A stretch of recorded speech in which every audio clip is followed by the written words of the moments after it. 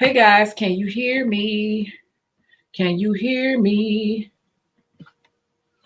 Just want to make sure you guys can hear me.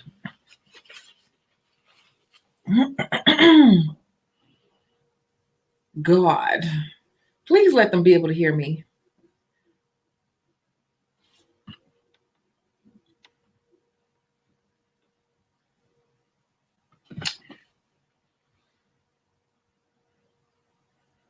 You can hear? Oh, duh. See, I told you I'm tired because I didn't even see all these responses.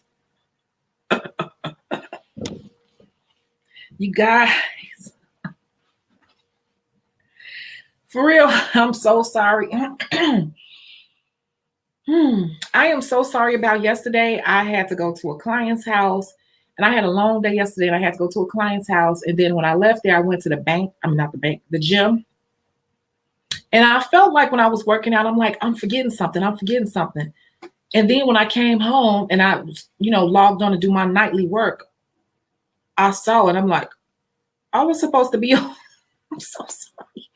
I was supposed to be online tonight. That video was scheduled. I'm not used to having videos scheduled in advance. That's something I think I'm going to have to set an alarm in my phone. I always talk about that. I got to practice what I preach.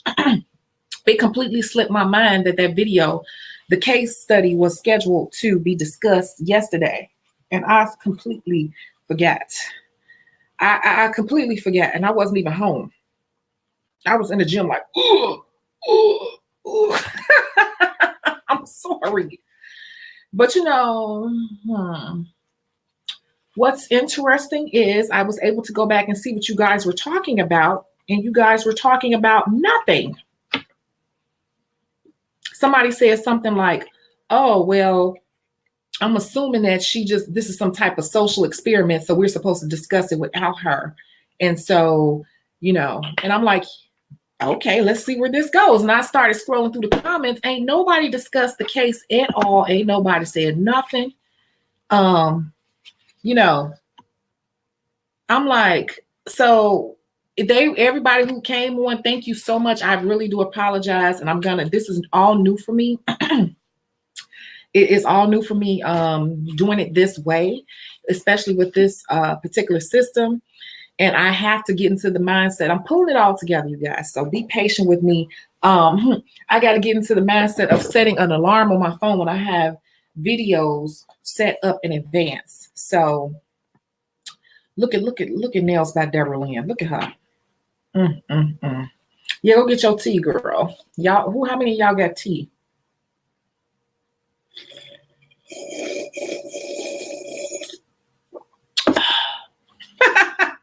How many of you all got your tea? For some reason, I was super, super duper busy today. I don't know why. I just finished working. You see, you saw in the other video, I took my mask off. I still had it on. I was booked. I don't know why I was booked. And I said that before. I'm like, let me put some lotion on too. I keep talking about that because I wash my hands so much throughout the day. I said, you never know. For me, the way my books run, I never know. Sometimes I'm busy at the beginning of the week and I may not even have but one or two people on a Friday or Saturday. It varies. It's so weird. So today was one of those days everybody wanted to get in.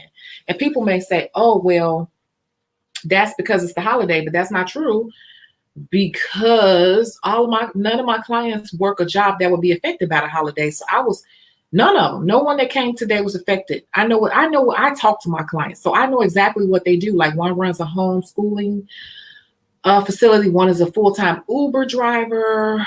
I can't think. My brain is fried. But seriously, no one was affected by the holiday, so I don't know why everyone wanted to come today.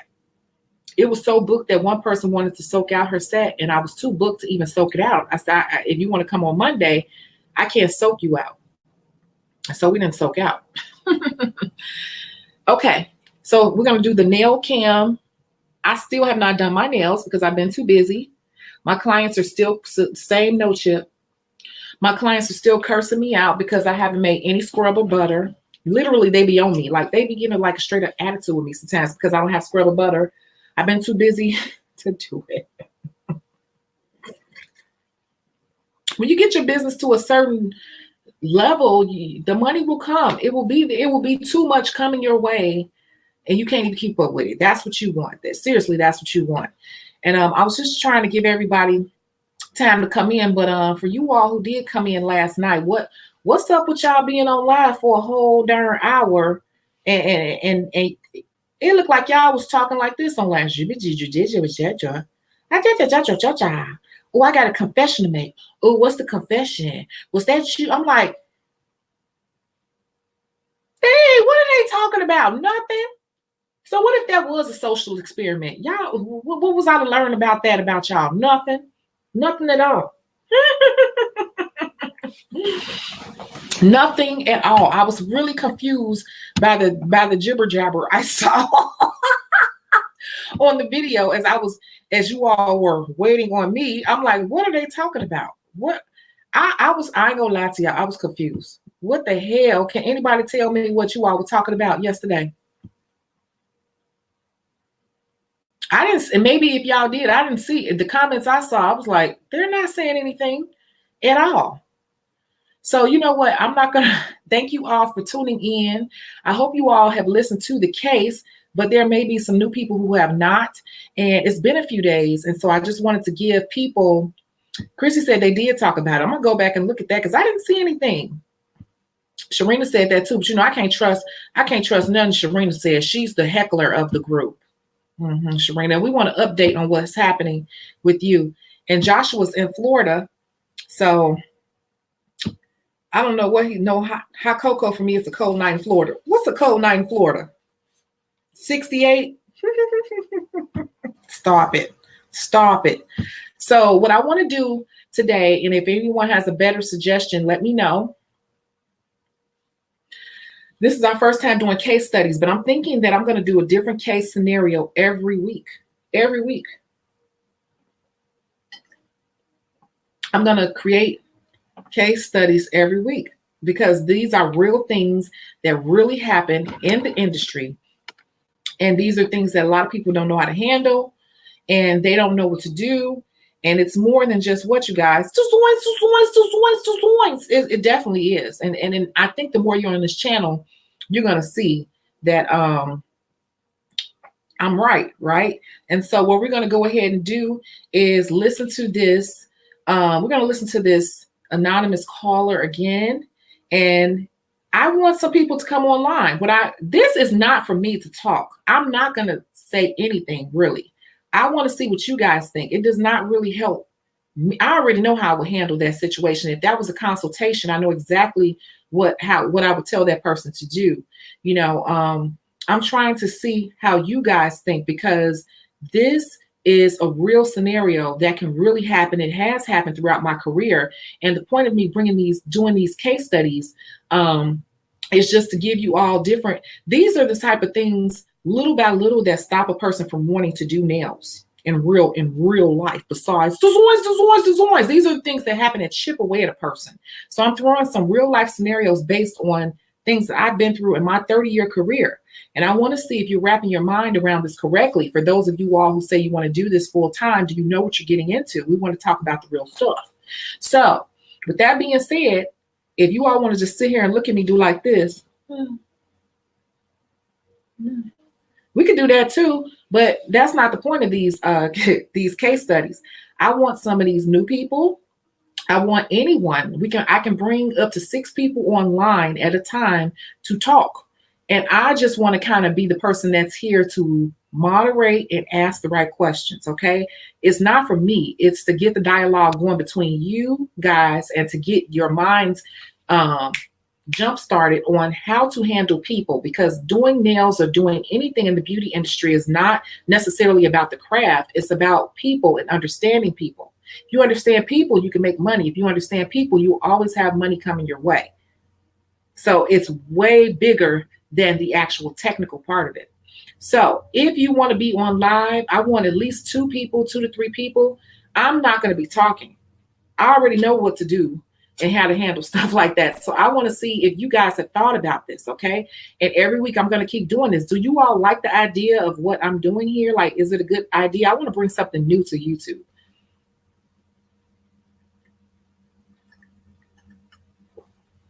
If you want to be invited, can you put your email address here in the comments, and I have to send you a link to come on screen so I can line everyone up, at least 2 people, and you can get the dialogue going. So what I'm going to do here is I'm going to go ahead and share my screen.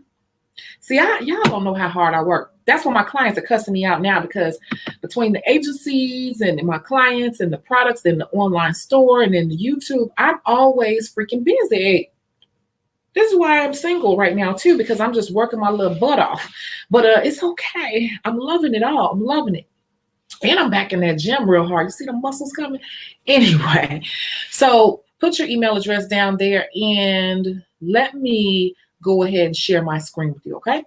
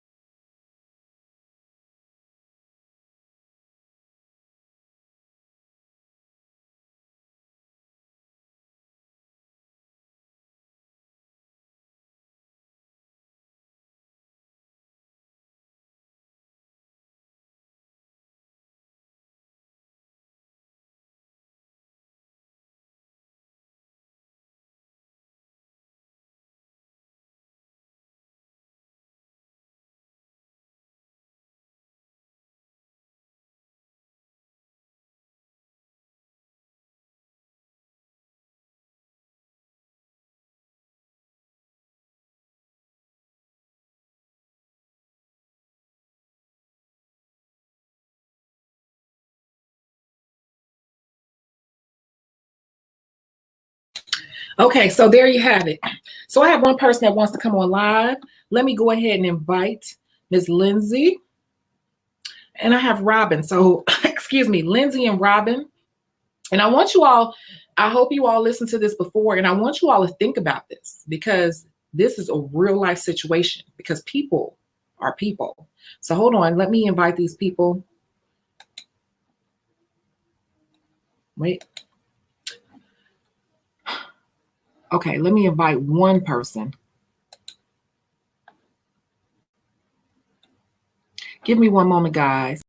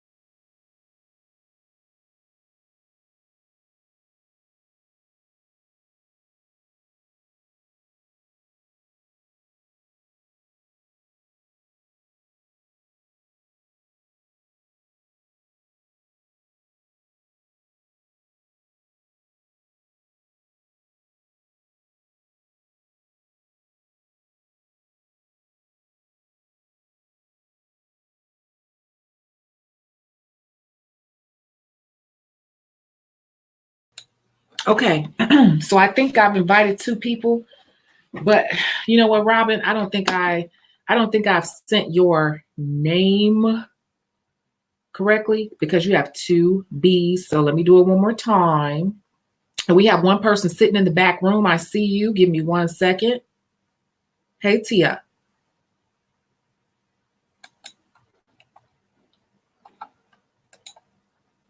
Give me 1 second, guys, because I'm inviting Robin. I know I sent it to the wrong email address. And in the meantime, while we're getting all set up, you all should get your teas and your juices and things and stay hydrated. You know how that goes. Teiro. Teiro.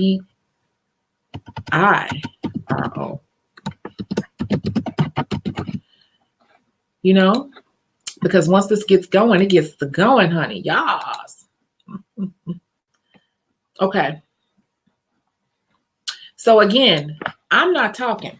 You all are talking. I'm not talking. I'm trying to fade into the background. So are we ready? And I want everyone here to have their input on this because if you all think I'm about to sit here and talk, I'm just gonna say the answer and I'm okay, now what? But I got a few questions. I actually have questions lined up here. I already worked on my case before I came and did this. I worked on this days ago and all the questions and everything were already, maybe they're not. Well, they were already sitting here. So you all heard the case and we have our first guest. We're going to invite Lindsay. Hey, Hi. Lindsay. Hey, How are lady. you? How I'm are good. you? I am Welcome, good. welcome, welcome. Thank Um, I, you. I want to make sure I can hear you too. Can you hear me? It's my laptop. It's really low. So I got another one I need to set up because this one is going to hell. Okay. I have to set it up. Okay. So did you listen to the case study just now or did you listen to it when I originally posted it? Okay. Don't be mad at me, but I have not heard the case study. I At have not. all? No, I missed it. Oh my God. Well, I hold on, missed it. hold on, hold on. We got another guest here. Hold on. Hi, we have Robin. Welcome, Robin. How are you? Hi, I'm good. How are you? Hey. Wait, y'all make me feel like I need to go get my glasses or something. Hold on, y'all better get glasses. Girl, I'm real life No, blind. no, Exactly. no. Shoot, this is real life blind. So this is not a game. Hey, Robin. Hey, how you doing? I'm Yeah. good, girl. Y'all Look, know you I all are wasn't not about to prepared. I stunt took the on wig me. off and Okay, everything one already. thing you all don't know about me is I collect glasses, sunglasses and glasses. So these are the ones I'm wearing today, my tortoise shell. Them Cute. fly as fuck. Oh, excuse my French. I'm country. I am very country, y'all. I am in the woods in Arkansas. Now I'm ready too. We But ready? but I'm not talking. Remember, I'm just off screen. Let me see some. Let's see what happens here. Robin. Yes. So what's the client power struggle? What was that about? So it was about a young lady. She's been giving discounts to one of her clients, one of her long-term clients, basically. And the lady is basically pushing her to continue to keep giving her these discounts, and she's brought her referrals and things of that nature and keeps throwing it in her face every time, I guess the subject comes up of raising prices or whatever. It's, oh, well, I brought you this person, I was one of your first clients, all of that. Basically emotional blackmail is what I like to call it. Oh. And my take on it is, you know you have to draw a line in the sand at some point to say, hey, thank you for rocking with me from day one. I definitely appreciate it. But this is where my business is going now. And this is what I need to get from you in order for my business to continue to grow. My take on it is if she can't roll with her like that, if she can't understand that, just not even from a business perspective, because everyone does not have a business mindset, But if she can't just understand that from adult to adult, human to human, this is how I'm surviving, then this is where our client service provider relationship has to end. That's in my opinion. Yeah. Knock on wood, I had never had to deal with that. I like to keep everything clear. Like I have a book inside. Wait. Everybody has Hold to look on. the same. Hold on 1 second. I want you to finish explaining to her the first part of that case since she wasn't here to hear it. There's a very important piece to this that's not being said. Remember? What piece did I miss? Because it's been a couple, because I listened to it a couple days ago. Okay, I played it at the beginning of this live, and the important piece of it is this particular young lady said that this woman, like you said, has been rocking with her since the beginning, and that she has referred so many people to her. Basically, her clientele is pretty much almost built off of this woman, and that's an important part that you didn't mention. So does that change your answer at all? You know what? My bottom ladies, the ones that's been coming, I always throw some razzle dazzle in there for them. Always, I do. This always, throw but they don't know. They don't throw a little extra in. Yeah, that I can understand, especially just to show your appreciation. But it's not gonna cost me to provide you service. It's not. It's basically if I'm basically doing this service probably almost for free. I know my worth. I know my time. What my time is worth, and at some point you have to respect that. And her providing, or not even providing, but most of her referrals coming from that woman. No one person can dictate your business. That's your business. And I feel like her work can show and prove for itself. If those women are still coming to you, they're coming to you for a reason, not just because this woman is leading them to her. Yeah, you introduced me to them, but my service, what I provide, is keeping them coming back. Yeah, I agree with everything you're saying. I had never just had to deal with a power struggle. Oh, I'm not gonna do it. And nobody's ever just haggled me. Nobody. I've been doing nails for a long time. I had never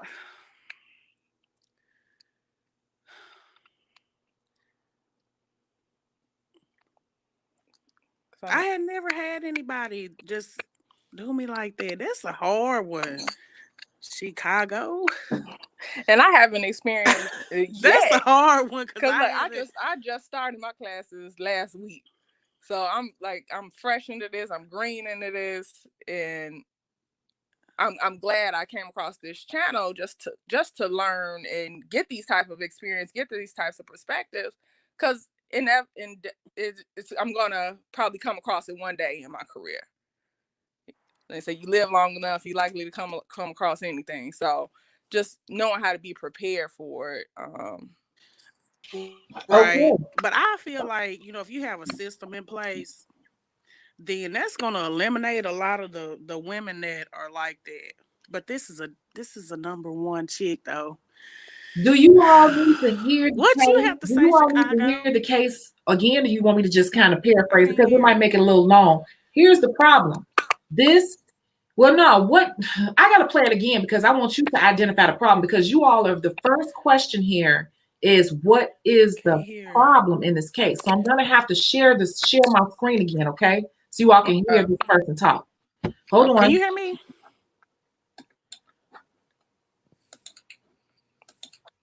Hello? I can hear you. Oh.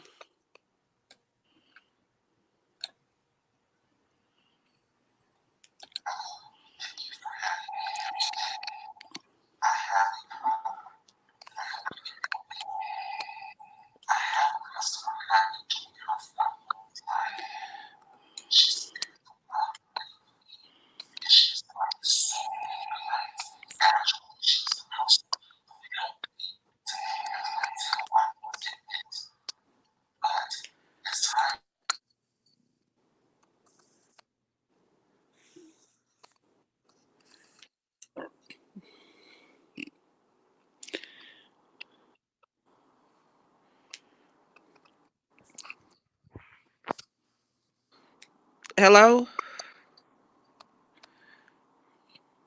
Robin. I can hear you. I can't hear the case. Uh, it ain't no way we can type either, is it? It's a chat at the bottom. Let me see. Let me see. We can't.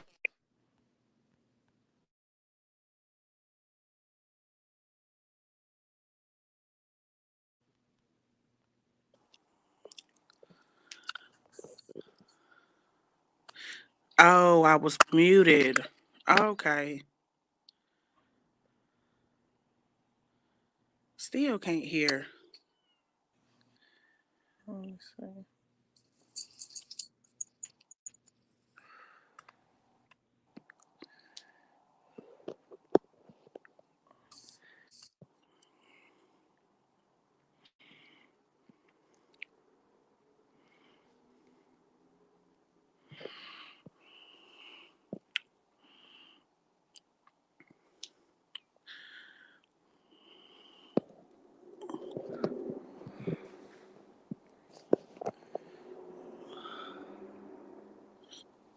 I'm glad you all could not hear me because I had myself on mute. It's a lot to manage doing all this at the same time. But no, basically, what is the main problem in this case is that if you listen to the case before, that's why I'm going to be doing the case studies. This is our first time, guys, but I'm going to be doing the case studies where you can hear it and hear it again Dang, I want to hear what you're saying.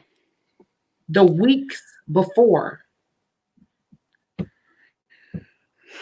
You get what I'm saying? I can hear you guys. You can't hear me? Lindsay, Robin, can you hear me?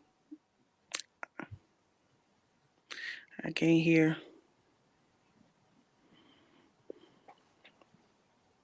No?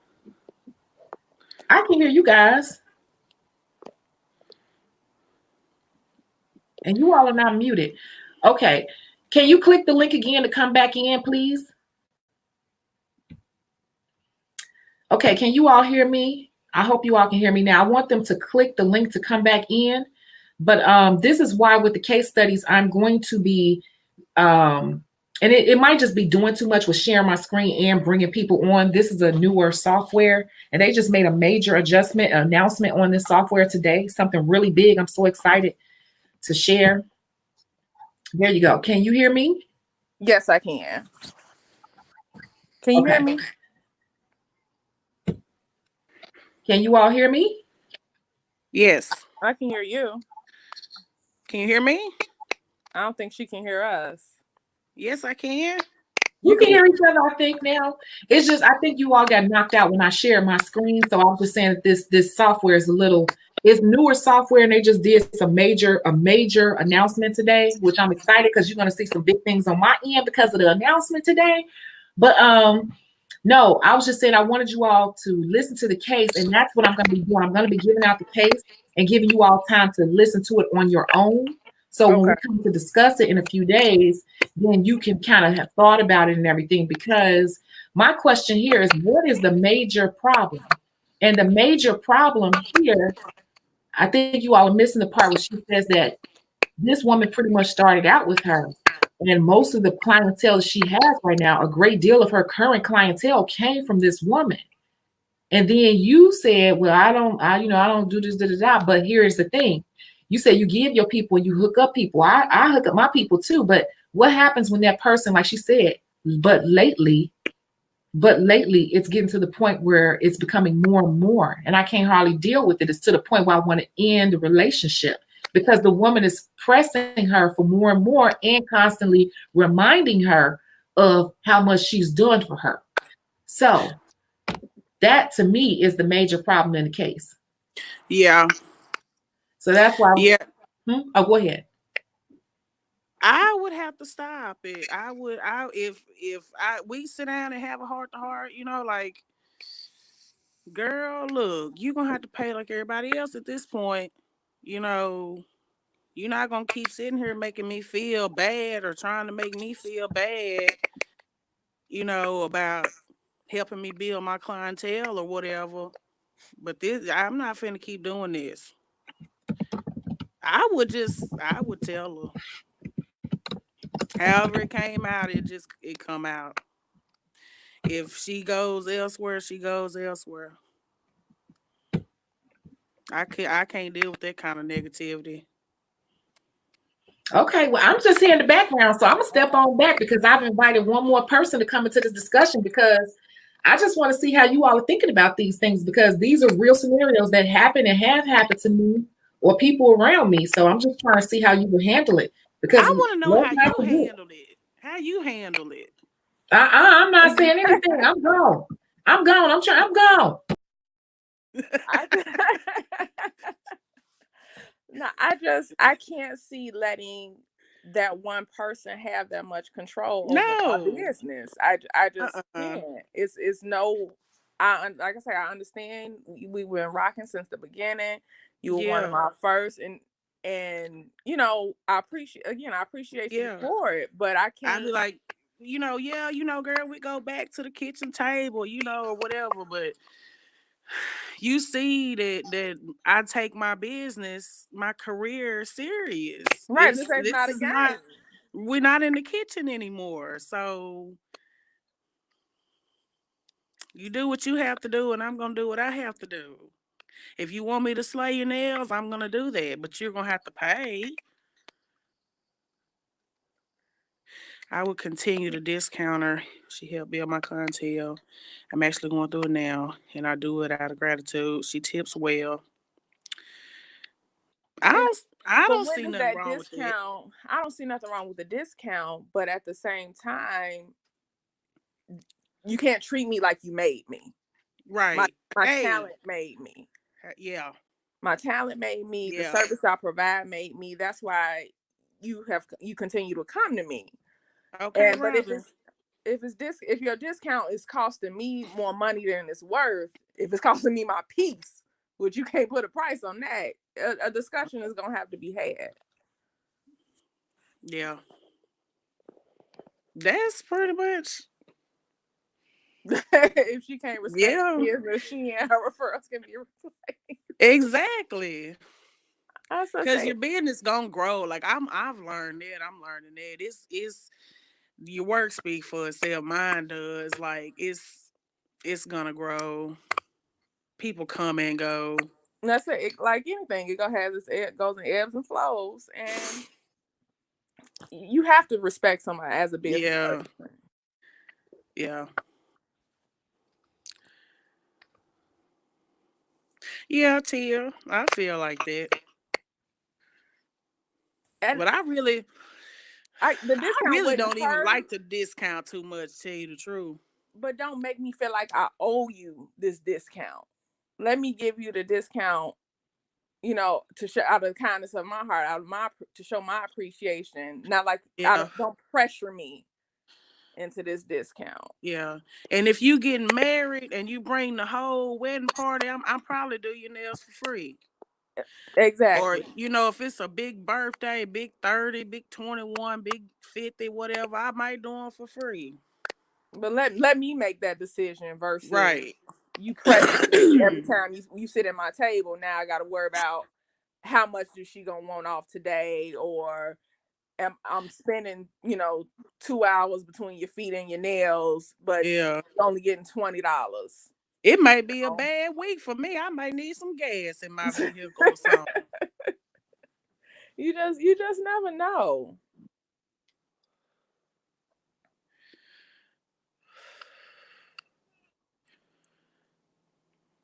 Yeah, I hadn't dealt with nobody that petty. I haven't.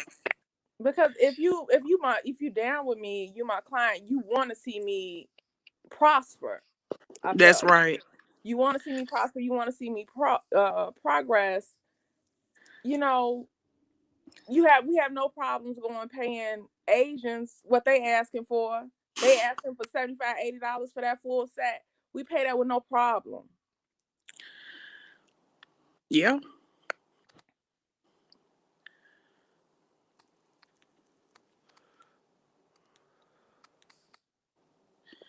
Yeah, brand ambassador.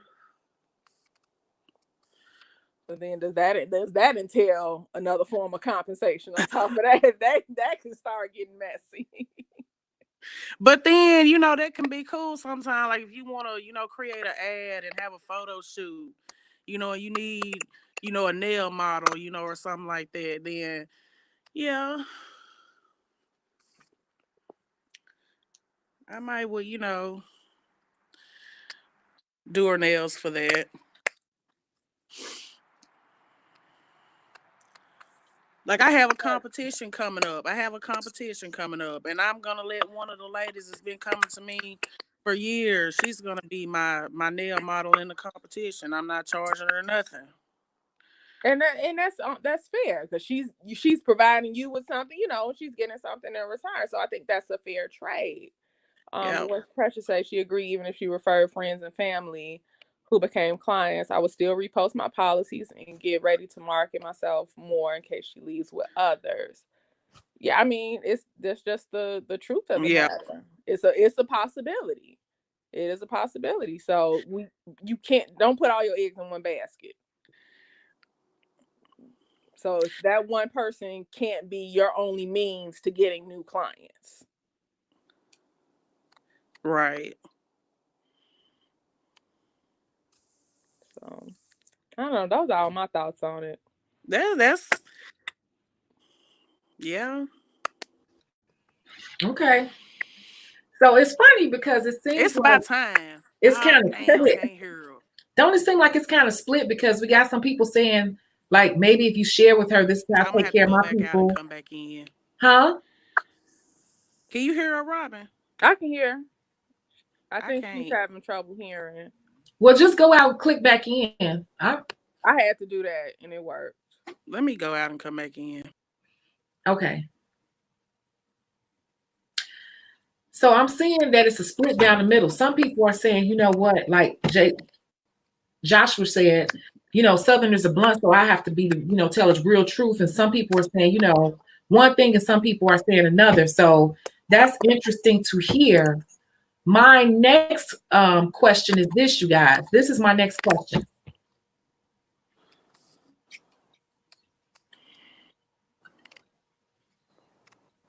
Who has control of the business relationship? Mm-hmm. I do. It's easy to say it's a 50-50 relationship. I mean, I'm there, you know, I'm here to service you. You know, you're the client. I want to make sure you're happy, you love your nails, you enjoy yourself, all of that. You know, but there is a line. Like I mean, just because you are the customer, I'm not gonna let you walk over me. You're not gonna walk over me, no. Yeah. But I'm gonna ask you all through the service, you know, do you like your shape? How thick do you want your nails? You know, all that. Is this thick enough? Is this thin enough? I'm gonna ask. I'm gonna make sure. So you're gonna get quality. You're gonna get quality service. Yeah. But even at the end of some people still aren't happy. When you can meet all their expectations, they're still trying to nitpick and say, "Oh, well, I don't like this one piece of it." But so who has control? At the end of the day, who got control? Who got control? Damn, I can't hear. For real. Who got the control here? Who controlling the business here? Who controlling it? Who should be controlling it? Because I'm listening to these answers, not just from you, but from other people. Some of y'all saying one thing, some of y'all saying another thing. And that answers that first question leads into the second question. And how you answer the first question leads to this one, and who has control? I'm controlling my business. I can't allow any outside forces to control my business. It's funny because a lot of people need to go back and listen to that and put the earbuds in their ear, because this person started out doing nails, and this is a person that was one of their first clients, and they got a lot of people, and they brought in most of this girl's clientele. And now this woman, she was already hooking up the woman. She said, she would, whatever. But lately it's gotten out of control. And it's to the point she don't really even want to deal with it anymore. But the woman is constantly reminding her that, well, I brought this person and I brought that person in. So she's like, I don't know what to do at this point, because she brought in most of my clients, and she constantly kind of reminds me about that. And so she's been giving her extra things like you all said that you would do, right? But then it's like it's not enough. It's never enough. It's like a snowball effect. So what should she do? It's a snowball effect. This woman keep asking, like I said in the thing, it says she keeps asking for more and more and more. It's to the point where it's giving her anxiety. You know, like I don't even know what to do. I give this woman a lot already, and she keeps asking for more and reminding me what she's done for me. What do I do? Most of my people come from this woman.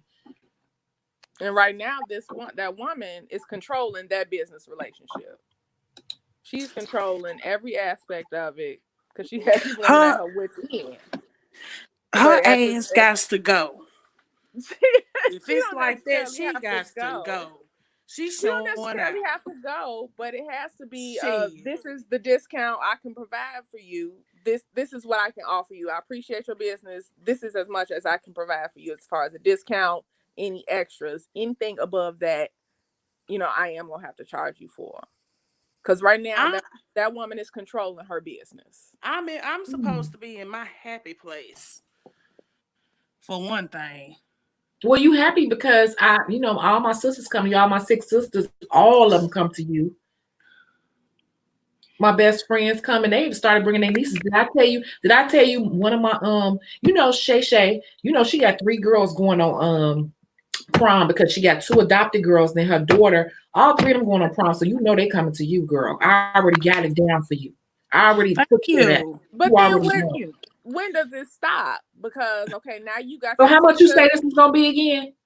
Your 6 sisters coming. How much? Now I do want your sister. It's gonna be $40. Like it's supposed to be. You got your 6 sisters coming.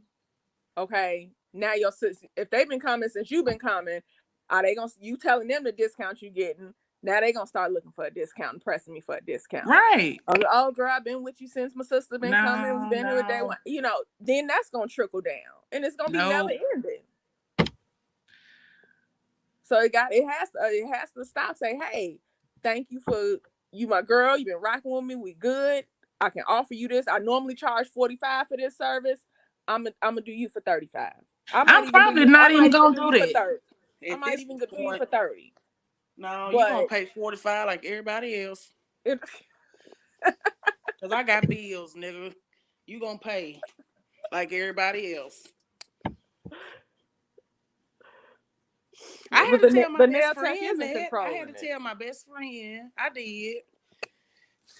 Yeah, I had to tell her that. And you know what? She paid. She couldn't come as often, but she paid. But I will, still throw a little, a few crystals on there. Not the Swarskis, but I will put some on there. Oh, thank you. You can't ask Target for a discount for telling others about Target. Thank you. But we'll run on Facebook or whatever and say, oh, I found this at Target real quick with no problem. Okay. I'm just listening. I haven't said anything. I'm just throwing out tidbits of information as I feel like it needs to be mentioned. Right? So far, the questions have been, what is the problem? What is the problem? I'm going to say the problem is that we have a client who has basically built our business for us, right? The next question what was the next question I put up there? Who controls the business? Who controls the business? There has been a split on who controls the business. So y'all ready for my next question? Because I have 5 questions and every week these are going to be the same questions. A lot of my friends are teachers, nurses, and I just know how this stuff should be asked so we can get our minds wrapping around things because these are really things that can happen. Okay. So here's the next question. So we answered and we saw what everyone thought about who has control of the business relationship, right? Here's the real freaking question for real. This is the real question. Y'all ready? We ready. Y'all y'all sound exhausted already. We ain't even figured Because this I out. was sitting here thinking it's not one client that's built my business. It can happen with a student out of school. Especially in certain cities like Atlanta, Chicago, major cities, you get the right person in your chair, they can actually explode you. That's how social media happens all the time. And that's why people do collabs, because the right collab can really put you on the map. Hold on. So y'all ready for the next question? We ready? Yeah.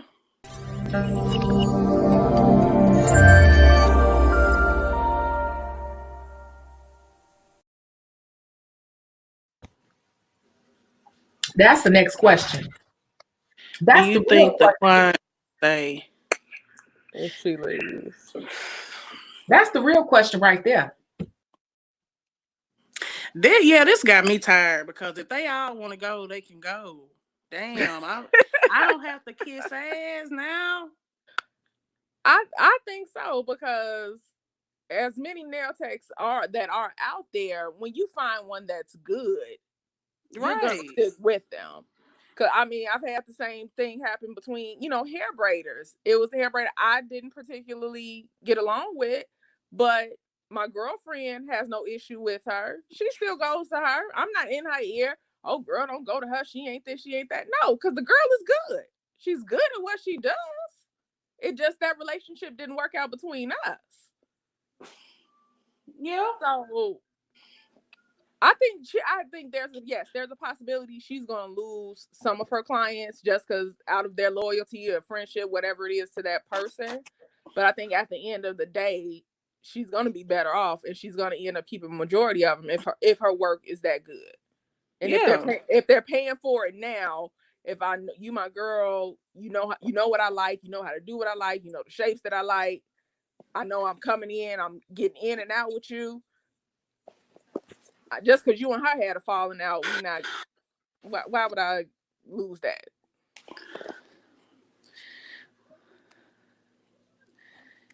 What you think? I think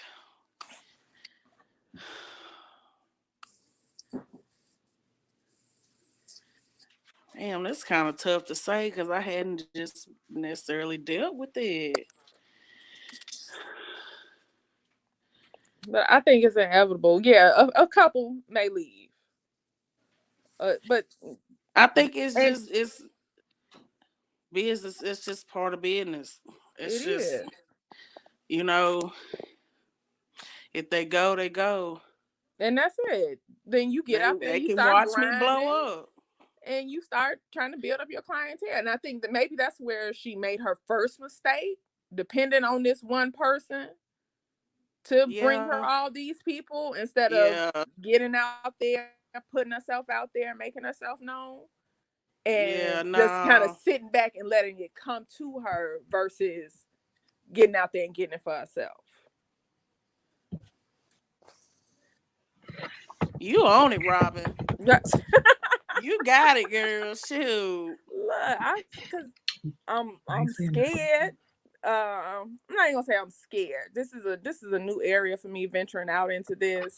Right, and just knowing what I'm gonna come across. I'm trying to wrap my mind around all of it. Okay. I appreciate you. But I'm just listening. I'm just listening, and I'm just listening. Yeah, because me thinking, I'm a student now, so I know I'm gonna need folks to practice on. So I'm like, I feel like this is inevitable. So you a student right now? Right now, I just started last week. Congratulations! Got my book in the mail too. Yay! Got my book. Came in a pretty envelope, but I'm just I know I'm gonna have to practice on people. Thank God I got 2 daughters, so they can be my mannequins too. But I know how people are. Wait, can we pause it for 1 second? Because this is what I'm talking about. Great. I'm glad I paid attention to that, because you and I are 2 different ends of the spectrum. Mm-hmm. And I'm not saying your answer is wrong. I haven't said anything. I'm just listening to how you all think, because it helps me to understand what needs to be discussed more. So you're in school, but me, I'm a nail tech who totally depends on this. Mhm. This how I pay my light bill, my gas bill, my car note. This is how I buy groceries, how I put gas in my car. This is everything. And so this one particular client, I'm in the case study, it says she has given me most of my people that I have. She's just that connected, like she's that person. And I've been in that situation before.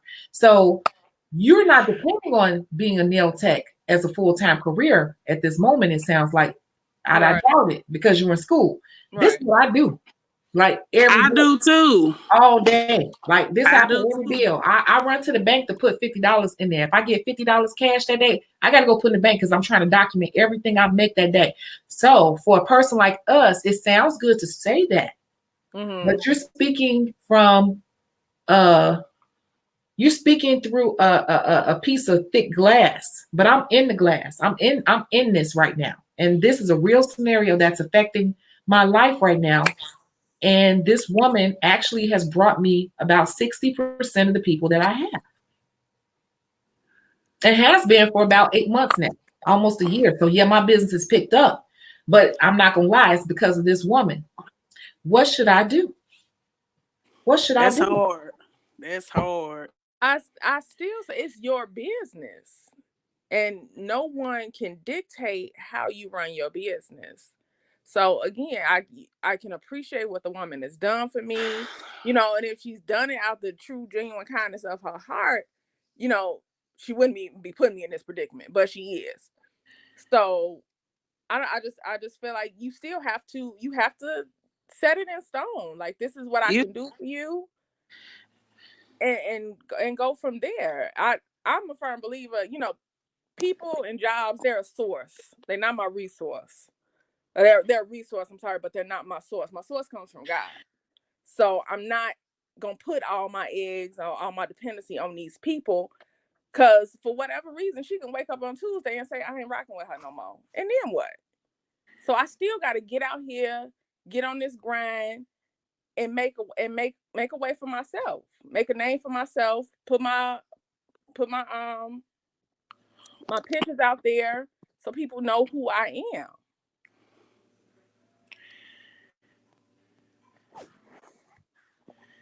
Oh, I'm just thinking. I'm just thinking. I ain't gonna be able to hear 'em. Oh, shoot, now Damn. I can't hear. It look like she's saying something good too, and I can't hear.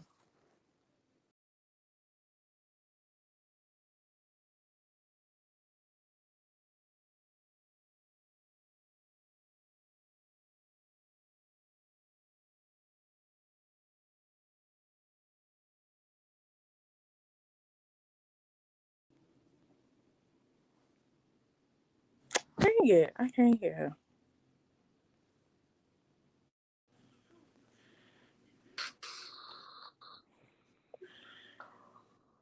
I missed all of that. Okay, What you said? I did too. And then she gonna come back in, and I'm not gonna be able to hear her.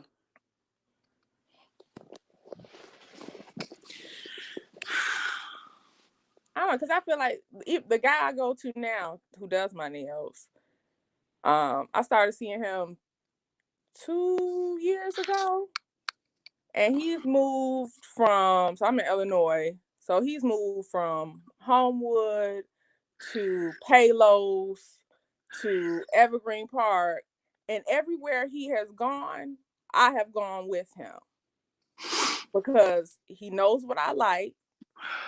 He does the type of work. He does quality work that I know I can get away with 3 weeks, and it's not going to be breaking, lifting, chipping, anything like that. So when you're good at what you do and you put the time and invest the quality into what it is that you're putting out there, people gonna stick with you. That's true. I have. Let me see. I work in the shop that's 45 minutes away from where I was doing nails at. Like, I just moved about 2 months ago, Mm-hmm. and I've lost maybe 2 people and gained probably what 30 or 40, something like that. It's just it's your word. It speaks for itself. As far as somebody like that though, I still I can't I just can't see it. Maybe I'm because I'm green. Maybe because I am looking at it through a thicker lens. But I can't see or allow having somebody to have that much control over my no. business. If that's the case, I continue working, for somebody else's company. With And it's me, like, people that have brought me clients, people that share my work, that promote, and they do all that for me, they do that on their own because they want to. Like, you don't have to do that. You did it because you want to. So I thank you. I appreciate you. You know, I may give you $5 off, $10 off this time, and that's it. but it's I can't see it being a every Not visit, every occurrence, time. every appointment. I'm knocking off $15, $20, what have you. No, because my career, like I went to school, I'm licensed. I'm in a shop. I'm paying booth rent. No, Right. What's like you say, what's the point of me being my own boss? I'm not my own boss because at this point you controlling me. mm-mm. Even when I was working at home, hell, I was the same way. Okay. So I'm not going to leave you two. We got another person that's coming in shortly. Okay. We got Tia coming in, but what's she here's saying? the comment. Tia took time to get cute. See, I ain't take no time to get cute. It might have been me too. But look, here's a comment right here. Facts. People are going to stick with you if you're good, right? Yeah. And you discount them or none, right? Okay. So let me tell you something. I said I wasn't going to talk that much. So I'm going to say that's not always true. Because relationships have tiers to them. Yeah. Okay. So wait, can you explain on that a little bit when you say relationship? I'm letting y'all talk. I'm just getting everything y'all got to say, and then you ask your questions. I'm just trying to see how you all think, because this is why this channel exists, because I want us to start really being prepared for different scenarios and not having to go through a lot of heartache and pain, because your bills depend on it, right? So we got to understand, I done learned a lot of life lessons the hard way, which has forced me into having to go work a job because I didn't understand people. I keep saying it over and over and over. But we have another person who wants to join the screen here. We have Tori. Hi, Tori. Hi. Hi. How are you? I'm great. How are y'all? Good. Well, where's your tea, girl? Where all y'all tea? Oh, I can't drink tea. My I can't drink anything that has caffeine in it. I'm on a weight chase. I got to get this weight off. Y'all ain't about this life. Look, I lift weight, honey. I be in that gym, but on my days off. But let me tell y'all a little secret. Y'all better really learn the power of the sauna. Because you yes, it is sauna, and not no 5 minutes in the sauna. 20 minutes. Wrap your body in some Abilene or something. Yes. Cover your body in grease, and then go in the sauna, and then you go do your workout. And you come back in the sauna again. And you sweat so much weight, you can easily do 1,000 calories just in your cardio and your sauna, plus whatever you did in your for me, lifting weight. Yes. I don't play. You right it's about like 1,500 calories when I'm done with it. So, I used to do that when I was in the military. So right. I'm like 100 pounds lighter than I used to be. I'm telling y'all. Y'all think I'm playing. I know about that. Yeah. Because I got to find out a way to drink tea while I'm doing all this. It's not real life. I just got to be realistic. I don't believe in diets and stuff. I'm just like, I got to find something that really works for me all the way around. But yeah. You know what though? I think as far as this scenario go with this, look, she deep in thought. She don't have to lay down this. I did. Go ahead. But I think that you are the shit. Like what you doing now, man. You ain't even gonna have to do nails before long. Don't make me That's cry true. because I'm gonna tell you something. Let me tell you something. Don't make me cry though. That's one of the things I am manifesting out, man. I see it. I can see I see it too. This I see thumb I've been right doing here. this for a Nobody long else is time doing too. this. Nobody else is doing Nobody what you're else doing. is doing Nobody Like, else literally, doing this. You For need to real. you need to make you some classes because nail techs need somebody like you to give them the game because they're not doing it at school. They're not doing Well, anything at the that's what school. I'm starting into. That's why I'm listening to you guys because I'm trying to see where the needs are and how people are thinking. And that's why I did. And I'm glad I got a lot of people on here right now because I made a video the other day and I said this has to stop. And I took it down and I was like, you know what? It's gonna make people not like you. But I'm gonna be honest with you. I really meant what I said in that video because I got real pissed off because it was a lot of negative thinking and stuff about talking about state board and all that. And I don't like that shit. And then like even one person in particular, I will not name any names, this person still has the same ideal about the state board chasing them. And I told this person months ago that was somebody playing a nasty trick on them. And I thought that they understood me, that somebody was playing a nasty trick on them. And they still choose to believe the negative I'm not even going to detail about that. I'm all like, I'm not allowing no negativity to come on here because if I really sat down and told y'all my real life story for real, I have everybody here crying.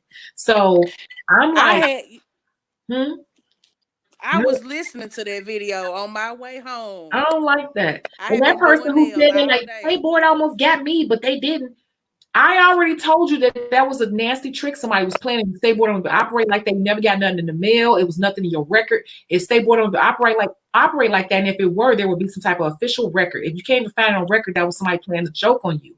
And I can't believe that months later that this person is still harping on that. I'm like, I'm telling you, if you all don't understand how people work and how to get a positive mindset about things, you will not succeed at anything you try to do in your life. This ain't really about nails. I keep telling y'all. This ain't got nothing to do with meals. This has something to do with believing in yourself, understanding who you are. It's a lot of talking about nails and understanding your self-worth. When we talking about how you let men treat you. When we talking, y'all don't understand. When I'm talking to y'all, it's like a ministry because for real, I'm spiritual and religious these days. But when I'm talking to you through life experiences. I just happen to be a nail tech. And I'm seeing that so many people want to be a nail tech. So I'm like, I'm going to help these people understand what it takes to be one, but it has nothing to do with acrylic. You see, I haven't told you about doing acrylic yet. So I'm like, I just want us to get our man right. I really, really do. And this is a good scenario because you got to understand your worth. And I still haven't given my answer. I'm trying to see how you all are thinking. I'm trying to see how you all are thinking in this year. I'm noticing that a lot of you all are talking yourself out of stuff. Then we have, I'm not going to say the person's name. We have a person on here saying they couldn't do it because of their medical issues. And I said, what could you explain?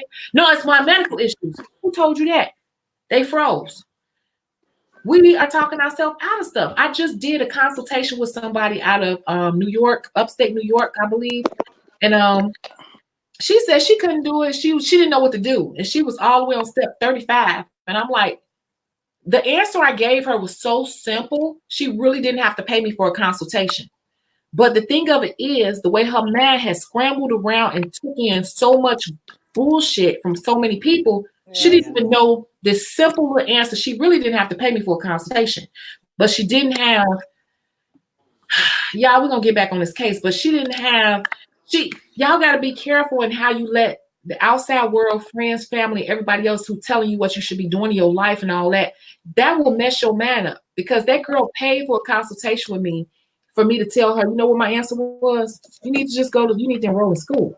And she paid for a big consultation with me for me to just tell you need to enroll in school. She need to go to school, yep. But she was all the way over here. She's like, I just don't know where to go. I just don't know what to do. And so our consultation ended up being me giving her some resources to find out how to get the best schools. Because she had so much time, I said, well, let me help you find some schools, because her solution was so simple, but her mind got so scrambled and she didn't trust her own judgment and her own belief in herself. That's what her consultation ended up being. You get what I'm saying? But see, she come to you because you strong-minded in that area. And then we start sharing our ideas and our dreams with people. And oh, I know such and such. She went and she didn't get no business. Now she working at Walmart. You know, so she working here and she tried that and she didn't pass. And we let that get in our minds, like, oh well, that person ain't make it. I probably ain't no better than that person. And it's like, no. It's like I said, 2020, I'm done living in that space. It's like this is something I've wanted to do for too many years that I've put on the back burner. Yes. And like for first time, I can't think about what's gonna happen 6 months from now. Right now, for all I can think about right now is getting through this program. Listen,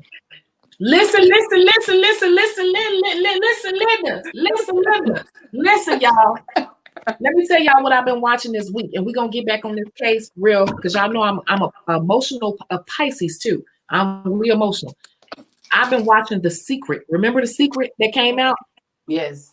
I watched that 3 times this week already. I went to sleep off The Secret. Take y'all, everybody on this video, take your man back and watch The Secret. It's on Netflix. The Secret, the power of manifestation. See, we Okay. Yes. energy Yes, is it moves somewhere. Girl, I It's so manifest every powerful. night. I do it. A lot of us can't get our stuff off the ground because we letting everybody else tell us what we need to do. Your family saying you need to get a job.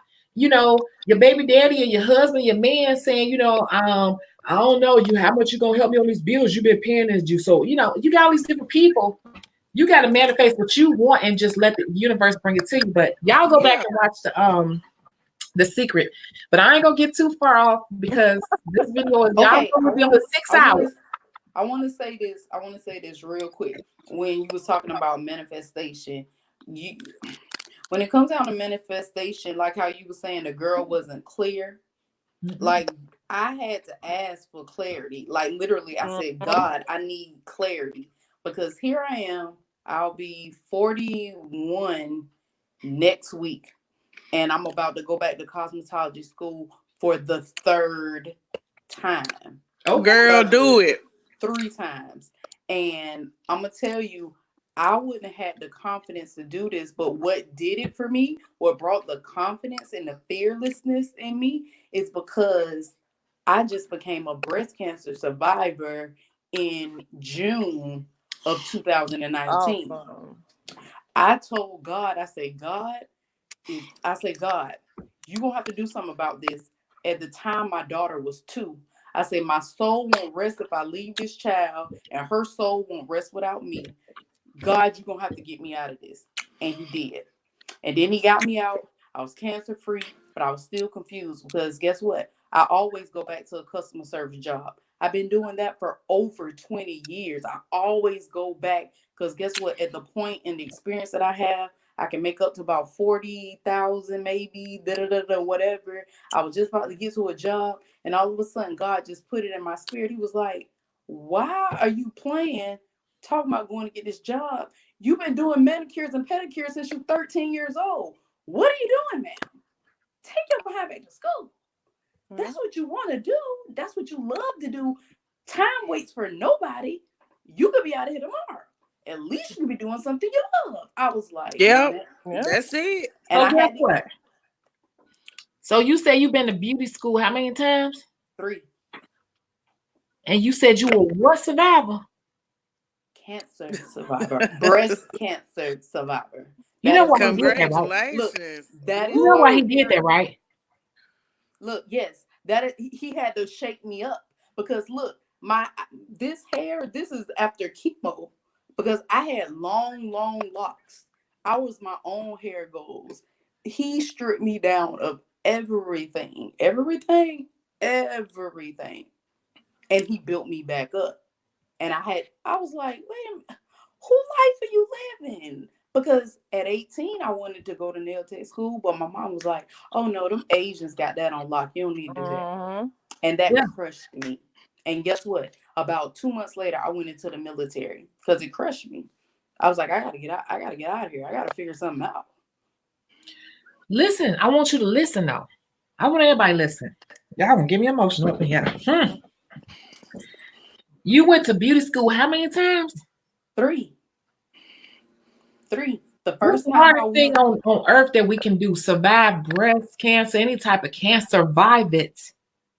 So I don't want to go too deep into religion, but I'm gonna take it into God or the universe, whatever people believe in. What I'm gonna say is that He only takes you. God don't give you nothing that you can't handle, right? So Right. you already survived the hardest thing. You Right. did something 3 times. Listen Right. to the universe trying to tell you that this is why you here, and Yes. you keep backing away from it. So He's Yes. gonna give you something that ain't even really in your control, where you have no Yes. choice but to believe in the universe or me Yes. and watch you Yes. beat it. And so why Absolutely. can't you finish school over here? Why? Yes. So now you look at the school like, boosh, this is nothing. He had to go to Nothing. that extreme with you. This may Yes. sound harsh to some people, I'm saying, but this is how I look at stuff, like very vivid. He had to go to that extreme with you to show you that this is why I put you here. Why you keep Yes. refusing what I Yes. gave you? I'm gonna show you how strong you are. Look, God took every atom, every cell with that chemo. I feel like it killed everything. All that self-doubt, it killed it. All them insecurities, it killed it. It killed it. It killed it. It killed it. Now I'm fearless. If this is what I'm doing, we doing it. If we gonna look, if we making 100 grand this year, we doing it. If we Okay. gonna put our baby in private school, we doing it. We doing it. All of us can do it. And I'll tell that to anybody. I'm even writing a book about this because I finally get it. It took me a minute. I'm hard-headed, but It I took me a finally minute get it. too. I finally get it. And this is, I'm walking in my purpose. And when you walk in your purpose, it's like the doors just start opening up for you. You don't even understand how it happened. The Secret. It's called. Y'all go and watch The Secret on Netflix. Yes. If you don't feel like reading the book, watch The Secret on Netflix. Watch it. I would say You are not only, working The not Secret. only watch The Secret, go read it and write it down. Start writing what you want down and give it to God. Simple and plain. It will come back. Look here. When That's why can't nobody control your business but look you and here. God. Look, let me tell you something. I needed this tonight. Let me tell you something. I'm a customer service person. I'm gonna tell you Me what too. I can do. I'm gonna tell you what I'm not gonna do. Just like me, you're not gonna cuss me out on this phone. I will hang up. I'm giving you 3 times. 1, 2, 3, click. I don't play with y'all. And I didn't work at jobs where they say, "Oh, you can't hang up on the customers." Who can't? Okay. I can. Who told you I can't? You're not gonna call me no N word. You're not gonna be calling me the B word. We're not doing that on this phone. Y'all don't pay me enough. Now, if y'all gonna pay me 100 grand, I may. But even then, no, I can't do that. I'm not doing that. I'm not doing that. No.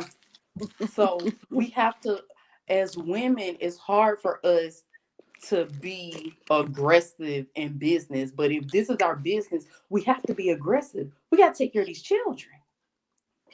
I know. Okay. Like Oh my goodness. I got a lot of comments on here, but you know what? This is getting deep, y'all. This is how y'all keep me on here for 6 hours. For 6 hours. Okay. And we already at hour and 20. Oh Lord. And I be listening to you, and I don't even be studying these people. I swear, I've been looking at videos and shit on YouTube since the first nail text came out on here. And you just like I had done got bored in YouTube land with the nail text, and then boom, here you come. I just found you I'm today. doing something innovative, but y'all need to pay attention because people paying attention, and you're gonna see some people. You're gonna see some things that look similar. That's what I'm gonna say right now. I don't think so. Today. It's already some people trying to do something similar. You will see it if you're watching some people. Because it's only so many ombre videos you can do. It's only so many. Ain't nobody doing this. No. Nobody. That's great. That's great. Y'all have yet to see me do designs, but y'all know I know how to do nails. Yeah. I ain't the best. Like you say, it's bigger than doing nails. I don't even care about it. It's really like a job. Like I'm clocking in the work. I swear to God, I'm doing the people, and I love the people more than I like doing the nails. To be honest with you, it's like going to back for class, just a formality. It's really like a 9-to-5 job to me now. I like the people and understanding it. But you know what? We're gonna break this up because we got to get back on this case, and y'all ain't figured this shit out yet. So, you know.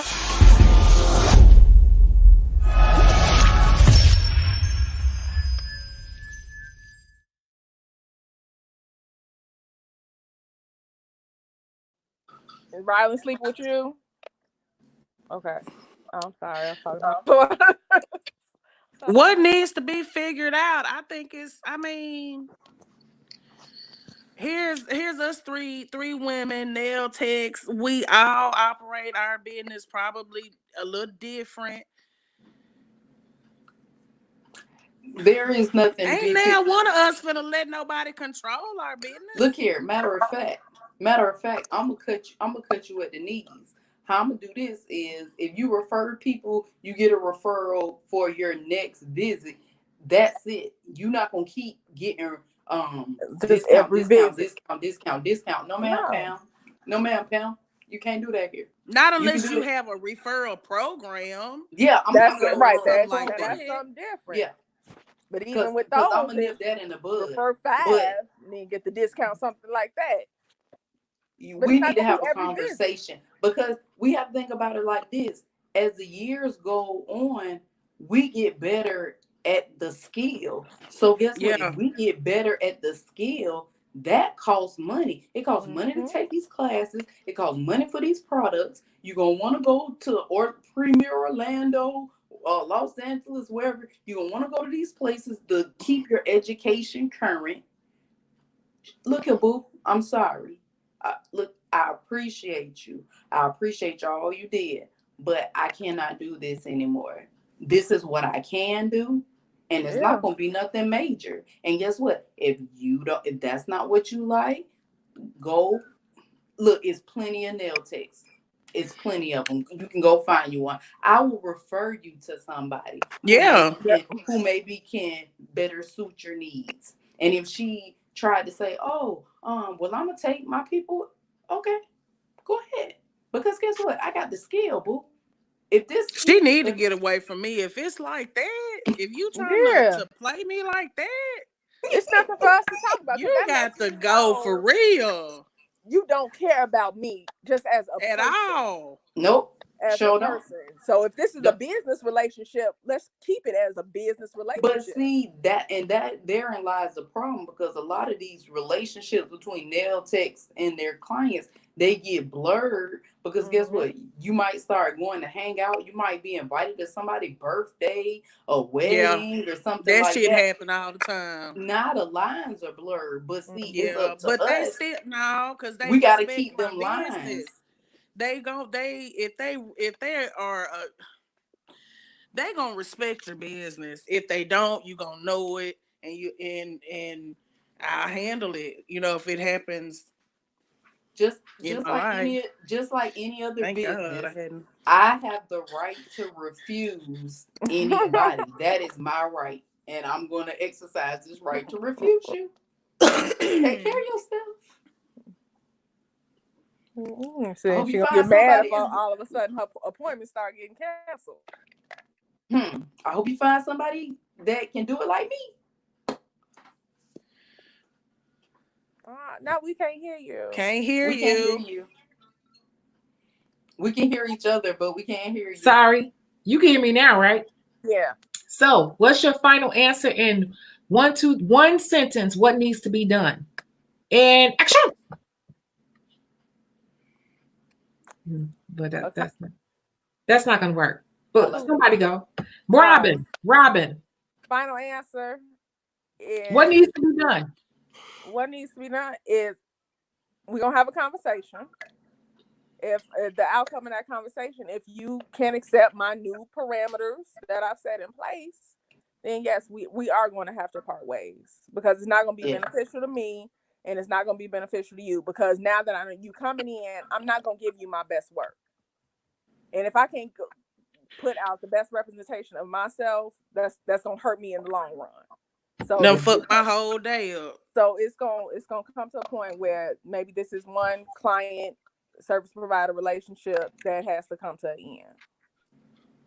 And there's nothing wrong with that. Nothing wrong with that at all.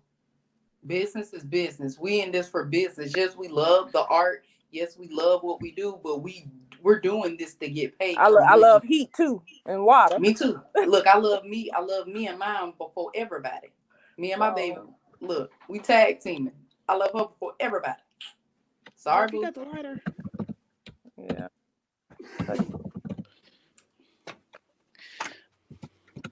I'm still here. I smoke cigarettes. And That's how I feel about it. I mean, I don't.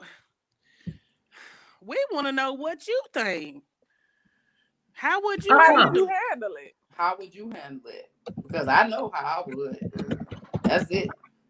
I'm not gonna keep going back. We're not gonna keep going back and forth. It's gonna be maybe a 5-minute conversation because what I learned in customer service is control the call. So I know how to control the situation very well without getting upset and all that. I'm gonna control this situation. Take it or leave it. I prefer that you leave it. Oh, I got it. I'm just listening. I'm just listening. I'm just a fly on the wall. I'm just a little fly on the wall. I want to know how you handled this before.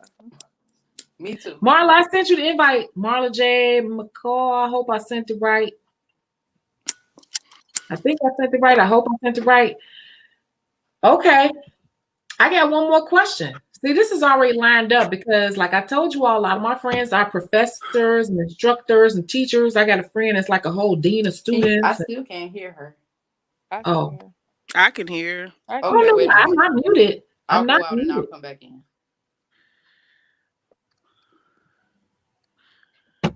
Here's the final question. What can we learn from this scenario? Seriously, like what can we learn from this scenario? Not to be lazy. Oh. I say that in the sense of when I go Wait. back to her.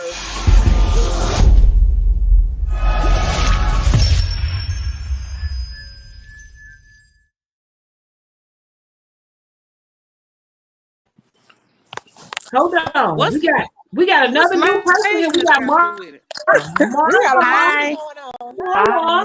Yes. Can you guys hear me? Yes. Yeah. Okay. I had to take a break from homework. See, that's why I can get on Chicago's page because I already know I'm not gonna get no homework done if I get on here. 6 hours. I It's all know. about. Girl, I be riding in the car listening. I know. I need to do that too. Because I've fallen asleep and it talking. still be playing. Yes. I've fallen asleep and woken up. I'm like, oh, they still talking. Let me hear what they're talking about. I had to get on because I'm like, okay, they don't see my comments. I got to talk. So I tried to listen to the scenario from the beginning. It was just I was at work, so that's why I didn't get to listen to the whole thing. But just kind of listening to the comments now, like I wouldn't get rid of that client. And maybe the lens that I'm looking from is because I'm new. I graduated from school in August. Wait, hold on. You said you would or you would not get rid of that client? I would not. Okay, go ahead. Okay, so I would not get rid of that client. And so a couple of the reasons that I wouldn't get rid of her, well, if she's brought me a lot of clientele, I mean, that's what the business is about. It's like we need people in our chairs to get paid. I'm not, unless she's being downright belligerent and violent, I'm not getting rid of her. I will have a conversation. You can only take so much though. Yeah, but you can have a conversation with her and let her know like a 3 warning. But what I'm thinking about is if she's just asking for, I don't like to call it a discount. I'm gonna call it a special price. I'm giving you a special price. I'm allocating that fund somewhere else. Somebody else is gonna pick up that $20 that I'm giving her off. I'm not losing no money. But to keep a client that's bringing me regular people, that's a value. That's an asset. It's a value, but if she's in the scenario, if this is giving her all types of anxiety and everything else, my mental state is worth more than a discount. It's worth more than any client. I'm sorry. But this is how you make a living. This is how you pay your bills. Let's not forget that portion of it. And 60% of the people, 55, 60% of the people that you have up until this point, you're a year out. This woman is one of your first clients, a year out. And you have been able to transition. And this is pretty much how you pay your bills. And this woman has made it possible for you. Because she's just that connected. She knows that many people. And see, that's the part. I mean, I've been in that situation. I have when I started out. But I didn't force any of these girls to go and promote me like that and bring me people. I didn't tell them either that, hey, if you bring me so many people, I'll give you such and such off. See, I never started out like that. I don't have any type of rewards programs, none of that. I don't ever have a special. I don't ever, none of that. But I would like do I would throw a few fake glass crystals, on her nails or Right. something like that. But she would never haggle me because it was something she wanted to do. Just like if I go and post, Chicago's 30-day boot camp book on my page and 50 people go buy it, I'm not gonna You're not coming at her looking for something in no, return. like you owe me Like- such and such and such and such. No. Yeah. So did she Like- say like what is she asking for? Is she asking for, because that would make a difference too. Like, is she asking for free sets? Is she asking for a free nail design? Is she asking for special timing? Like, what is she asking It's for? just constantly building on top of from what I can remember of the scenario. I don't think it said specifically what she was asking for, but it's just always a little bit more each and every time. So Okay. it's like, when does it get to the point where we have a cutoff? Like this, Right. this faucet is cut. And see, and I think that part. Go ahead. No, I'm just saying, because okay, like I say, start off with a base or something. Okay, maybe your full set, I'm only gonna charge you 20 for, but you paying for all your designs, or you paying for your bling or something like that. If that's the special pricing that you want to give, but it's not gonna be every time you sit in this chair, I want my discount on my nails, I want a discount on design, I want a discount on my gyms, I want a discount on my pedicure, I want a discount on the spa treatment. That's So not you the kind of think on that client that you want. That's why, like Chicago was saying, you got to know your client. Yes. You got to know who you marketing to. Right. You But know nobody let's gonna cut you clarify. a picture. Let's clarify this, because if y'all see, this is what I'm learning. This is our first case study, and I'm gonna do them weekly. I'm gonna try to keep them up weekly. Y'all go back and listen to that. She says she do what she can, but it's getting to a point where the woman is capitalizing off of it. So Okay. and I've said in my lives as well, I hook up all my regulars Right. every time. Every client they got something I could have charged them for, but I didn't charge them for. You get what I'm saying? Because they my regulars. Right. But this person is capitalizing and trying to see how far they can push you. No. And See, they to me, suddenly pull up, You end up doing did and what they $150 plan on doing, because it's prom season, it's Mama's Day. They constantly that person that's telling you what more potential they could bring to you. What do you do? so to me, that's the part where if she's bringing me anxiety, I have to do one of two things. To me, she's to me when I'm hearing this, she's an asset. So I have to face that anxiety, and I have to have that conversation with her. If I need to write down what I want to say to her, that's what I need to do. I would also have a conversation, because this is the part where the communication part of this business is going to come in. So yes, I appreciate you bringing me all these people, but we need to put a cap on what this is that you're going to get. Here's what I have that I'm going to offer for you for appreciation for what you've done for me. She can take that, she can leave it, she can rebuttal that and offer something, well, what about this, and this? And then that's what we have, that back and forth, and we come to an agreement, because what's missing in this scenario is the mutual agreement. There's no mutual agreement. So that's the place where the contract comes in. Have her put her signature, that John Hancock, on this agreement that y'all both agree on, and it kind of helps to reduce that anxiety from the nail technician's part. And I'm sure that the nail client is feeling that anxiety too, because they got to come in and say something they feel like they need to come in and say something every time. So that's what my solution would be, is to overcome my anxiety, because I do get it sometimes. I have to write it down, what I want to say to her, what I would be willing to offer. And then for my privateness, for my private records, how I'm going to allocate that money if I'm giving her a discount on her nails, because I'm not losing the money and I'm allocating that money somewhere else. How y'all paying y'all bills while y'all carrying all this strong energy? How y'all paying y'all bills in the meantime? I'm always have other still sources working. of income. So I'm straight off nail tech strength. I have. That's it. Who do this full time? Who do this full time? Who do this full time? Pay all their bills I off do. on it. I I'm a am going to be full-time doing it nail full tech. time. One, I Tori. am going to go full time. Who's full time paying this, doing their bills, doing this full time paying their bills? Tori. Me. Lindsay.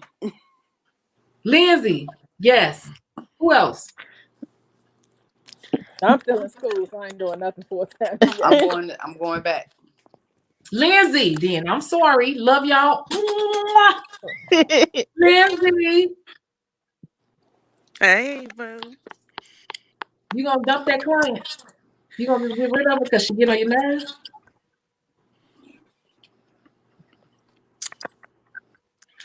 I'm just saying.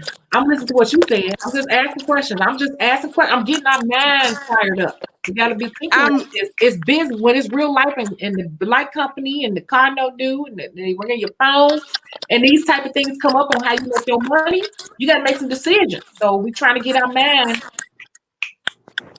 That conversation just has to be had. There's no way around it. It's no way. I wouldn't even have anybody like that in my church. Tia said she's full time. Tia, did I invite you? Like What's your email? Did you get the email? You want to come online? You full time? Because it's funny to hear how people think about this full time versus people who are aspiring to become full time. It's two different scenarios because you got to eat, and this is our only way to eat. It's two different scenarios. I'm not downplaying anything. It's just I'm just trying to get the mindset going as to how it really goes in real life versus how we think it should go in real life. Mm-hmm. I'm just saying. I ain't getting my answer yet. I'm just trying to get this dialogue going. In real life, I don't market like that. I don't market towards people like that. Who talking? I can't even tell. Lindsay. That's Lindsay. Okay. That's Lindsay. Lindsay over there cooking or making some more tea or something. What you doing, Lindsay? Your phone is cutting out. No, you cutting out because we can't see you. What you doing over there? Hello? What are you doing, Lindsay? I just come back in the house, sitting here. You was doing something because you talking about it was doing something. The camera was all at the ceiling. So I tell had the to truth. put my charger in. Okay, charger my butt. But okay, here we go with that. We run with that. Charger. Okay. So I would say maybe I'm not the one to talk to about it because I don't do that.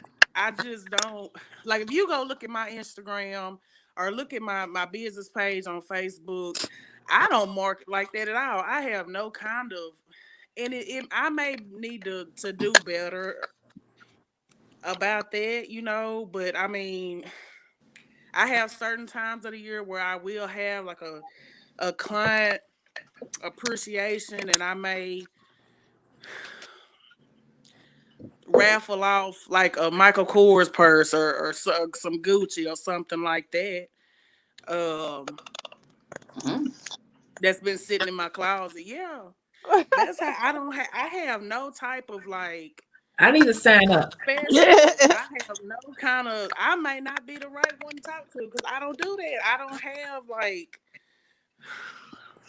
specials, I don't have promotions, I don't have discounts. I don't do none of that. Me neither. I don't need to at this point. I don't do it. Don't ever, but I don't need to run specials and nothing. I don't.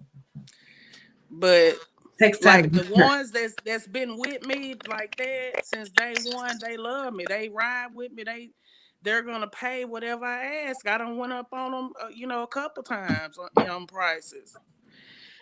I can look at you and tell you ain't got it. I just know from being in this business so long, you ain't got to do it. I already know. I feel like you used to work together on 79th Street somewhere. I don't know. I just know.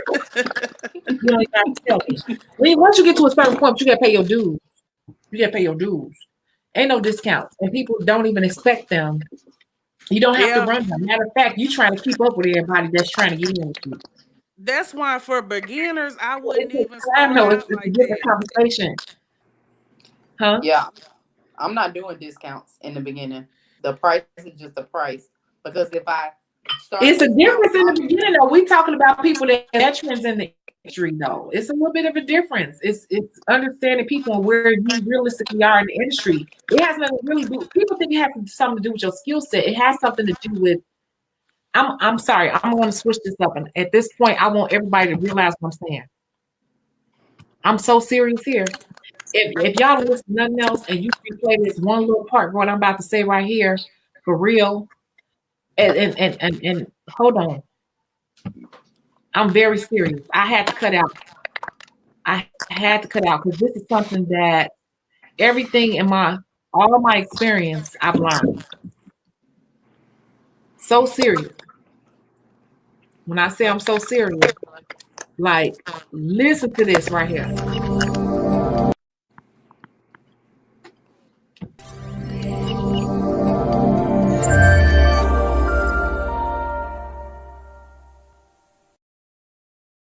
If you don't get nothing else out of anything, I'm so serious. Like I could write a couple books from different angles. People don't buy your technical skills. People don't buy products or services. People buy people. People buy You into damn right. okay. People buy into people. You could be the best nail technology, you could be the best hairstylist, esthetician, barber, whatever. The person who has won over people are the people who's going to get the money. So Yeah. it don't really matter. That's why you see all these people with this social media and they selling some garbage that you know you can find on AliExpress for $2. Let me tell you something. There was a bra that everybody they promoting on YouTube, on Facebook right now, talking about, oh, look at breast. You know, within 30 seconds, they showing a woman like,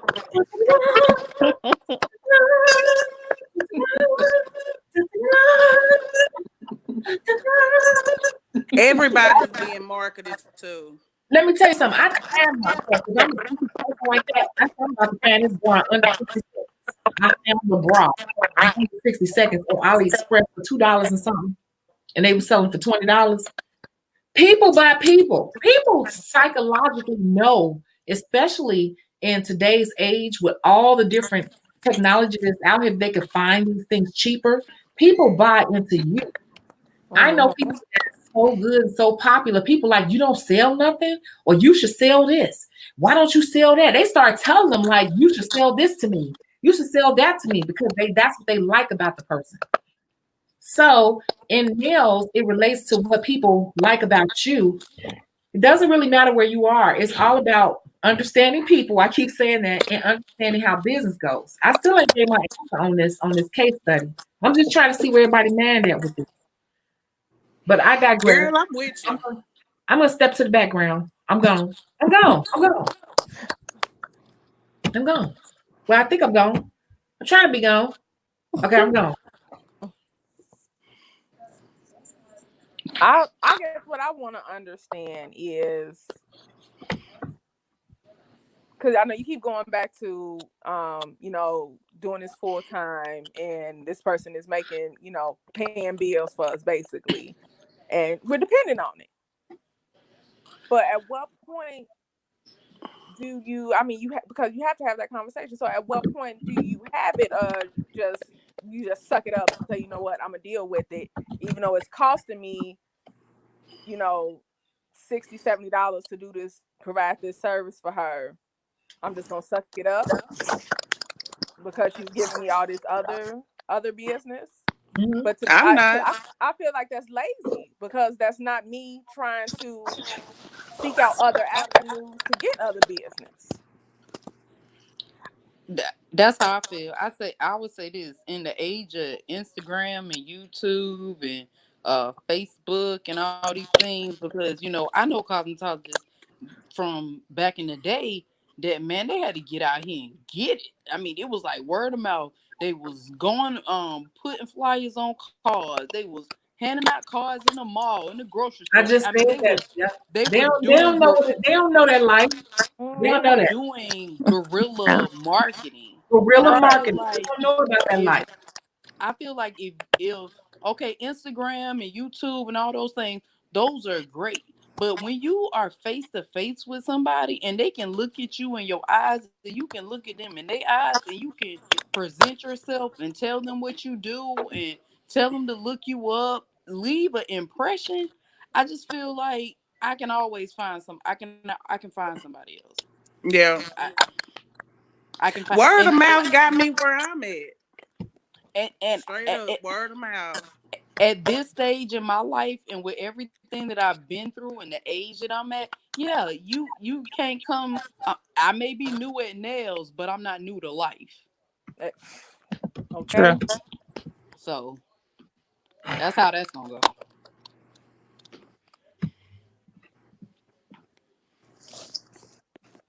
I'll figure it out. If I lose that one, heck, if I lose 5, if I lose 10, I'm gonna pick up 20 more. I'm gonna pick up 30 more because that's gonna be my goal. If I have to go out Yeah. and guerrilla market and get it from the muscle, that's what I'm gonna do. Period. Because But I'm And if I'm fearless already now. feeling like this, I'm not waiting until I say I'm gonna let you go or this relationship ain't working with us. I'm starting on this months ahead because I Right. already you know have how to I'm be, feeling. you really with me, the thing about doing nails professionally, you gotta really love what you're doing. You gotta love it. You gotta have a passion for it. And when you do, when that person comes and they sit in your chair, they're coming back because you done put your all into it. Plus some. They gotta come back. They can't go nowhere else. Because they're not gonna get that kind of treatment, that kind of service. Because you love what you're doing. And it shows.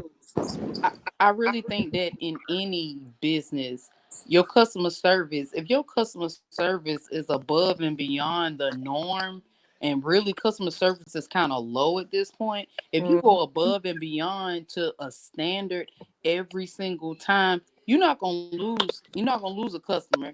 And if she wanna go, Nope. she can go, but she's not gonna find somebody who gonna give her the customer service that I'm going to provide her.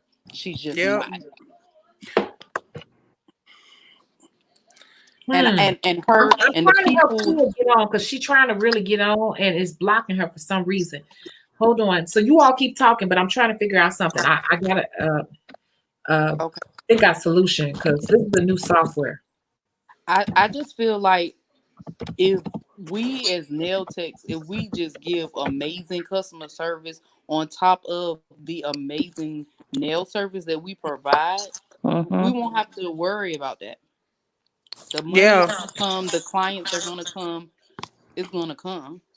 Because Baby, they we're gonna gonna love to sit in your chair. they're gonna love They to gonna sit in my love it. chair. I know. Like I do. I'm not bragging on no shit like that now, y'all. But I know I'm a pig. because I do it 6 days a week, sometimes Exactly. 7. Me too. And Sometimes 7. I just like it. I like yeah. to do. I feel, Me Girl, too. they gonna love coming for one. You glow different. You do. You glow different. And you a black woman too? Girl. you don't have to worry about them speaking another language. That Yeah. part. Right. Right Can, there. can hold a real conversation. Right. So does the nail tech like the client? Or is it just the client? Well, I'm a That's a people valid person, so I question like too. almost everybody. I The do. nail I tech, can the nail deal tech with just has about anything. loved the client at first. The nail tech loved the client at first, of course, because she was bringing her all these people. But as she said in the case, it was cool at first, but it became increasingly more stressful as the woman kept putting pressure on her to give her more. And then Mm-hmm. on top of that, kept reminding her of all the people that she brought and keeps promising to bring. See, I like the idea at first of keeping that client, but somebody made a good point about um getting out and hustling and marketing to replace that client because my thing, like, Yeah. being new is like, I'm not getting rid of nobody unless they continuously no call, no show. Those are the only people that I'm getting rid of, because Me too. you don't respect me. And to sit in my Right. chair, you need to respect me, because you don't respect me and you don't respect my time. So those are the only ones that I'm getting rid of. But again, I'm new. So all of my people, I'm hanging on to them until I got a lot of people. Or you can choose if you know Wait, what I wait. have. Hold on, Lindsay. Hold on 1 second, because guess what? I'm gonna step away for 1 second, but guess what? We got Tia. Tia is coming in. We finally got her in, and she's about to join. Wait, what happened? Tia, you got to join your mic and your cam before you can join the live. I see you up here. You on the background. You behind stage. I can't add you in. So I'm sorry. Go ahead, Lindsay. If anything, Uh-oh. you can if you're gonna just continuously give discounts or free sets or whatever to somebody that's just bringing this negative energy into your Zen space, go and find the girl that's working in retail that's seeing 100, 200, 300 girls a day.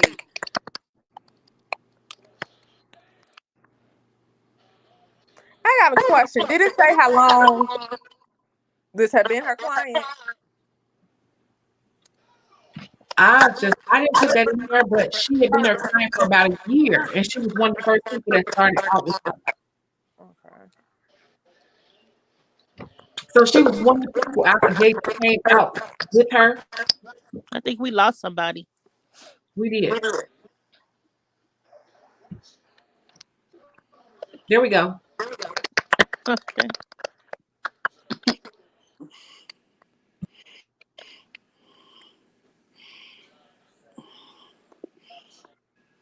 I just feel like when it comes down to clients, if you don't give them the expectation in the beginning, she gonna get to the point where she want her nails done for free every time. She gonna keep pushing it till they get to that point.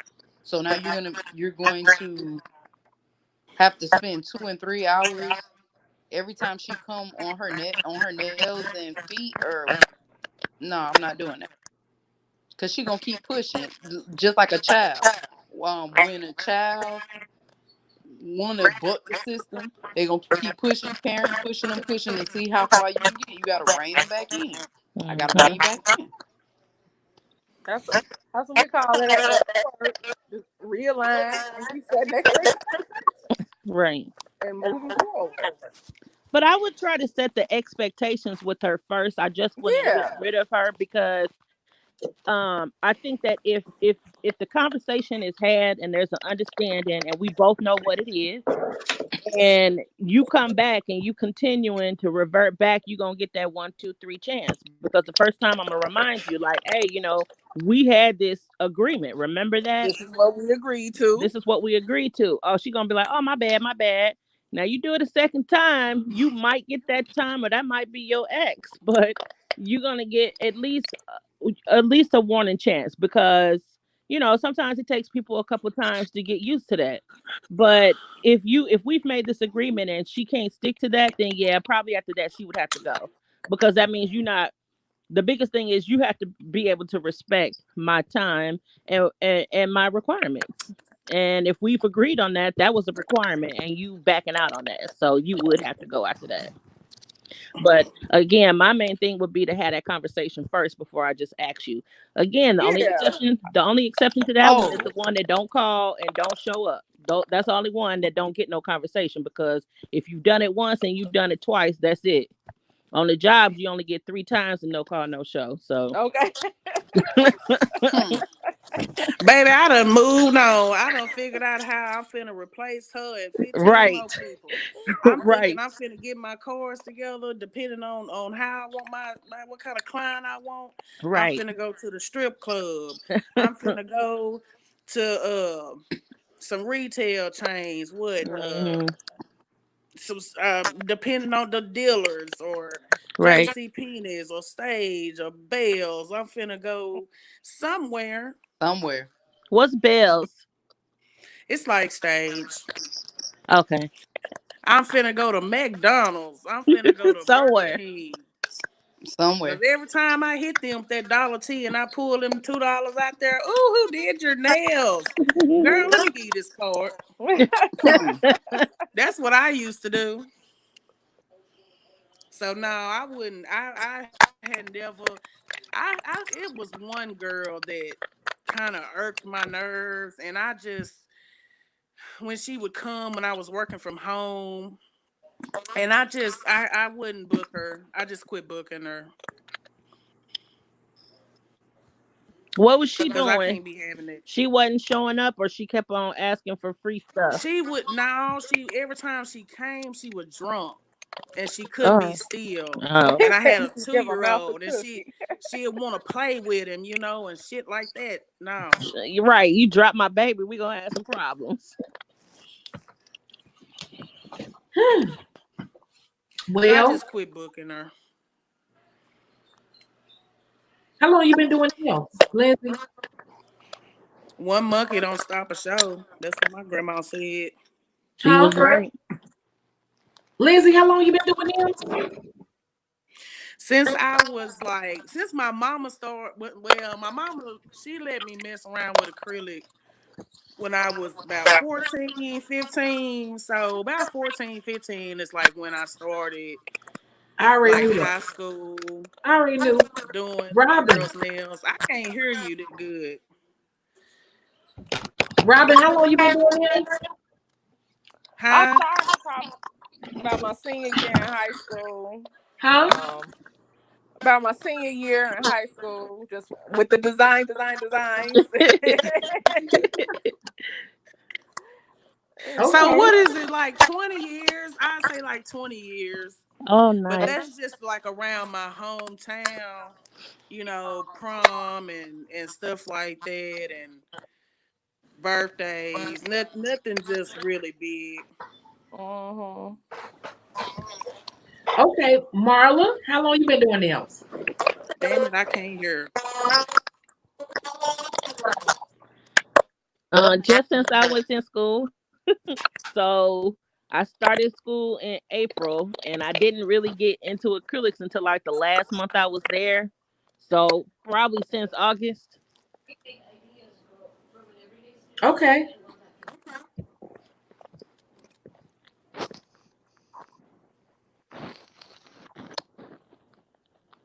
Wait a minute, what happened here?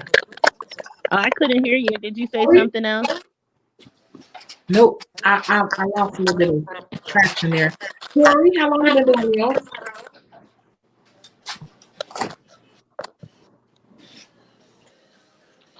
Tori, how long have you been doing nails? I've been doing nails since I was manicures and pedicures since I was 13, and I started dibbling and dabbling in acrylic maybe about 3 years ago. But see, and that's my problem. I wasn't consistent with, so it's like I'm new all over again because I wasn't consistent. Because you got 1,000,001 steps you got to remember, and I kept dropping the ball. Okay, cool.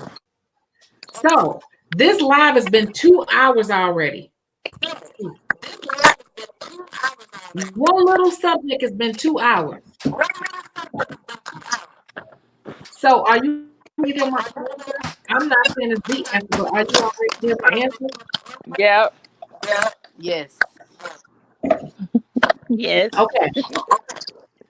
I'm gonna click you all out because I'm getting a lot of feedback. Join back in and rebuttal or add in. Just click the link again, okay? Okay. Should I go back to YouTube?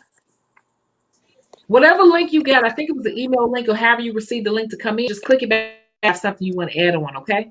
Okay. Okay.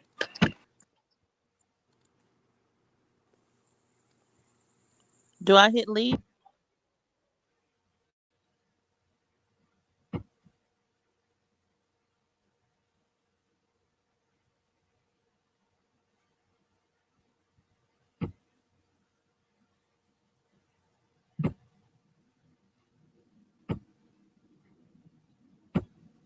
I love this. I just love it. I just want to see how people are thinking, you know?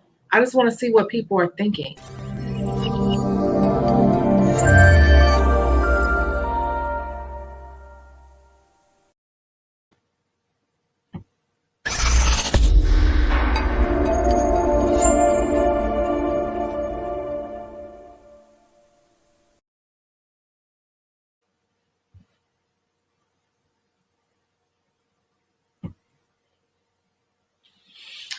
Okay. So if you're still here, can you just please kindly type down there, here, just to let me know that people are here.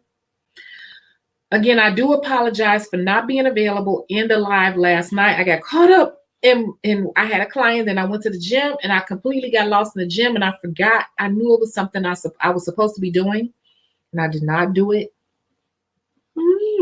It was too late. I didn't realize after midnight that I was supposed to be in here. This is something, do you all want to do this on a weekly basis? Because you see how this one little simple question went on 2 hours. And a lot of you all, this is so good. These are real life scenarios that people go through in the industry that's not being discussed. And it's great to hear how different people from different backgrounds in different cities in different stages of their career handle situations. I love it. Hey, Dolly. Hey, Natalie. Shannon, hi. Y'all late, though. Y'all late. Again, people have come and told me that this is a sensation. These are pickled. I'm going to still talk about it again because they're healthy. I'm all about eating healthy snacks. I try to. Pickled okra. Pickled okra. I can eat the whole jar and not even eat 100 calories worth of stuff. This is the perfect thing to snack on. When people have come on and told me that, oh my God, these have changed my life. These are great. I know it sounds country as hell, but this is a great snack for us ladies to eat. Lady night, you know how we get the munchies? Pickled okra. A lot of people don't like okra, but you're going to love pickled okra. It's the texture and the feel and the taste is perfect. I promise you. People are coming back commenting on these pickled okra on my channel. Mm-hmm.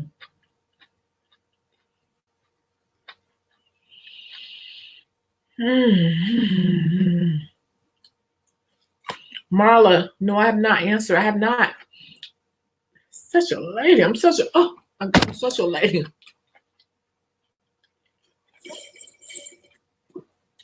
Such a lady. Such a freaking lady.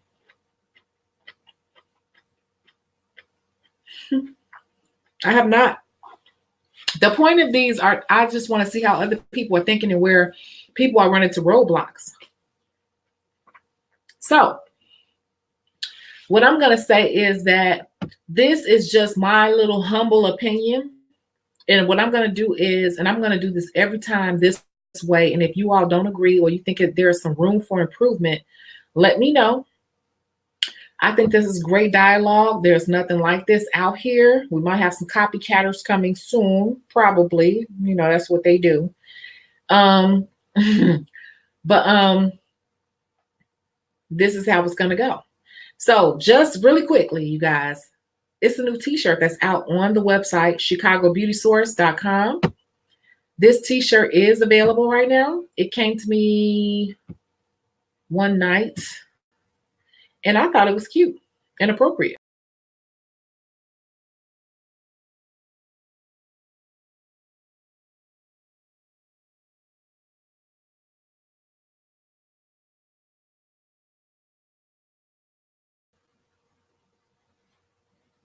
I thought it was cute.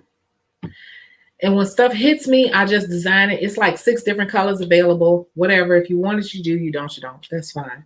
But this is what I do late at night. This is why I don't sleep a lot of nights. So I hope that you all really, really like this. Don't be afraid to come on stage. Don't be afraid to come on here. Like, I'm done up, but trust me, like, this is not how I look every day. But I'm a makeup artist. Keep that in mind. I'm a professionally, not YouTube trained, professionally trained makeup artist. So I can make my face up in 10 minutes, literally. I got all the stuff. I got like $6,000 in product in my house and makeup, seriously. So I can make my face up real quick and come on camera. Don't even worry about me. It's nothing. You know, we talking about getting to this bag. So yes. Okay, so I'm going to run through the questions. You all heard the live. My plan is to post a new live every week, a new case study every week, and it's going to give you a couple days, because what took up a lot of time today in our first live on this first case study is that a lot of people had not listened to it. So I want everyone on here to be used to looking for the case study for the week, and you can have your answers ready. So when I do say, okay, we're going to go on live, you'll have your answers ready. You'll have your rebuttals ready. You can have thought about it, because this is a real case, real live scenario that has happened to me before back in the day. This happened a couple times over my career. So I'm going to run through the questions. So let me pull up my questions here, and I'm going to answer them how I would answer them. I'm not saying that this is the perfect answer. Okay. This is just how I see it. Okay. The first question was, what is the problem in this case? The real problem in this case to me was that this person, a full-time nail tech, has built a lucrative career built off of a clientele that is based or linked to one person. Okay? I'm not going to go too deep into that, because that's what it is. That's the first question. The second question was, who has control of the business relationship? Believe it or not, at the point when this particular caller called in, the client has control of the business relationship. The client has control of the business relationship. That's not a good place to be in, you guys.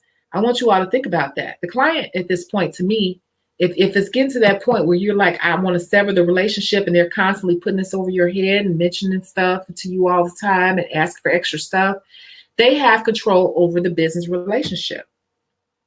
Think about it.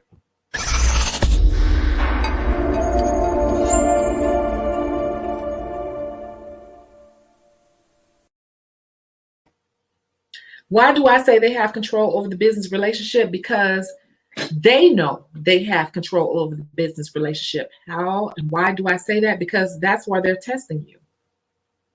When a person starts testing you in any relationship and they start putting stipulations and making demands over you, it's because they understand that the tables have turned and that they now have the power.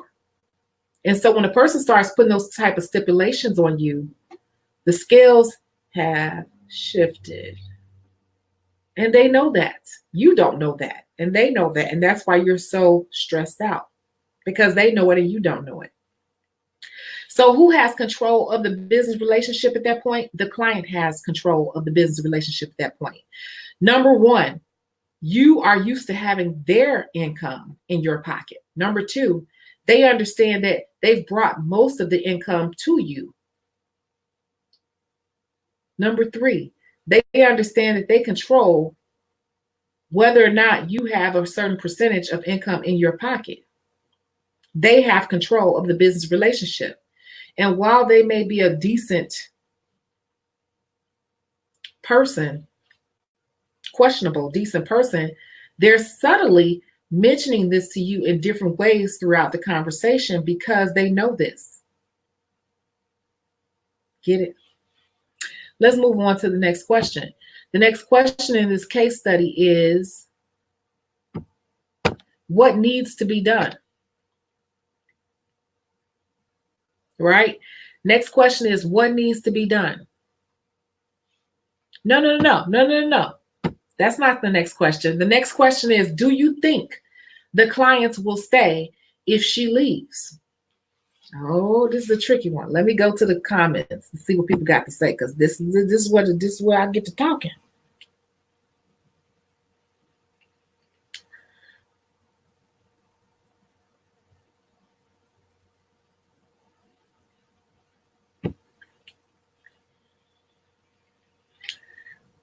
I don't know. It depends on who calls in and if they want their voice revealed or not.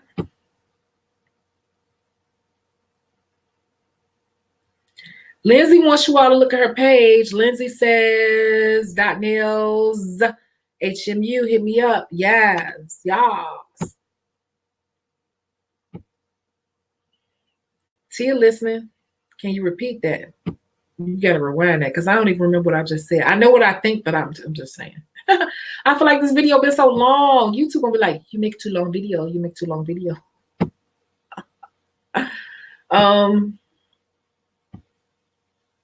Yeah. So, question was the third question. I was on the third question, right? So, do you think the clients will stay if she leaves? No, they will not. Y'all shocked by that, right? Are you kidding me? No, they will not. You thought I was gonna say they'll stay because, you know, I listen to you all. If you're good, you're good.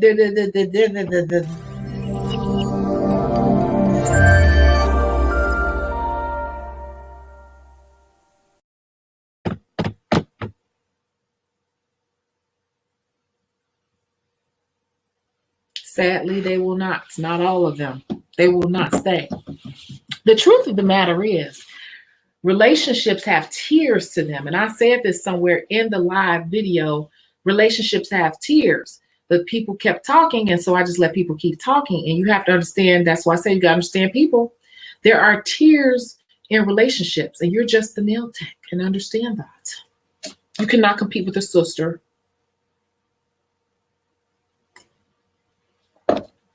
A cousin, a best friend who's been around through 20 years, through secrets, through crazy times, through hardships, through loaning money. You're not going to be able to compete with that at the end of the day. I've been through situations where I've gotten clusters of people and fallen out with one person. And because I've fallen out with one person, the rest of the people will come for a minute, but they eventually trickle off. Because what happens is in their relationship over on the side, when they start seeing this person's nails and they keep seeing that your work is still on, because work is distinctive in nail techs. And as they keep seeing that your work is still on their nails, it creates a weird relationship, a weird dynamic with them. And depending on how funny acting or how petty the person is, and that relationship is more important, they'll just pull away from you. They'll come to you. They'll try to stretch out the appointments.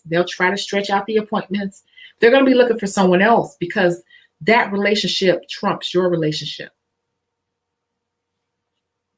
Do you think the clients will stay if she leaves? You will lose some of them clients, a good deal of them clients. Some people may not agree with me. You will. It may not happen right away. Like you lose her and you're going to lose all of them the next week. Ain't nobody ever come back. It don't happen like that all the time. Once it starts to create a weird dynamic in their relationship, saying it's an unspoken thing sometimes in relationships, sisters, cousins, best friends. It's a loyalty thing. And people know people's work, especially if you get in design work and acrylic work, they know someone's work when they see it. And I'm telling you, even if you haven't done anything to that person, this is a very important lesson that some of you all are going to have to learn the hard way. Even if you haven't done anything to that person and you guys have gotten pretty close, if the person who brought them in doesn't come to you or fell out with you, that person will eventually fade out. Don't come and tell me some story of some person who still rock with you to this very day. I didn't say every person. I said, let me say it. Majority of the time, that other person gonna fade out too. That wasn't the answer you was expecting. That's the answer I'm telling you off experience.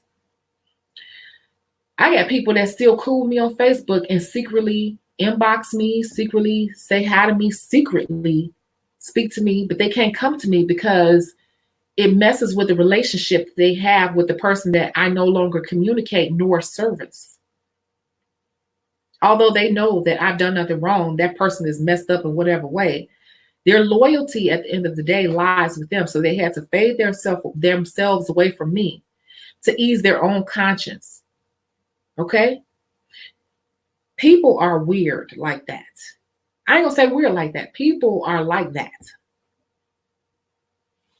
Let's move on to the next question. I'm gonna pull up some of these comments.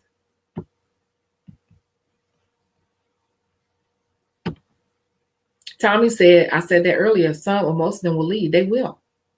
And if this is how you pay your bills, this is how you pay your light. See, it's easy to say what you're going to do when you ain't paying all your bills off of this. But what happens and what decision and how you move do you make when this is how you pay your bills? When this person is controlling a big chunk of your business, what do you do? How do you handle it in real life? Because it sounds good to be behind the keyboard saying what you're going to do.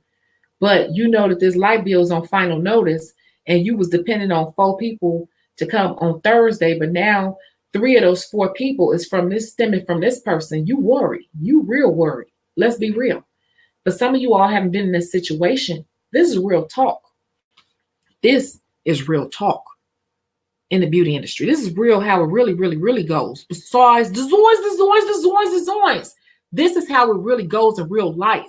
When it's just you footing them bills. When you got kids that's graduating. You got one graduating out of kindergarten. You got another one that's graduating out of 12th grade, trying to find a college to go to. And this is what you do. These are real life scenarios right here. You get what I'm saying?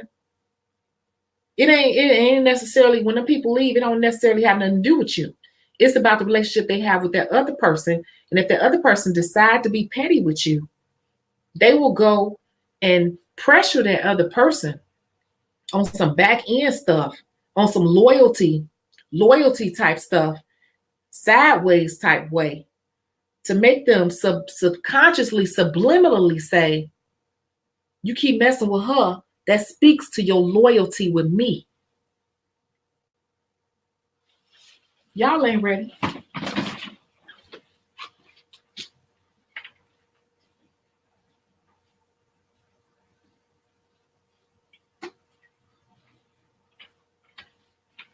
Ooh, this darn, I need to change the filter in here. Y'all not ready for this. This is some real talk right here. Y'all not ready for this. I just want to see how everybody was thinking. How everybody really think, because I could tell you how it really, really, really go. And the people that's going to step away from you, they probably really like you, have no problem with you, love your work and everything. But they can't make things weird, or they won't make things weird with their first cousin, their best friend, they running buddy off some nails. So why they might come to you less often and try to play it off like, oh girl, I got these done a long time ago. They probably just came to you the week before, but they're gonna tell the person who left you and trying to convince them to leave you, they got them a long time ago, because what they trying to do is buffer. They trying to buffer the situation so they can figure out who else they can go to, because they really don't want to leave you. But this relationship over here is more important at the end of the day. Y'all better understand what I'm telling you. So that's the answer to that question, okay? Trust what I'm telling you. Don't have nothing to do with you. But understand what it is. And if you got bills to pay, you got kids, you got graduations coming up, you got Christmas time coming up, you got summer vacations that you've committed to, and something like this steps into your career, what do you do? And this is why this was this week's case study. Okay? So let's move on to the next question. And if you need to play this video more than once, play it while you're driving somewhere or whatever, share with a friend. Also, you guys, like the videos, because liking the videos actually tells YouTube that this is good content, and they put it in front of more people. And then we start meeting other people. You might meet somebody in your city who you can link with, because since this channel has started, I know for a fact that people in different cities have linked up with each other and they're actually making friends. So like the video, like this video, please share the video. That was a really good question. I think so. So what I want to do is I have 2 more questions left.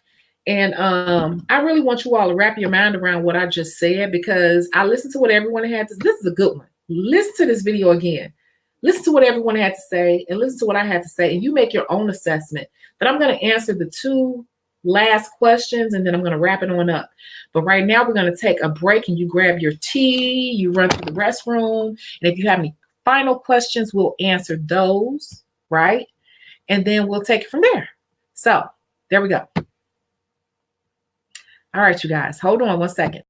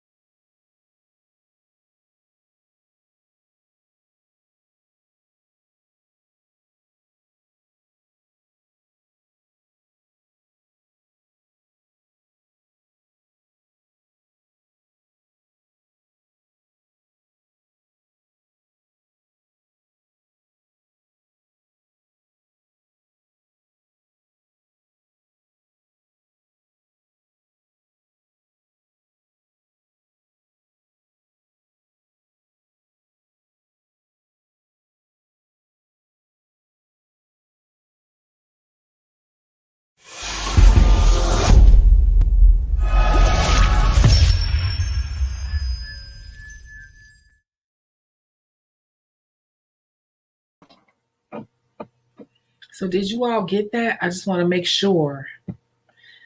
This is not negative. This is real. This is not negative. This is real. Been in this business all my life in so many different capacities and shapes. And I'm telling you, this is real talk. This is a real scenario. And if you really are into this career, at some point, you're going to experience some form of this. And you got to understand what's happening and be prepared, right? So that was the first three questions. Let's move on to the fourth question. Who has control? The client has control at this point. What needs to be done? At this point, if you go back and notice that a lot of you all have not listened to the original case study, and I gave you all like 4 days. So when these case studies come up, you got to listen to them, because I'm going to play the case study. Make sure that it's clear. And even if not, listen to it a couple times. So when we come on here to discuss, you'll know exactly what's going on and have a full picture of what you want to say and what questions or what questions you need to ask, right? So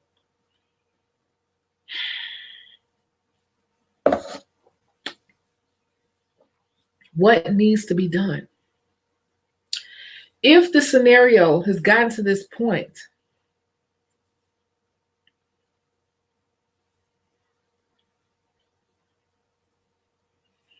this is where you have to you're going to have that weird conversation with that client. See, you got to find a fine line, because I'm speaking in terms of being a full-time nail tech, and this is how you pay your bills. Some of you all said, forget that. They got to go. Yeah, emotionally, that's what we want to do. Emotionally, we want to just say, get the hell out of my chair, get out of my life. But from a real life standpoint, can you afford to do that? Because there will be some repercussions, because you let the client have control. So at this point, if this were me, this is a weird one. And it comes from lack of preparation from the get-go, lack of structure from the get-go. But that's the next question. You're going to have a difficult client, a customer, a difficult conversation with this customer. Clients. Sorry, it's a client. Difference between a customer and client. You're going to have a different conversation. This is what I would do. Give me your hand. Give me your hand. Give me your hand. Give me your hand. I'm going to take their hand because I'm that person. Come here. Man, do you remember when I first started? Man, it was crazy, like, right? And I feel like my designs have gotten so much better, my acrylic, everything, right? I mean, they're going to say whatever. Okay, whatever. Yeah, that's crazy, right? Man, I really appreciate you. You've been here since the beginning. I really appreciate you, or whatever.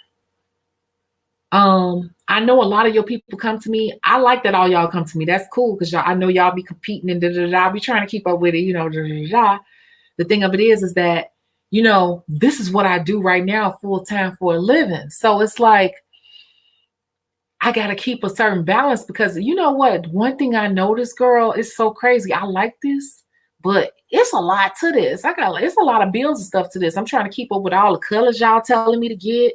I'm trying to keep up with, everything you all telling me you want to do. I'm trying to keep up on all the trends. This stuff is kind of expensive, so I like doing it and everything, but I'm hooking you up and I'm listening to what you're saying. I truly appreciate it, and I'm gonna definitely keep hooking you up, so I just want to make sure that we on point, and I want you to know that you are my VIP client. Like, you are for real one of my VIP clients. At the same time, I like you a lot and everything. Seriously, this is me talking to her. Let me put myself, because I've been sipping on all this tea. What would I really say to her? Seriously, in real life.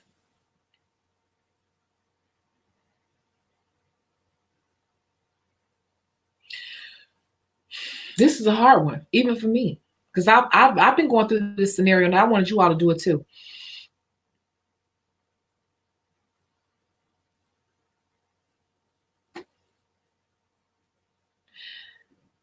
I really like having you as my client. Like, it's people like you that I think God has placed in my life to really help my career where it's supposed to be, and I do everything I can do for you, as long as my business allows it to. But I want you to know, I give you as much as I can afford to give you. You get what I'm saying? I'm giving you as much as I can afford to give you.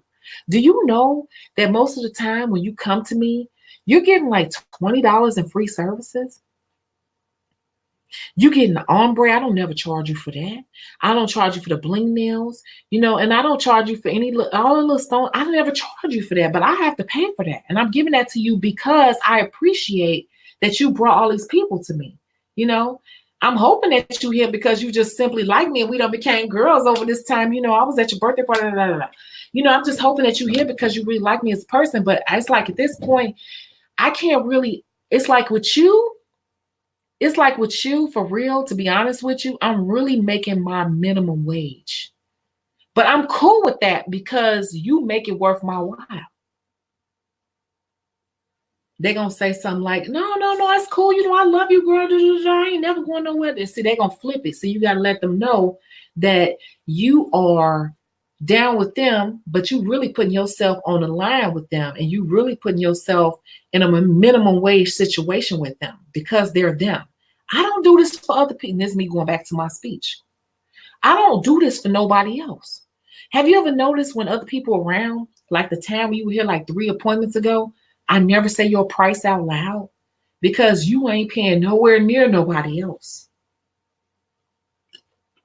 Remember that time I even text you your price? When you said, what's my price? I'd be like, girl, I got you. And I text you your price because you ain't paying nowhere near what nobody else pays. You get what I'm saying? But I'm just saying, like, I appreciate you, but at the same time, I just feel like I'm wondering if we're on the same page because I'm really like going kind of minimum wage with you because we provide for each other. You get what I'm saying? And I just like, I can't go no lower because at that point I would be kind of working for free, So I appreciate you and I'm giving, trust me, when I tell you, come here, when I tell you, nobody else is getting that price, even though they might be, because she ain't the only one. She may not be the only one. When I tell you nobody else is getting this price, I promise you that's why I never say it out loud. You do have a few that get a special price because they provide a special benefit. But you need to point those things out to them. You don't want to get rid of them. You want to point those things out to them at that time. And you want to basically, some people need their ego stroked. Like men do. They just need their ego stroked a little bit. I wish I would have known this in my last relationship. Maybe it would have turned out differently. They just need their ego stroked. Even when they don't deserve it, but they need their ego stroked. Clients be needing their ego stroked. They don't necessarily want to get a lower price. They just want a lot of recognition at all times. And if this is how you really pay your bills, for real, all the time, 100% of the way, 90% of the way, you got to learn how to give them a little bit of what they want while still saying what you need to say. So that whole angle of, I'm taking these glasses out because they're squeezing my lids. That whole angle of, that and saying, you getting a price that I don't even give to anyone. That's why I text it to you sometimes. Sometimes it's good to do little stuff like that to make people feel like they're getting a special barrier. You got to understand people. You got to understand how people work. And they always need to, some people, especially in this particular case, they need to feel like they're still the top dog. They brought all these people in. They might go sit with these same people whose nails you've done. And everybody's sitting around. You got to put yourself in the psychology. Y'all don't understand. Y'all don't get it. I keep telling y'all, nails is a whole nother the beauty industry and dealing with people is a whole nother dynamic.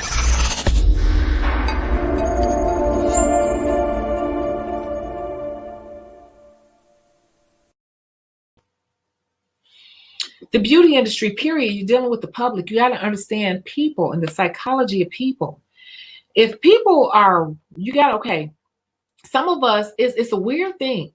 And some of this may be overlapping in what I'm saying. That's what I'm saying. It's like it's deeper than what most people want to really dive into. But to be in this 30 years, to be able to stand up here and say, I've been in 30 years like you got to get into this. You got to understand people. Some people will ride with you and rock with you, but they need reminders here and there that they're still important, because people have egos and personal issues and just egos in general.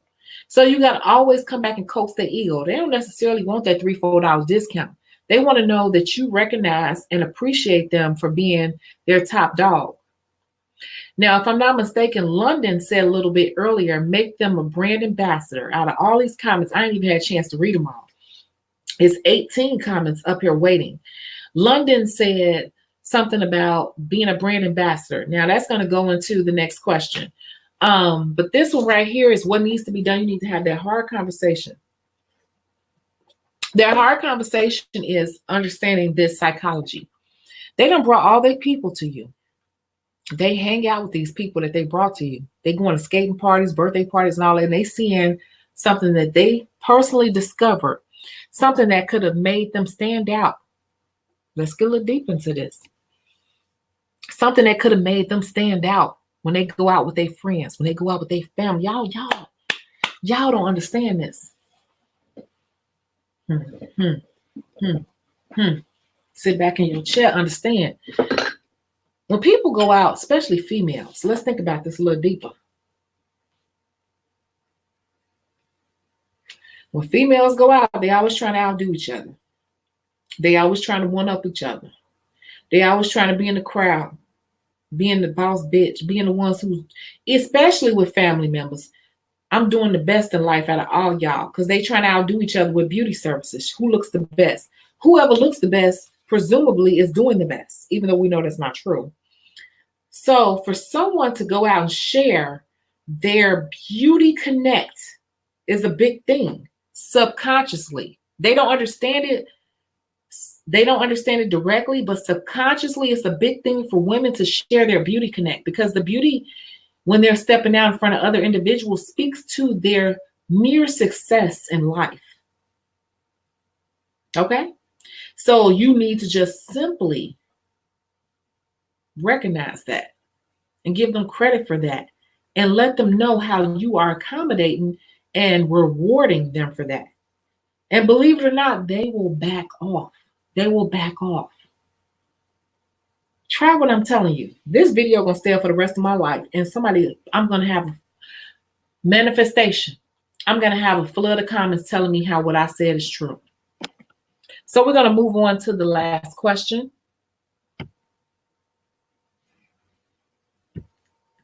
What can we learn from this scenario? What can we learn from this scenario? What can we learn from this scenario?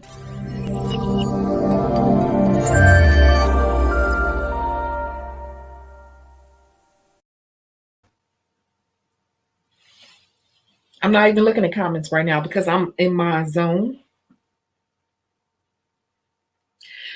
What I can learn from this scenario is that people have a cut and dry way of thinking. But at the end of the day, in a real world where you paying your real bills, like right now, I have a light bill and 3 credit cards sitting on my couch ready to pay. My student loan is ready to pay. My car note is due again. And rent is going to be due in a couple days. In a real world, y'all better get y'all some pickled okra. This is guilt-free. 5 calories per okra. You can eat these all night long and not feel guilty. And they taste good and they feel good in your mouth. Y'all better get some pickled okra. I know it sounds country as hell. One of my clients who is a vegan, she's a plus size vegan. She be putting me on all kind of stuff. I'm telling you, like, she has changed the way I eat. And people, if you look at my comments on some of my channels, people come back to me and tell me, oh my God, that pickled okra is everything. It is. It is expensive too. It's really good. It's good. Get the hot or the regular. It don't matter, because the hot is not hot at all. You barely even, it's not even hot. It's not even spicy. If you see pickled okra, get it. What can we learn from this scenario?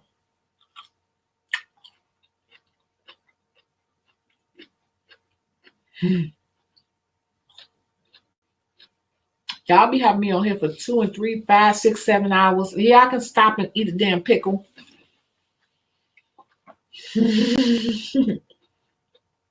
No, for real. Okay, no, for real. I'm about to get into it. Cross my legs. Get myself situated. Here we go. You need to, this is an example of why you need to get this book.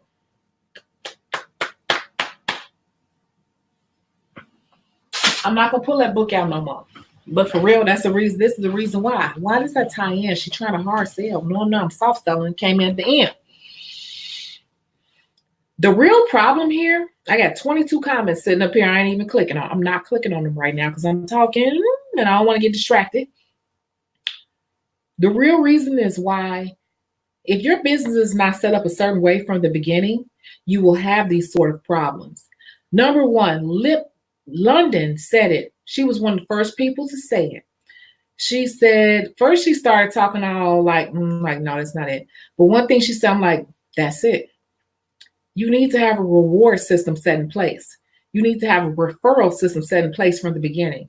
If you have a referral system set in place from the beginning, you are telling people the reward you are willing to give them from the get-go for whatever they bring to you. Therefore, there is no misunderstanding as time goes on.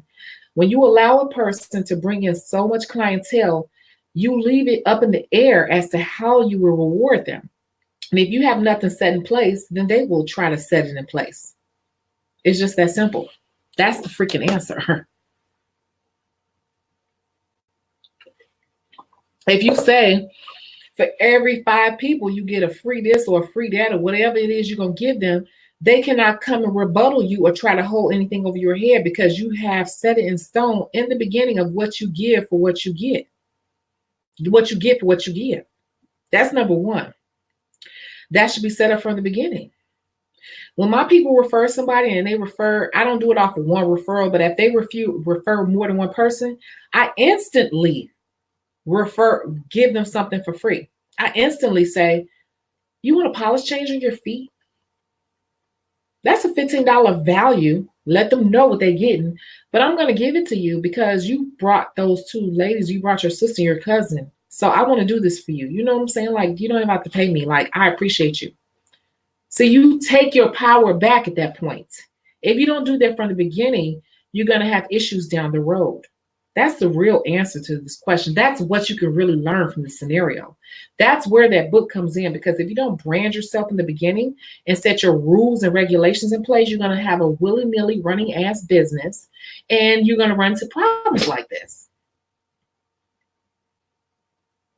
If you've already rewarded people little by little for what they've done, they cannot hold it over your head because subconsciously they already know they've been rewarded for the first 5 people. They've been rewarded for the first 10 people, the first 3 people, whatever. They've already had their reward for that. They're already starting over. And so if they love you that much, they'll keep working for the next reward. And then therefore you take your power back. Get that?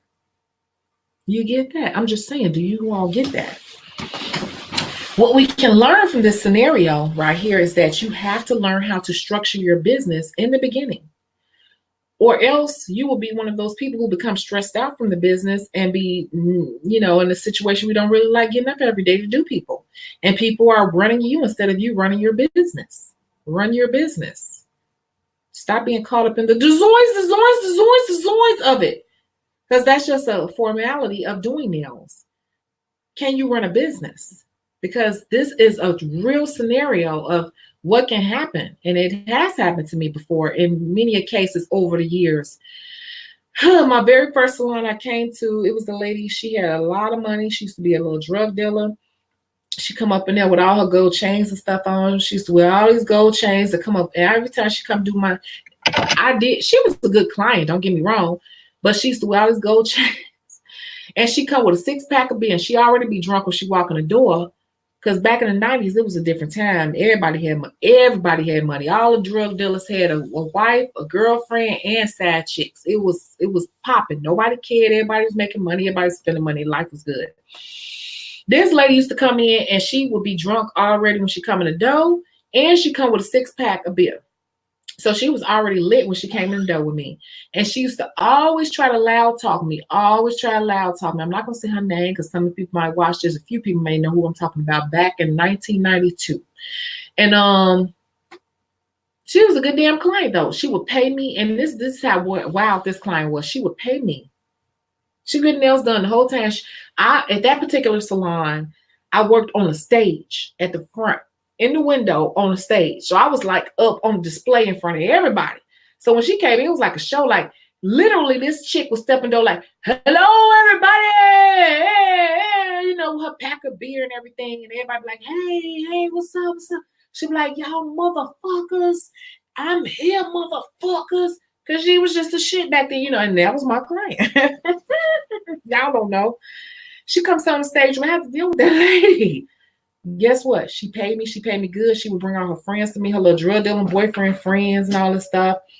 And plus, I forgot to mention, she was best friends with the salon owner. This was the salon owner's best friend. You had to deal with her. You had to deal with her and not piss her off. After a while, I had to get a handle on the situation the same way because she started trying to like muscle me.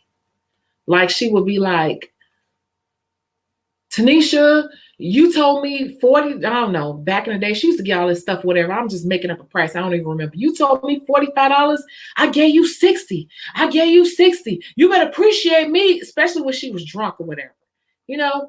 But I don't remember the exact details, but I had to really set that stuff straight. Like, and there's a part 2 to this. I had to set that straight, like kind of telling her, like, I'm not dealing with you while you drunk. I'm gonna need you to put that beer back at her station. I had to really get to the point like that with her because she was like belligerent at my station and fronting me off like I was nobody. You get what I'm saying? That story is much deeper. I'm not gonna tell that story online ever probably, but it's much deeper than that. But I had to really like gain my self-respect. So if you don't be careful, even though you're good, people will use their power against you in whatever way they can to kind of like try to muscle you and embarrass you. Yet they kind of need you because they like your work. Don't think that your work is enough. Like you got to really at some point stand up and set some boundaries and rules. And in the end, that woman ended up respecting me. She was much older than me too. But, you know, I had to like really put my foot down with her. But at the same time, this leads me into point number 2.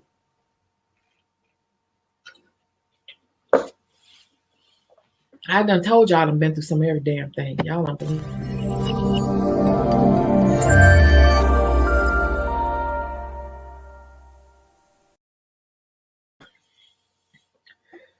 Point number 2, and I'm not reading these comments. The comments is up to 33 comments. I'm not reading them yet because I'm not done talking. I don't want to get distracted. Point number 2 is you got to always be marketing yourself. Always the fuck always be marketing yourself. Always the fuck always. Always, always, always. If you look at my social media right now, you'll see that I don't market very heavily as much as I used to. But you guys, you always got to be marketing yourself. The problem with a lot of us is that we get too comfortable with our existing clientele. And even though I've told you all that I'm looking to close my clientele in the near future, I still market myself. And I'm actually waiting on an ad to be approved right now. Why? Not because I need the money. Bills are paid. Money is in the savings account. That's not why. That's not why. Because I'm always ready to replace people who are trying to disrespect me as a nail tech, or people who just don't respect my business as a whole, period, or they're just not a good fit. I'm always investing in my business, and I will keep saying this, and I'm not just saying this to make a sale. Yes, I want you to buy the book. I want you to buy that book. How you do that?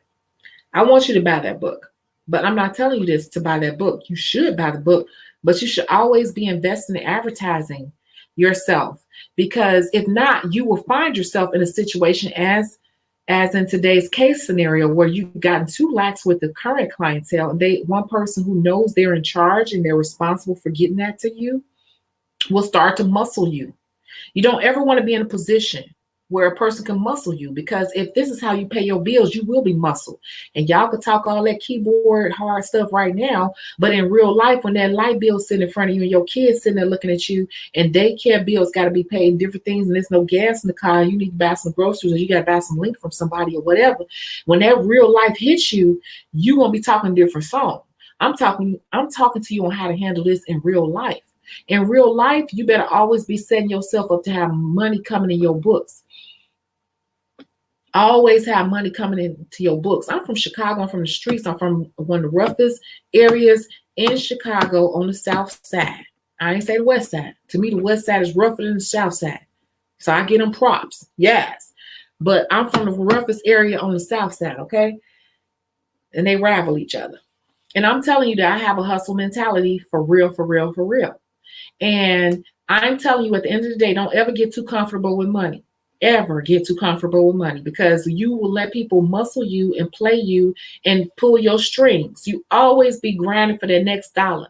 Even if what's the worst case scenario? The worst case scenario is that you can't fit everybody in. When you can't fit everybody in, what happens? Even in the dope game, they tell you, when you can't service everybody, what's the worst case scenario? What's the worst case scenario when you can't serve?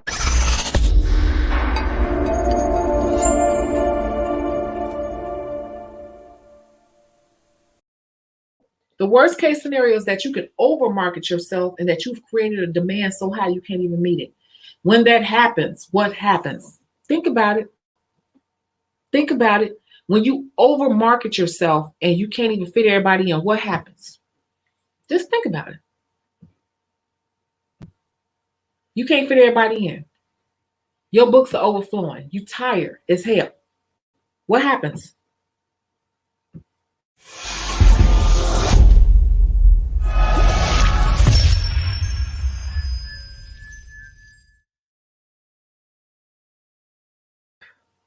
You increase your demand, you could raise your price. That's the worst case scenario. If you are constantly marketing yourself and your work is pretty decent and good, and you constantly marketing yourself, even if you got a good book, even if your books are good, always don't be too greedy and selfish with yourself and your business. Always keep investing, even if it's $10 a week. Keep running them ads, keep running them ads, keep running them ads. Because eventually what happens is, and this is an important video, and I can't believe I'm putting this out here on live. Y'all better choke it up to the T, because this could be a damn book right here. This is a game. Even if you full, even if your book's full, you overstuff your books. And that's how you end up raising your prices too, because you increase the demand. You don't never let one person have that type of power over you where they can constantly remind you.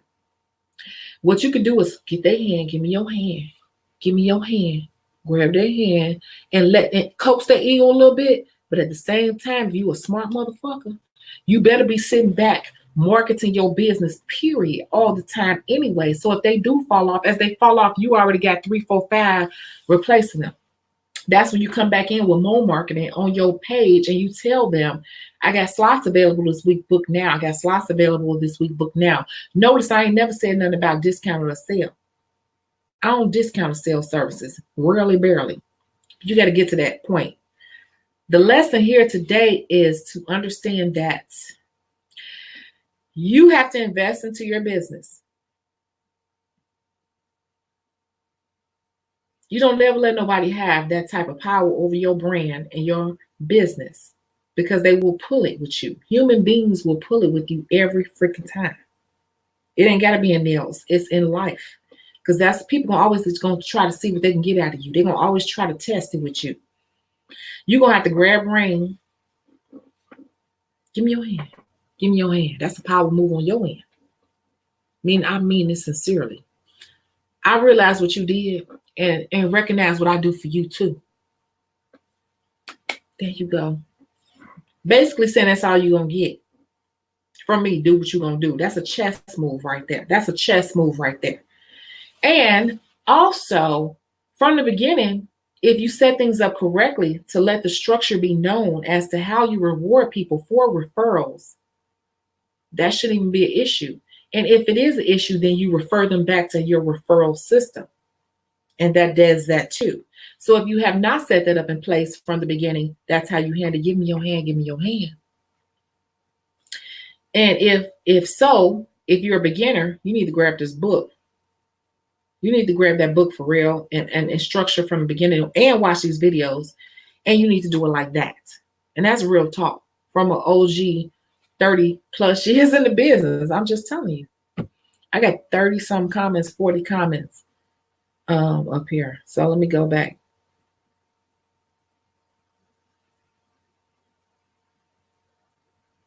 I'm scrolling through the comments, you guys.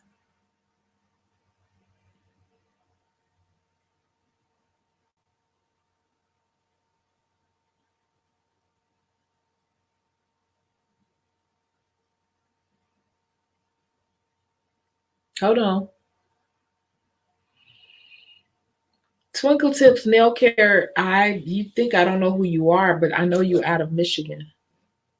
I told you I watch everything. I don't always comment. So they control the people and their loyalty as well. Yeah, I don't ever want one of those. You're gonna get them though if you keep doing it. You're gonna get all these type of people. You're gonna get every type. Me working for myself, working for agency, working for spa, working for hotel. I have not worked for a hospital. I've worked in hospital, but I haven't worked for a hospital. But I've done many of expectant moms in a hospital. Yeah, that's the thing. I've worked in every industry imaginable. In nail care, I've worked on celebrities, NBA players, all that. I've done all of that as it relates to nail and makeup. Ain't no scenario nobody could pass by me that I can. They cannot. They cannot. I've done it all. I don't mean to sound cocky. I've done it all though, for real. Like before nails was even a thing, I was already doing it. That's how I know that's how God told me to do it. Because I remember back in the day when I started doing nails and my neighbors on the block and they moo sit on their front porch and I walk around with my little caboodle kit from Walgreens, they would talk about people over in California. Like back then, 89, 88, 89, 90, 91. It was just a thing that people talked about that wealthy people did in California. It was like a wealthy people service. You guys don't understand this industry, like how I've been there from the fucking beginning. Like for real. I don't care who's been on TV. I don't care who's popular. I don't care about all that. Great for you. God bless you in your journey. But I'm telling you from my perspective, from being in this industry from the 80s till now, since I was 12. I was born in 1977. I got in the nail industry in 1989 when I was 12. It's 2020. I've been in this industry since, golly, I've been in this industry since 1989. Some of you all probably weren't even born in 1989. It's nothing you could tell me. You can tell me stuff, but I'm saying like, I know I've been through a little bit of everything. I promise you. I promise you. I don't have to have the biggest numbers. I got the biggest experience. I promise you out of everybody, I got the biggest experience, like damn near. There's only a few that can be like, oh yeah, I was there with you. Most people do not, I'm telling you. So they control people and their loyalty as well. Yeah, I don't ever want one of those, but it will happen to you. And it will be people that you're dealing with humans and you're dealing with the public. We're dealing with the public as well. Don't forget this. We're dealing with the public. So So Nails by Deborah Lynn said, I'm not leaving a good nail tech because my friend is not getting their free stuff and she's mad. But it happens. It happened to me recently. Since I moved back here in Chicago, I lost about three people because of one person I was friends with. And it didn't happen right away. It happened over the course of a year. But I know that nothing happened between us, but it was their loyalty to her was stronger than it was to me. And I already expected it and anticipated it. But guess what? I ain't missed that dollar at all. I ain't missed none of their money. Because I already knew it and I saw and I was able to manifest Y'all better tie this and play this together. Go back to this earlier video. I was able to manifest more money. I ain't missed $1. And to be honest with you, without going too deep into my personal story, it was for the greater good of me. It was better for me because we were cool. We were kicking it outside of nails, and it wasn't the direction I should have been going in. That's what I'm gonna say. And I ain't missed that money at all. Actually, I'm booked. Today was a Monday, and my thumb hurt. My thumb. Now it's a new ailment. At first it was my shoulder, then it was my hand, and now it's on to this finger, this thumb on the right hand. I'm left-handed. So that tells you how hard I've been working too. Like it's something going on my right thumb from doing nails. I don't worry because I manifest and I learn that God and the universe provides everything I need. I don't worry. I believe. I'm a believer. So believe it or not, Nails by Deborah Lynn, people will leave you. Let me tell you a little quick story. It's going to be 10 seconds.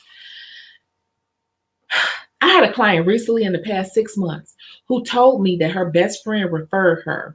Her best friend is one of my regulars. And she told me that she won't be able to come to me. True fucking story.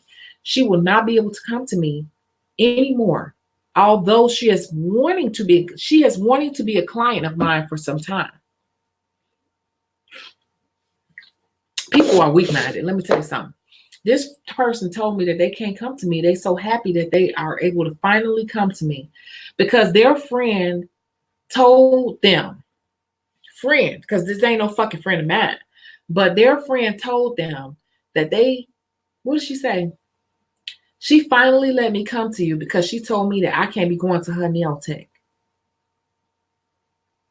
That ain't no friend. That ain't no friend of mine. And do you know that friend? I'm not going to say too much because then the person know what I'm talking about. They're watching. But that person told me, and I said, I'm not going to say nothing, but that ain't no friend. This person, this regular of mine, let her friend come to me for a special occasion. That's all I'm going to say. But the friend told her, you can only come to me because it's a special occasion. She got to find somebody to go to. I'm trying to tell y'all how funny acting motherfuckers are. I'm trying to tell y'all how funny acting people are. And you know, I ain't seen that girl since that special occasion. So she said she allowed me to come to you. She let me come to you. And I just looked at her. I said, okay. And I kept doing nails. But I was thinking like, you're a grown ass woman. Why you gonna let your friend, because that ain't no friend of mine, tell you whether or not you come to me? But that friend that's been coming to me, she's been a client for a long time. And I'm like, she funny acting. She don't allow her. So I learned for real that day, she don't allow her friends to come. She one of the people that don't want her friends coming to the same people that she go to.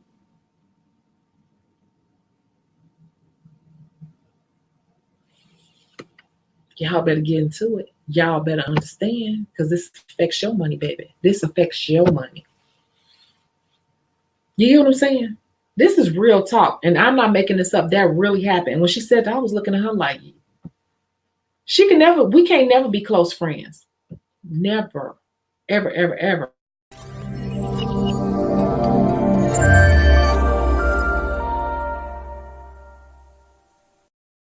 Because I want all my friends to be bossed up and looking their best. So we a boss crew. But everybody don't think like that. And if you the person that's giving the service, your money will be affected by that. So you don't never let no one person get the market share on your business. Because that shit really does happen. That's all I'm saying about that because I don't want to go too deep, but that really happened on my mama grave. Y'all know I'm having this tattoo removed, but I still do like this. On my mama grave, that really happened this year. And I was looking like, that person ain't really your friend. That person has jealousy issues and control issues. But I digress. I'm just going to do my job, you know?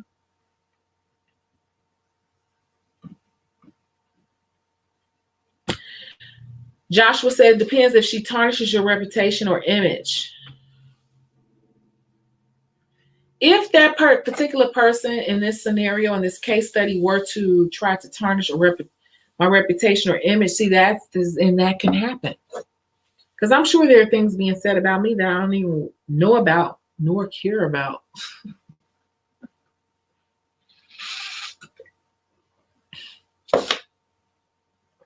Thank you for your energy. I'll take it and I'll do a class transformation and turn it into positive energy, but that's above your pay grade or knowledge grade.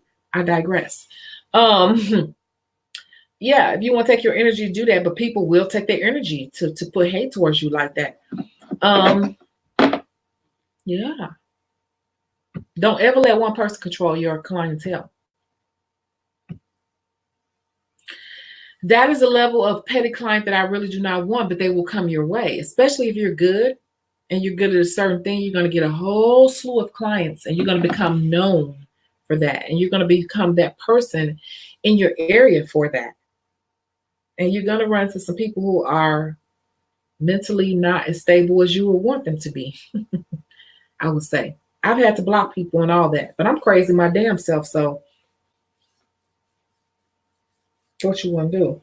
You know, I don't want to go there because I'm old now, but you know, it happens. It's not designs.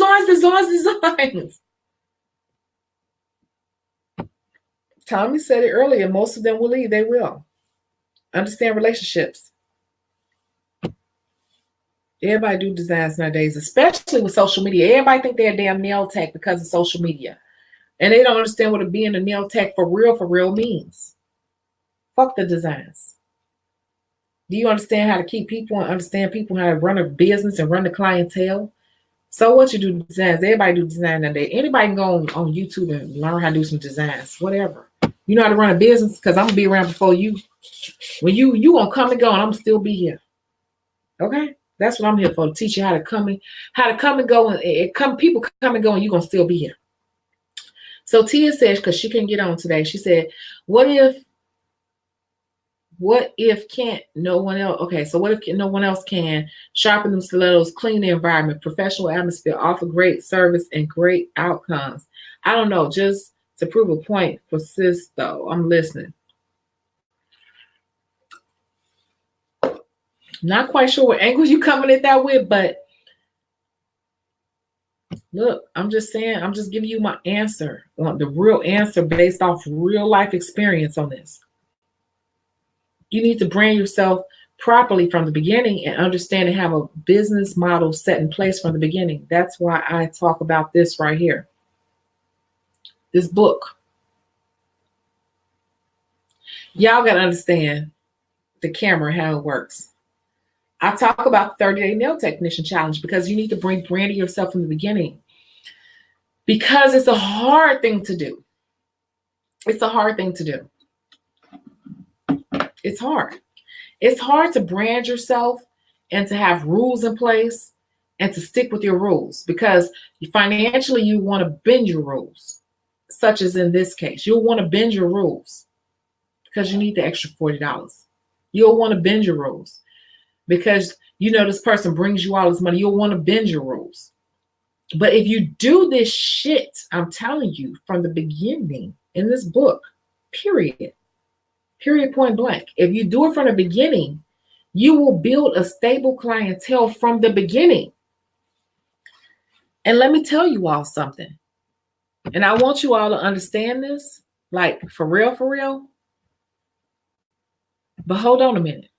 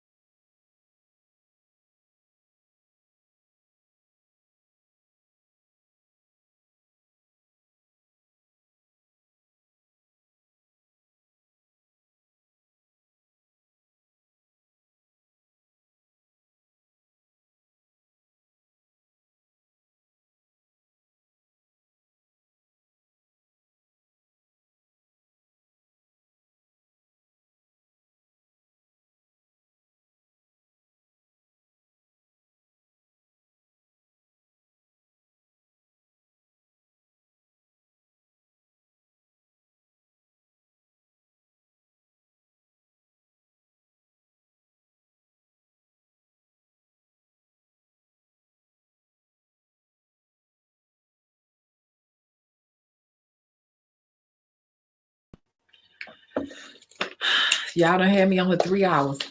I don't know what's wrong with y'all. I feel like I need to report y'all asses to the to YouTube. This is my next healthy snack. You all see that I eat pickled okra. This is basically 5 calories. See, I can snack all night long, guilt-free. Believe it or not, these are guilt-free. Pork skins, it sounds very guilty, right? But actually it's like no calories hardly, like 70 calories, and it's 7 grams of protein. So I can snack on these and nothing happens. It just makes me feel full. For those of you all who want to watch your weight because it's the winter, you want to get ready for the summer. Delicioso. Fabuloso. I know I was about to say something serious. I know. The suspense kills you, doesn't it?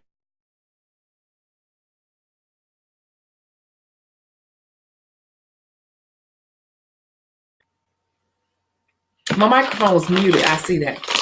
I was just saying that this is another snack that you can eat late at night. These right here, great in protein, low calorie. In addition to the pickled okra, you can snack on these all night while you're watching movies and feel guilt-free. You can eat a whole jar of those and a half a bag of this and not even hit 100 calories. Diets don't work. Understanding food works. That's a whole nother channel. Anyway.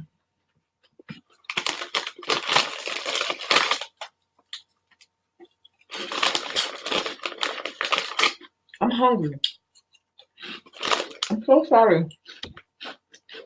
But not really. Scrolling through all these comments. Tina Tequila, you're supposed to be reminding me. Yes. Am I drinking water along with my tea? No, I'm not. And you're supposed to remind me.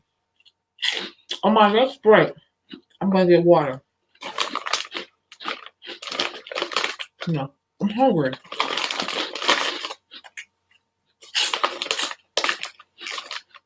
Hold on.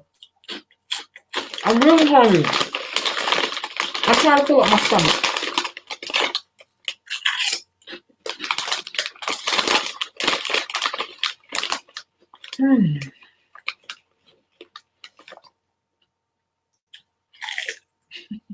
I'm really good. That was fun.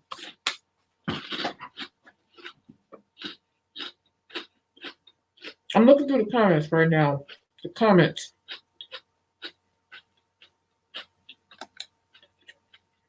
Because I'm such a lady.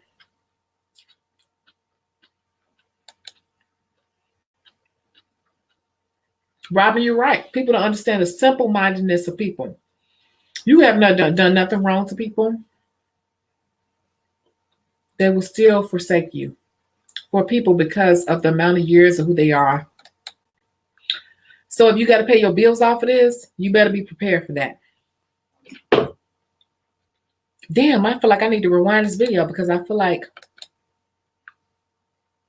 who got to have something to hide, Marisha? Don't be saying that.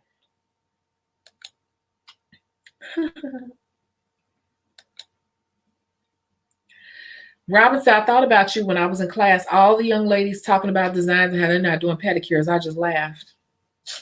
Yeah, and see those ladies in some years. They may still be doing nails on the side sometimes in addition to. Watch what I tell you. Watch what I tell you. Right, because pedicures bring that cash. I offer every service I do. Hell, toes and fingers go hand in hand. Full color for the win. Designs are just an added touch. Look at this. I still got to clean up my pedicure area. It ain't even cleaned up. You see tools and stuff still sitting there. I'm not even cleaned up for today. I've made like $70 just off doing 2 people's feet. So an hour and a half, I made $70.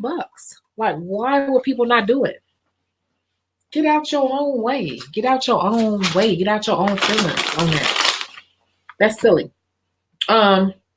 I digress. That's just me. That's just me. That's just my little humble opinion, you know.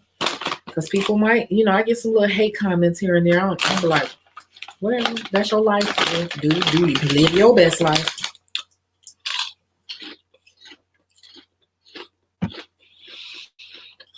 Marie said, because pedicure bring that cash off with every service I do, held towards the physical color. Designs just add touch. Right. My money don't even come from designs. My money comes from sets and good work. Work that lasts. Dion said, I only know a handful of beauty professionals who are able to pay their own bills as well. In your opinion, why do you think that is?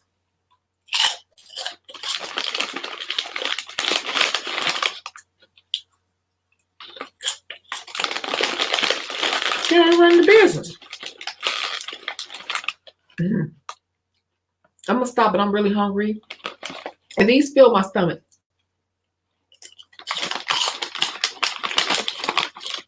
I'm sorry. I'm really hungry. Y'all know if I drink a lot of tea, I have to put something in my stomach. So good.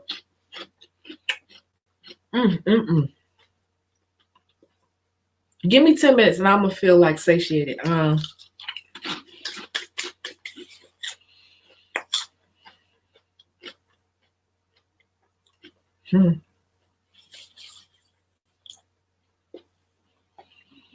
could literally sit here and talk. If somebody came and cooked in my house and fed me and let me go to the bathroom, like I could sit here and talk for days about this industry because I've been through so much. That's a very loaded question, Dion. As a barber, I only know a handful of beauty professionals who are able to pay their own bills as well. In your opinion, why do you think that is? Because they're not running it as a business.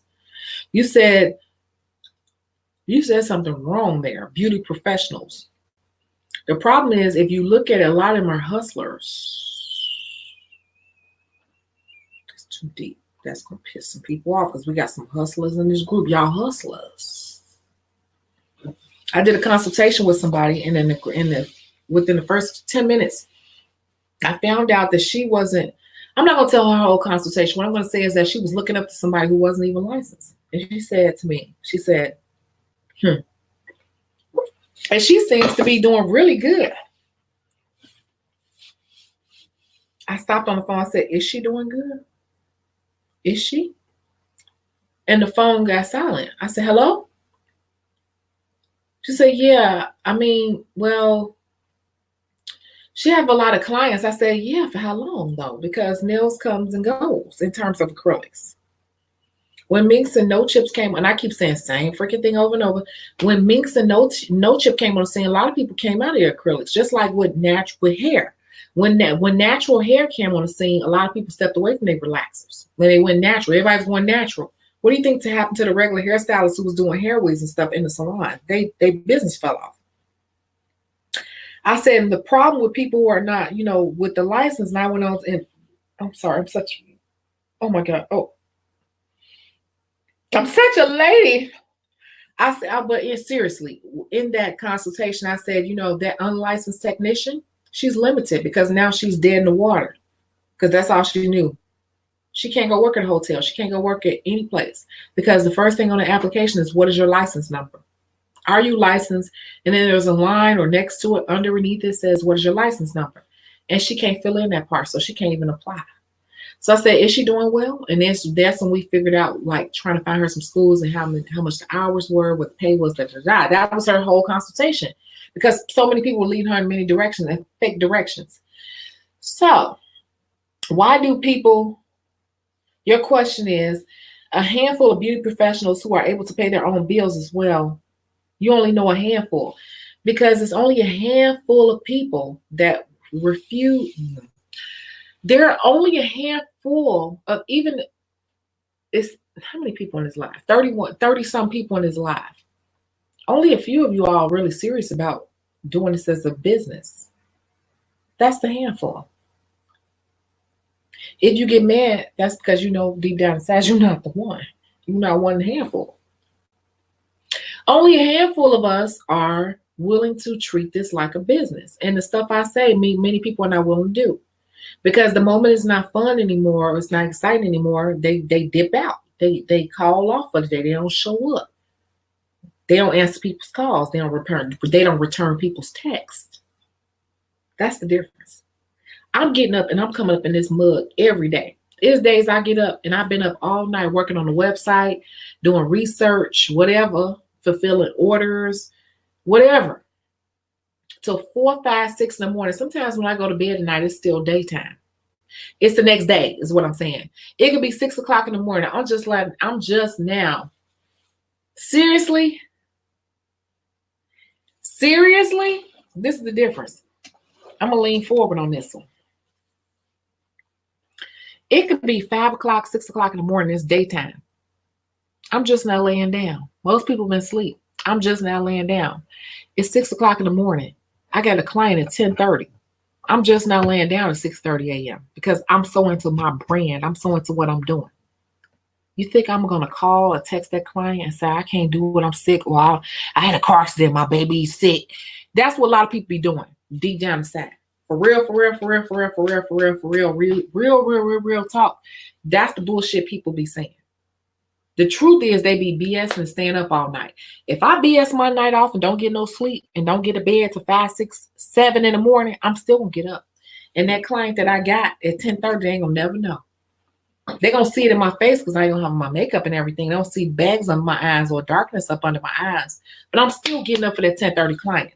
And that is the difference between the handful, I'm glad you put that word in there, handful of beauty professionals. Because most of us ain't beauty professionals. A lot of us see a trend that looks fun and we want to jump on it, but they ain't really ready to ride the ride.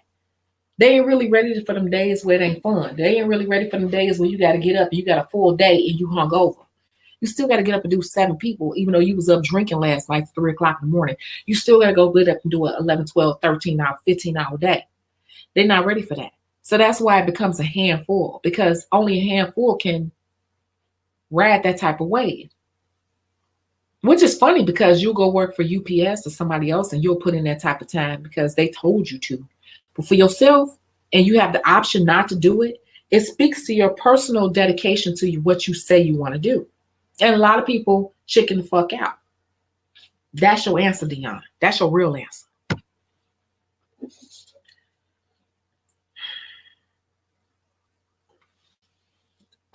Girls nowadays don't want quality. They want crap and designs. Exactly. They want the trend. Designs, the trend. But for us professionals, I want you to understand it's beyond the designs.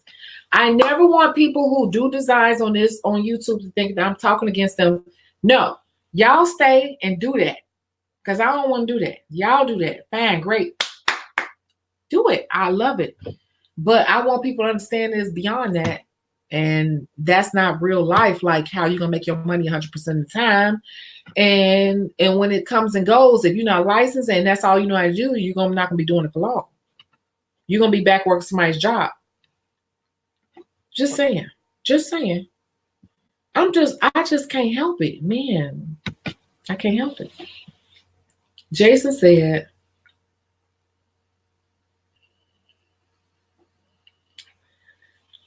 Jason Love said, I'm just throwing this out there, but how much would you charge someone for 8-inch acrylic nails without designs, full set? I'm just saying.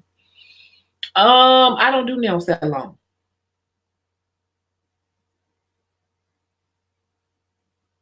Eight inches is like this long. I'm not doing that. I don't do nails that long. If I ever did do it, I would probably charge, I wouldn't charge by the inch. I would charge by the amount of time. I would probably charge about $500. And that's not designs. That's the amount of time it would take. On top of material, but just time. And I really don't want to do that person's nails because that's not something I care to do. That's why this book exists, because you got to figure out the type of clientele you want. And I don't want those clients. Ain't nothing wrong with them. They just ain't my cup of tea. They ain't my cup of tea. You guys, they ain't my cup of tea. So I would probably try to find someone to refer them to first. And then if I cannot in my area, which right now I can't think of nobody, I probably have to look on the west side somewhere to find somebody. I got an idea. I probably refer them to the bottom. Somebody probably, it's a salon called The Bottom, been around forever. If nobody at the bottom wants to do it, then I would charge them up the ass. Because if you gonna have me do something I don't really do, you're gonna have to definitely pay me a lot of money for it. My thing is, things I don't want to do, you're gonna pay me a lot for it, or you ain't gonna come to me. It's a win for me either way.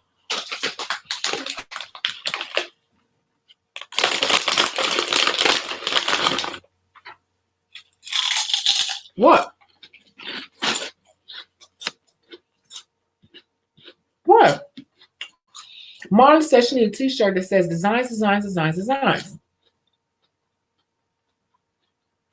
I know. I'm making a smock that says that and a t-shirt. And a hoodie. I plan on it. I'm so overbooked. Y'all don't understand.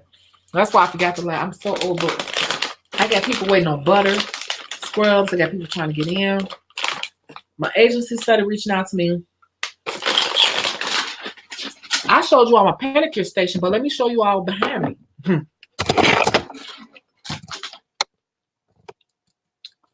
That right there, you can't see that.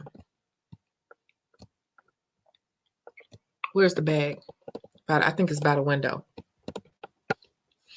Anyway, that's my mobile stuff. The pink is what I put all my mobile stuff in. I got that from Michael's to condense my stuff and make it look more neat and have the trays. But I was just out last night working. Like, this is not all I do. I do nails like so many different ways. And because I've been in business so long, I have a lot of connections. And I stay busy. I don't worry about money like that. I just don't.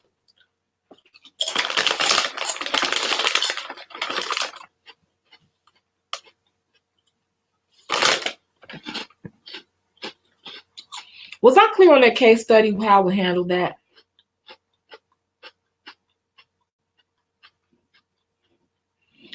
Because we're 3.5 hours. So, you clarify. Such a pig. Put that down. You clarify what you're doing for that client. You make it be known what they've gotten. But originally, you should have been doing it from the beginning and have a referral system set in place. You should, number one, you should have had a referral system set in place. Number two, if you do not have a referral system set in place, you need to go ahead and clarify for them what they're getting and what you're giving to them for their patronage and for their referrals. Number three, you should always be we're doing some marketing. You should never be content in what you have, especially if you know deep down inside that your clientele is a certain resource, a certain central resource, because you're leaving yourself vulnerable. Okay? You got to be strategic when you're running a business. These are just business techniques 101. And this particular advice is relevant in any business model. I don't care if you're a hairstylist, barber, whatever, esthetician, brow specialist, lash specialist, whatever. All of this, all of what I speak to pertains to all of that. And that is what you need to be doing. And I'm going to come up with another scenario, and I believe it's going to be, ooh, look at Anthony, y'all, with them cheeks. Look at him. Look at him. He's so cute with them cheeks. Look at Anthony with them cheeks, y'all, sitting up there. Y'all know he put up a clearer picture for us to see him.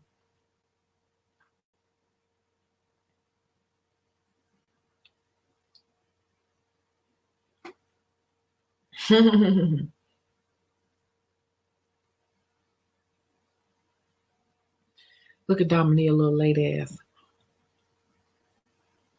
Tina Tequila, you supposed to be reminding me to drink some water, but I'm about to log off because it's been too long. I'm not going to let this be a 6-hour marathon. This cup is about half full of tea.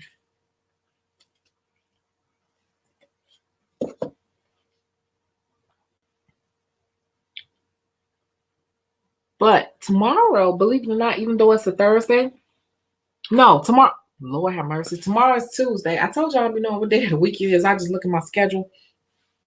I don't have anyone early in the morning. I'm actually not about to go to sleep. I'm about to do some other stuff and probably watch an episode of Orange is the New Black. I got an ad I need to run.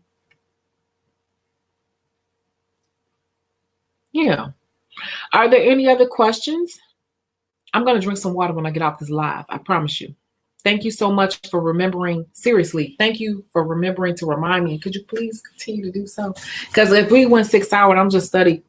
That's what I'm saying. That's when I look at the videos. I'm like, Lord have mercy. Look at me. I'm a slurring mess. Because, yeah.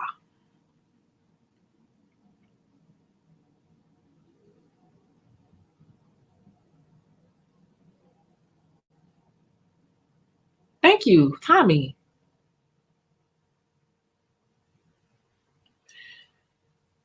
Tommy, I'm mad at you, though. Because you came on my last live talking about the darn state board, and I already told you they was playing with you. That wasn't no damn state board. I already told you that. Go look up your license number. Ain't nothing on your record because that wasn't real. And I already told you that. So don't come on my live talk scaring people. Don't come on my live scaring people. I already told you that's the last people messing with you. State board don't even reach out like that, and you would have had something in the mail, and it would have been something on your record. Ain't nothing on your record, and you ain't got nothing in the mail. So don't come on here scam my people. I told you that. I told you that months ago. So it's like almost like what I told you months ago. You like, you don't believe me. And I'm telling you. I'm telling you. I'm telling you. I'm telling you. You would have got something in the mail by now.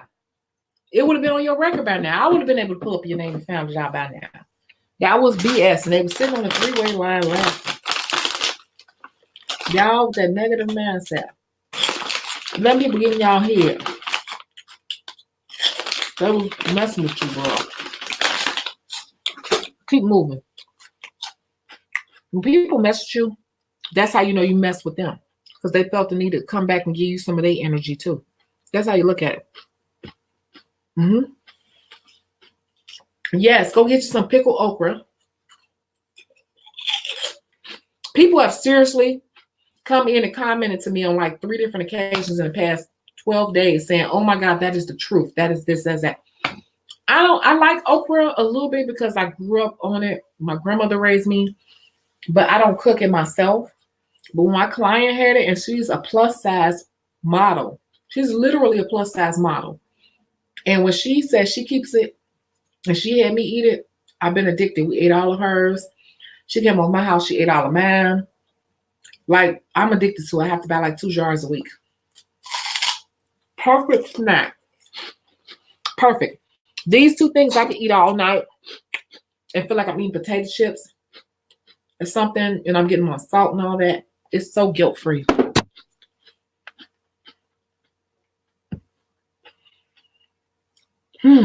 Team Tequila said, I learned a lot in just 5 minutes. My idea wasn't all that. Hell no. Nah. Robin said, don't depend on one person to sustain your business. Hell no. Then they control the business. They got the market share. They may not even know how to do nails, but they control what they want to get out of you. If you ever went to, I've never been to jail before, but if you ever went to jail, that's what jail and prison is about. I'm watching Orange is the New Black. Yeah, y'all know that. And even though you don't know how to do some, may not be a certain race. If you have a certain control, you can control everything. Don't let people get that in your nail business.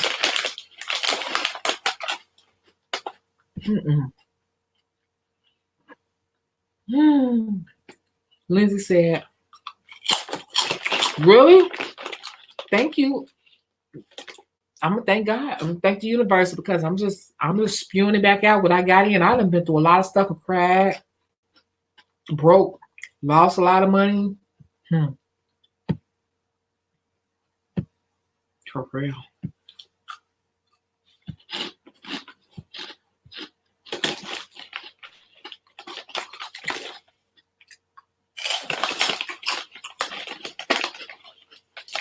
See what Chrissy said? That's true. I have at least 2 people say I don't tell people where I go get my stuff done. Do I lie? Do I lie? I'm not a liar. Let me tell you what type of person I am. And if you watch my YouTube and you watched all my videos that I have up, you'll notice about me. I'll say to you, I don't want to answer that, or go find out yourself, or don't be lazy, go figure it out. Well, I'm not giving out that information. I ain't gonna lie to you. I'm just gonna say what I'm thinking. What? Now, with that being said, it's twisted. That's why I say you're dealing with human beings. Information I don't give out, I don't give on my agency. I'm not giving that to you. Go find your own agency. Agency work is scarce, and I'm not going to give it. I'm not going to put that on the World Wide Web. How stupid would that be of me to put on the World Wide Web so all of you all can go sign up, but now I ain't got no damn jobs coming through? I'm just saying, that's real talk. But what I did say is I'll give you one agency that I know is pretty popular, and I'll tell you how to find your own agency. I think that's pretty fair. I'm fairer than most people. My best agency found me. I'm not going to give you their name.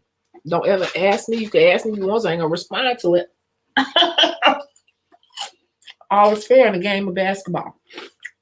I gave you some information. Don't get mad at me because I ain't give it all. You got to work for some of it. It is what it is.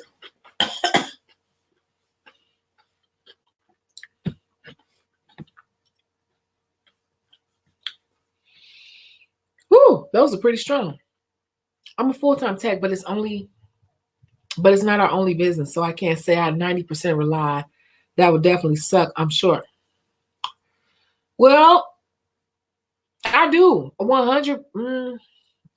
I would say these days I about 80% rely on my nail business.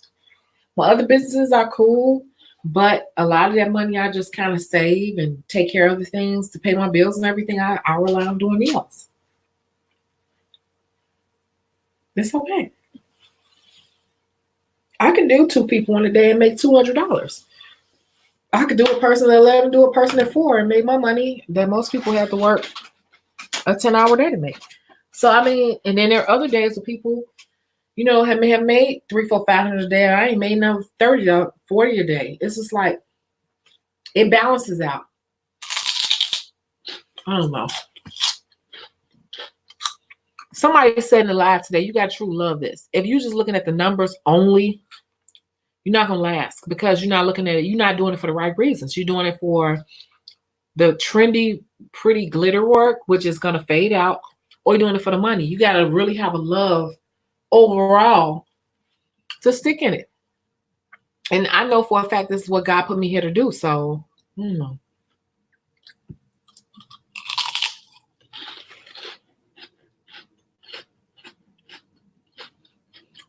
that's part of the business, stroking the client's ego.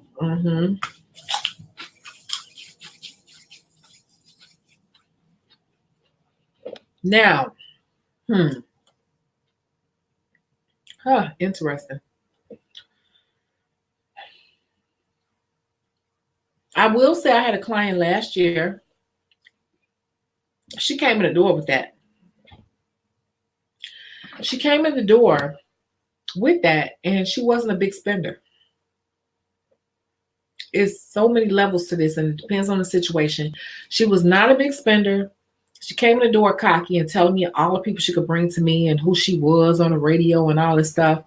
And the way she approached me, I quickly, instantly became unimpressed and uninterested because I already knew that it was a thing of you do good nails, but you need to recognize who I am.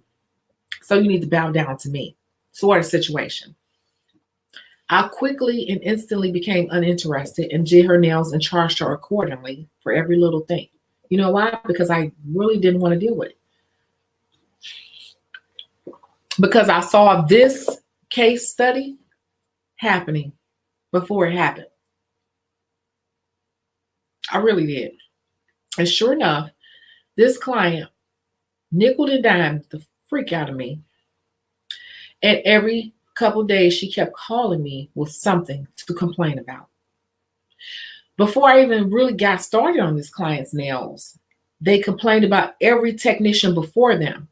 Anytime a client sits in your chair and they start complaining about numerous technicians before you, you need to be alarmed because it's probably 95% them. It's not the technicians, it's them. Okay? And she was telling about her connections, who she was on the radio, and you ain't never heard of me, and da-da-da. Who gives a fuck? I really don't. I really did not. Because she don't know. I've worked with the NBA and all people on VH1 and all that. So she ain't know my background. She's so busy trying to impress me. I'm like, girl, you're like on a D list compared to who I've worked with. But anyway, those type of people, I already know how hectic they can be. They don't want to spend no money. They want you to be so impressed and climb to their every need. And I quickly had to shut that down. She became such a freaking annoyance to me. To be honest with you, I had to have a conversation with her. Because every couple of days she was calling me. Just like she said she had problems with all other nail techs. I already knew that she was the problem. I already knew. And I fixed her nails 1 or 2 times over the stupidest shit. You already know when it's stupid, when they got to zoom all the way in. It's shit. And they got to zoom all the way into the smallest corner of their nail. Well, that's called life, baby. Some things with clients, they don't realize that just because you pick the damn design that's like $100, $75 design, just because you pick the $75 design don't mean it's going to last a month or a year. They don't get that. In real life, nail designs are supposed to be repaired every 2 weeks, but it's just that times have stretched that shit out to a month. It's really supposed to be every 2 weeks. But nowadays, people feel like after 8 or 9 days, if it starts to chip, they were supposed to call you and complain. But really, that's really just regular maintenance work. Okay? Services have become more expensive, so people expect them to last longer when they don't realize that the technology behind what they're asking for has simply become more expensive for us to provide. And there is a difference. That's why it's important to build a very strong brand from the beginning, because nails has evolved from so many different angles and people expect so much more because the way that it has evolved has increased the price. So they expect it to last longer. They're correlating the advancement of nails with the cost of nails, with the time. Those 3 things are not necessarily interconnected. They are not. It costs more because it costs us fucking more as nail techs. It costs us more to provide it to you. It costs us more time, more expensive product and everything to make it last, whatever, to do it, whatever.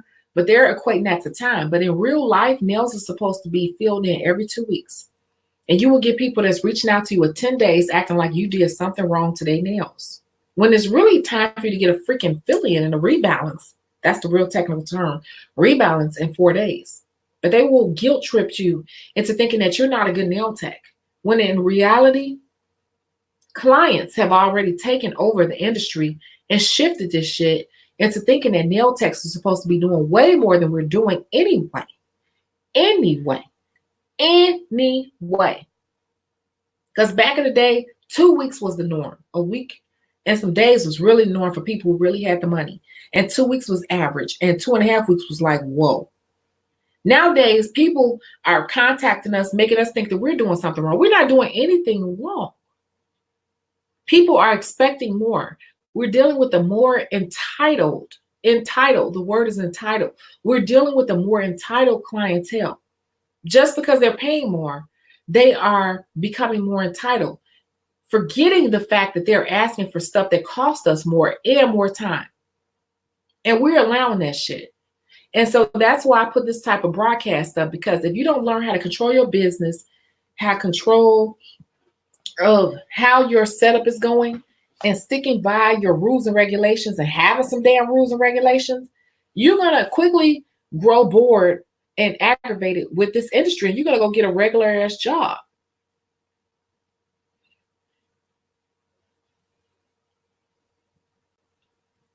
So you better stroke that client's ego to a certain degree. And then in the meantime, to a certain degree is what I say, because in the meantime, you better be advertising and marketing and constantly be ready to fill these people's spaces. I'm always advertising. I'm always advertising. I lose you, so what? I lose the three of y'all because y'all friends and cousins, whatever, so what? I'm gonna get one person in, I'm gonna woo their ass one time because I know my work is good and they're gonna bring in people. I'm always doing that. I don't never put my eggs in one basket. Ever, ever, ever in life. That's one thing I learned. Don't you ever let no one person control your clientele, your money source, because they will definitely use that to their advantage. And that goes in any relationship. Your man, your husband, don't you ever let nobody know that that's your all. Because they will use that to their advantage if they need to. Okay?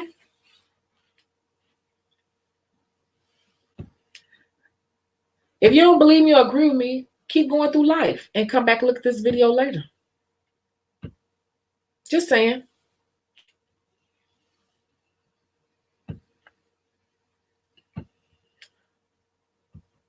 I'm trying to pull up the rest of these comments.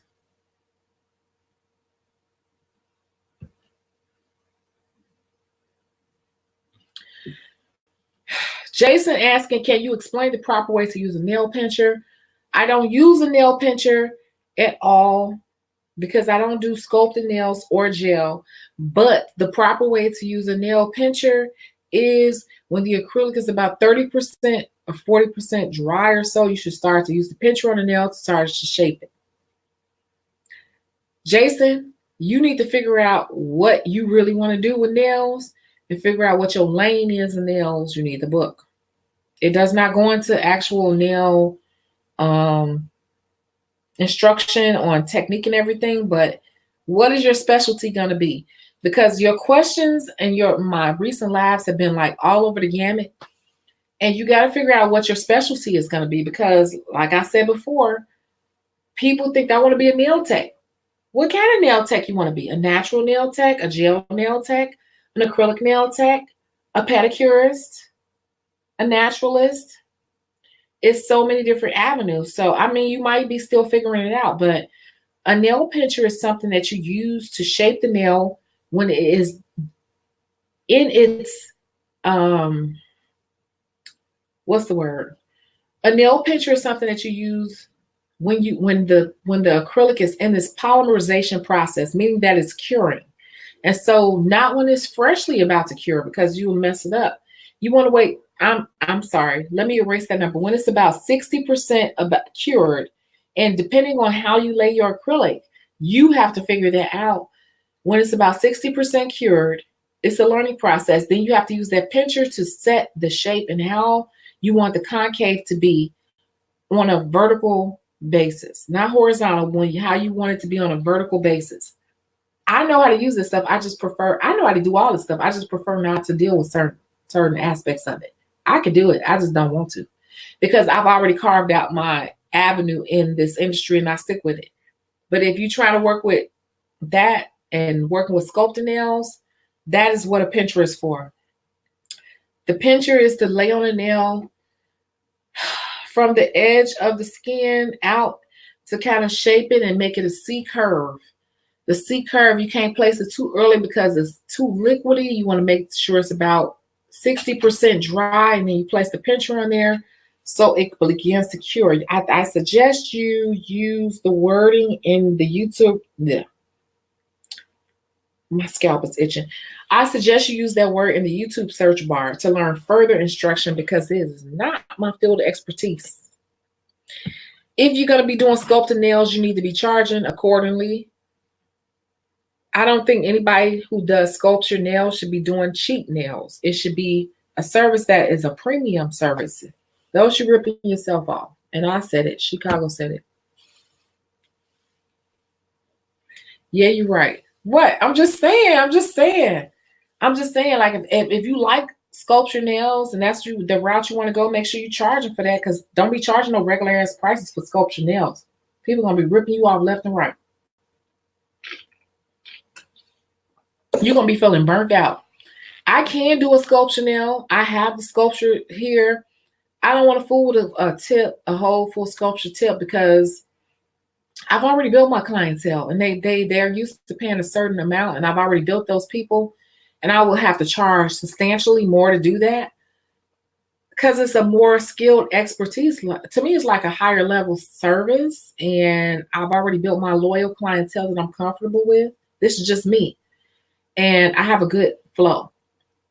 That would be for me at this point in my career, me in this point in my career, to be like, it'll be an uphill battle that I don't really care to pursue because I'm trying to come from behind the chair and help you guys. So, you know.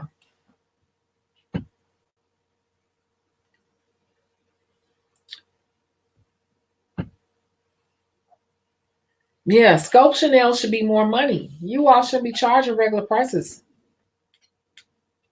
You all charging regular prices for sculptures, you're ripping yourself off.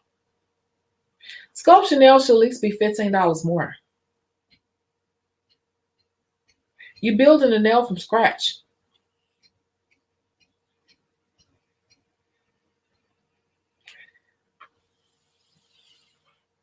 That's all I'm gonna say about that, because that ain't what this video is about. But yeah, if that's the route you really want to go, you should be charging at least $15 more than the industry norm. Whatever prices you see in your area, you should be charging $15 more. But if you're going to do that, you got to make sure that you're branding yourself as such and explaining why it's more. You got to have your marketing in place correctly to make people understand, and then you're going to draw on the right people who appreciate that. And there is an advantage in having sculpture nails, because when you're dealing with inlays and things like that, inlays look better in sculpture nails because you don't have a tip to cloud the surface. You don't have that tip. When you are dealing with a sculpture nail with clear acrylic is glass clear. That's why a lot of stuff you see online looks so good, because it's actually sculptured. But a lot of times in real life, most nail technicians know, who do this full time, that's not going to pay my damn bills, because I'm not going to find enough people that want to pay what it's worth, because it's a lot of extra work. It's only a very few small group of people that can do that efficiently in an amount of time that makes sense financially. You really got to work at that. If you're going to do full sculpture nails, you have to be so skilled where it has to make sense financially, because those are a little more time consuming. Some people say they're doing fast. Okay, that's their natural gift. Most people are not naturally gifted to do sculpture nails from scratch and just get it like boom, like that. I'm saying it, Chicago said it. In the real world, most people are not naturally gifted to do sculpture. If you know someone who is, they're very gifted, and God bless them, and that's what they should be doing. But at the same time, they better be charging for their gift. If they're not, shame on them. You drawing in a clientele who you teaching that you're not worth much. You better capitalize from the beginning. This is America. America is a capitalistic state. Sorry, country.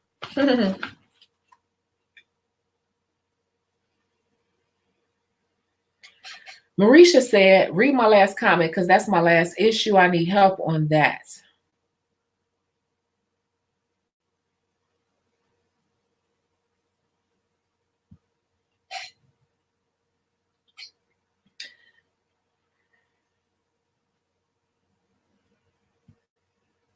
Where's my damn super chat?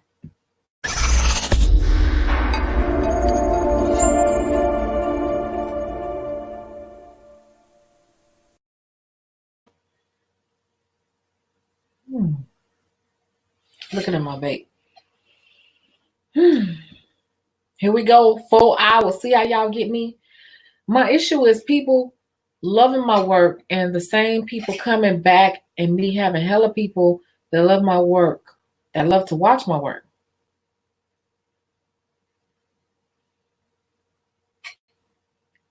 Comment on my work, attempt to book, but never do so far as my new clients. Ooh, such a lady.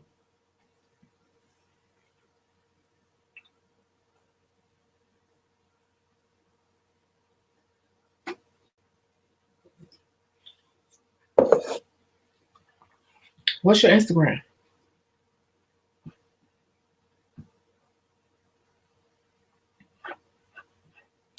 I'm going to give you 2 sentences when I look at your Instagram as to your answer to your question. And that's it. Beyond that, you need a consultation.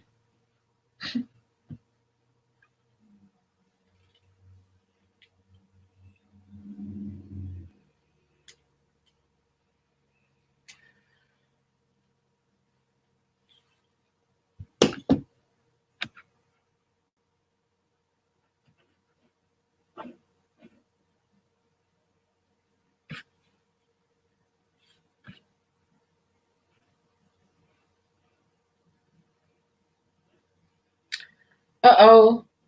Tina Tequila said, I need water. So I'll be back because I got to get water because that's what she's supposed to remind me of. Hold on. Thank you, Tina.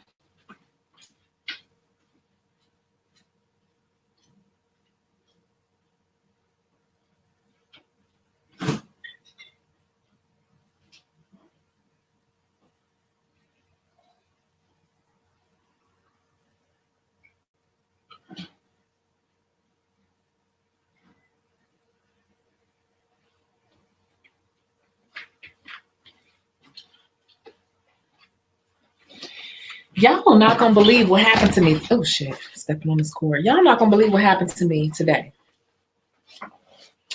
My next to last client was walking out the door and I was talking to her about something. We were talking about food and cooking.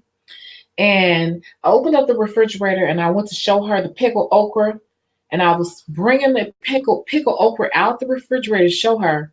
And it slipped out my hand and broke the entire bottom of my refrigerator glass.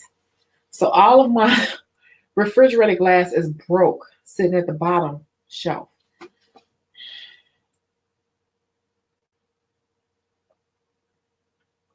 And guess what? This is water. The pickled okra did not break, but it broke the entire bottom shelf. It's always something. I just laughed at it. I just kept moving, whatever.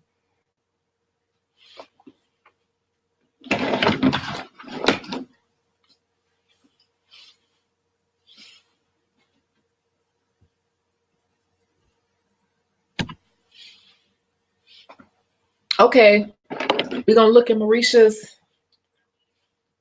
I bet you it's the same thing that I've been saying for days, but we're going to look at your Instagram. Let's see. Males. Okay, right up. I probably already follow you.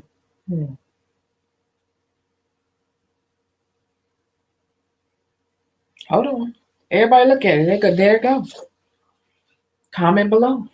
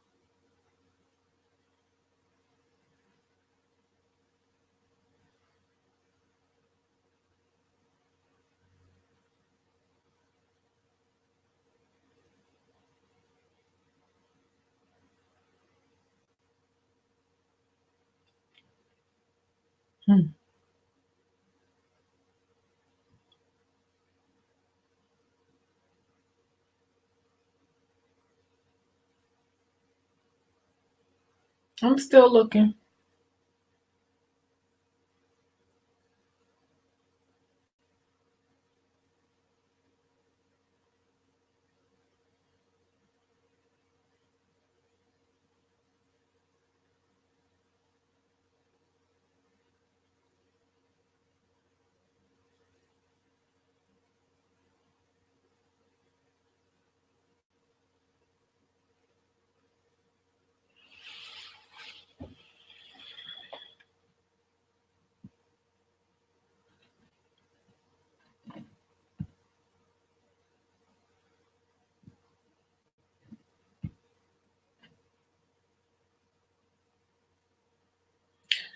Thanks, Team Tequila. Drink some water. Let me drink some more.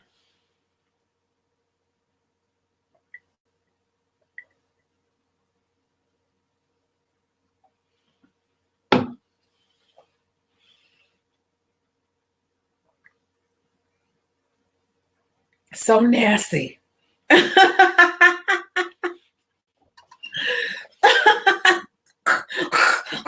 No, I'm just playing. Stop shit.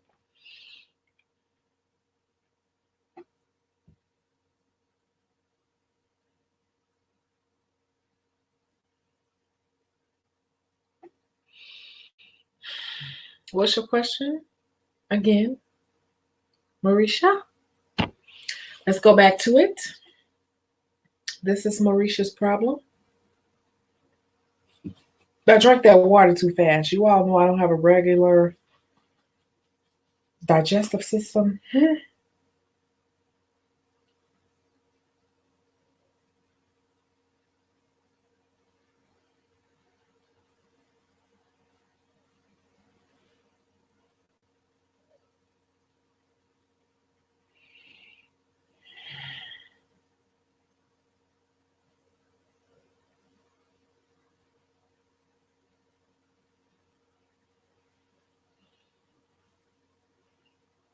You want to know truth, right? Do you want to know truth? I think I already answered you a little bit the other day, but you're going to need a consultation. You're not going to get a full consultation out of me on this live. So I'm just letting you know what's important to you in terms of how you spend your money. Your pictures are blurry a little bit to me.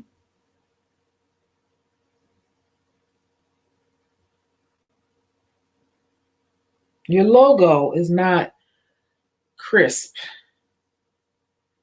Not a big deal, but it is a big deal because some people may say, oh, you just nitpicking. The internet is available to everybody. If it's available, my 64-year-old auntie is online every day. People are becoming very particular in what they pay attention to. So we got to be very on top of stuff.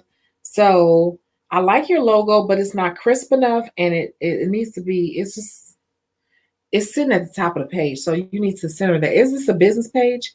When I click on your booking link, it doesn't take me anywhere. It says, oops, this doesn't work. So I'm like, she can't be doing this full time because her booking link don't even work. I've been peeped that. Your booking link does not even work. I can't take you seriously as a nail tech full time because when I click on it, it says had trouble finding that business. So even if I want to click on your page and book you, I can't. Now I got to try to figure out how to really book you because it says book here and I click on book and I can't book according to how it says book. Why haven't you fixed that?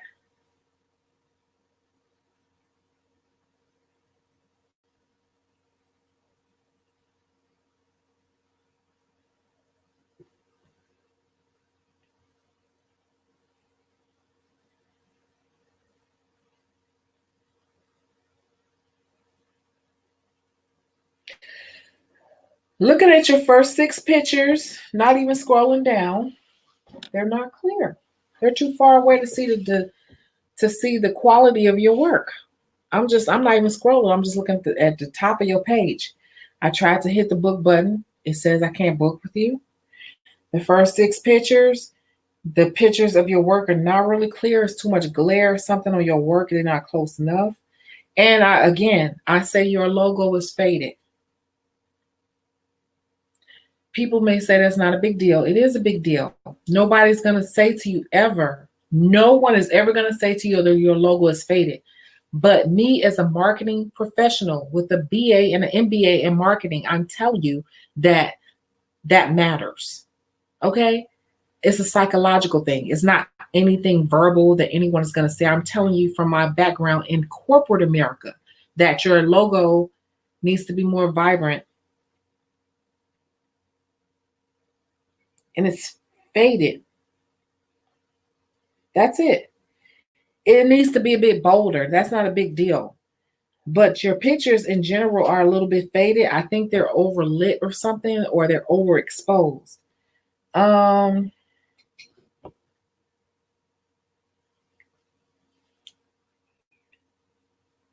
I can't really see your work. It's too far back. It's not focused.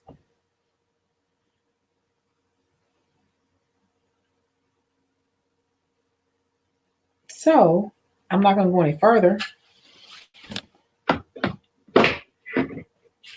What I am going to say is, in a nutshell, looking at your pages in general, for real, and I'm getting really sleepy because I think I've had too much wine. But seriously, in general, looking at your page, it looks like an amateur. And I'm not trying to bust you out or nothing like that. I'm just saying, like, if you really want to know what it is, people are looking at your page and they're thinking that you're a student.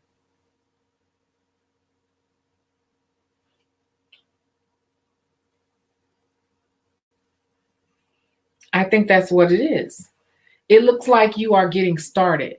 And that's not a bad thing, but I'm saying that's what's making people like hesitant to pull the trigger, is because they are probably looking and thinking that you're just getting started. And people are always a little hesitant to get place their full bets on people who are getting started. And your prices are not starter prices. Let me pull it back up. Your prices are not starter prices. Your prices are professional prices. So it's like, if you want to charge professional prices, your work and your page, your brand has to kind of reflect that. So, and looking at that, it's just like it might be a little bit confusing for some people because they're not quite sure if you're on the professional side or if you're on the, hold on. If you're on and looking at your page, it's not quite sure if you're on the professional side or if you're on the amateur, just coming out of school side. I told you already in your DM that this one particular picture, that's the perfect picture. And if you take every picture like that consistently, some sort of way, that will make you look more polished. I already told you, I already said that in your DM. Y'all think I don't be remembering what I said. I said this is a good look. That's exactly what I said in your DM. So this right here is a good look because of how your brand, your logo is centered in the clarity of the picture right here. This is a good look. And I said that already. So I already answered this question for you. The rest of it is not aligned with that.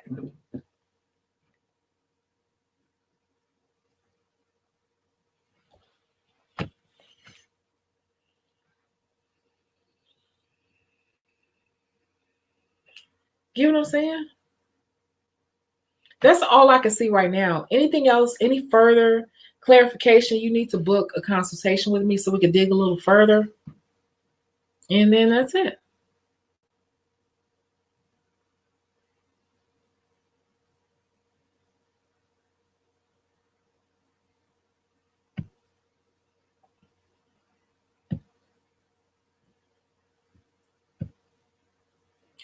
Can I do a detailed video about Instagram ads? You need to purchase the book to figure out how to set up your page first, to make sure that it's, first of all, you need to make sure your Instagram page is worthy, because you don't want to run ads to run people to a page that doesn't represent a brand that they can believe in and want to spend money with. So first of all, does your page represent a brand? We already went over your page. Have you cleaned up your page? Once you clean up your page, then it pretty much walks you through what to do on ads. But first, I would really suggest for you to clean up your page and make it look more polished. I'm running into the same problems with a lot of you all.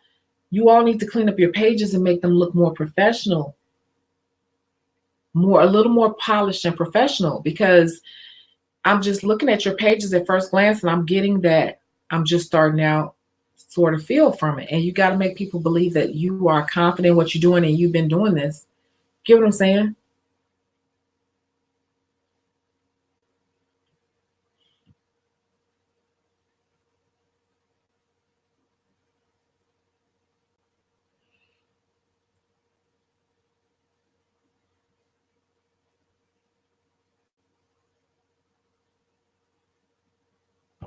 You know,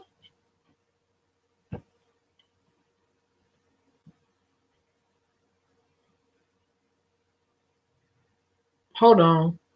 I gotta block some people.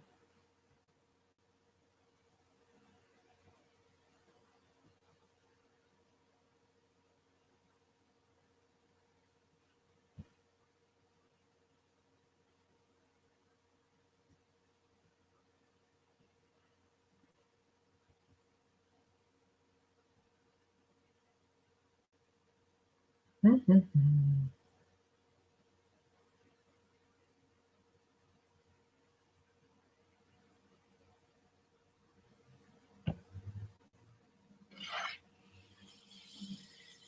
Tommy says it was a state board because I called them and spoke to the head investigator and still have their callback number. It was real if you say so. Okay. Can you leave that off my page? Because I don't believe it was them. But if it was them, I've never heard of that. And if it was them, it should be some type of record. And you should have received something in the mail.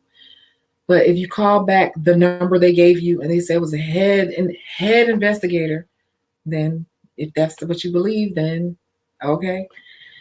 And if you're scared, then don't move forward, because obviously whatever they said you were doing wrong, then that's what you were doing wrong. And, you know, I don't want you to get in any trouble, you know? So, you know, it was real. I have nothing else to say about that. The more I get into nails, the more diverse it gets. A whole new world. It is a whole new world. That's the thing. Okay. If you believe, again, Tommy, that that's what it was, then that's what it was. And whatever they said you did wrong, you shouldn't do it anymore, so you don't get in any trouble. Okay?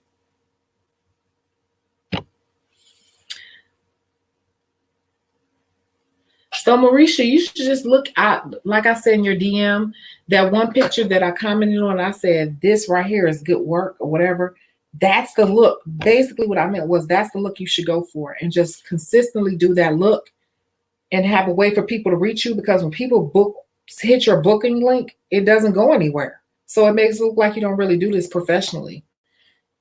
You cannot possibly be professionally doing this for real, because when it says book, they have no way to book with you. I'm not about to sit there. A person who don't know you from a can of paint ain't about to sit there and try to figure out how to book with you too long. Me personally, a person with ADD, I hit where it said book and it said this page is something. I might look at it a minute or so and I'm just gonna go to the next person, especially if your work was not like A1 in my book. If your work was just like A3 in my book, I'm gonna go to another person, because if you're working A1, like my top choice, I ain't gonna spend that much time with the person that wasn't even my top choice. So don't take that personally as me saying, I'm telling you how people think. Don't get the too twisted, because I ain't really take that deep of a look. I'm just telling you like how people think initially. So initially, you're looking at your page. If you seem confused as to why people are not booking with you, you don't have a way, first of all, for people to book. And your page needs a little bit more consistency and clear pictures, because they're a little bit far apart. And I can't really see the detail of your work. And when I click on your booking link, it has no real way to book. It's very clear to me. Okay, so I keep sculpting down. I said sculpting down, Lord. Scrolling down.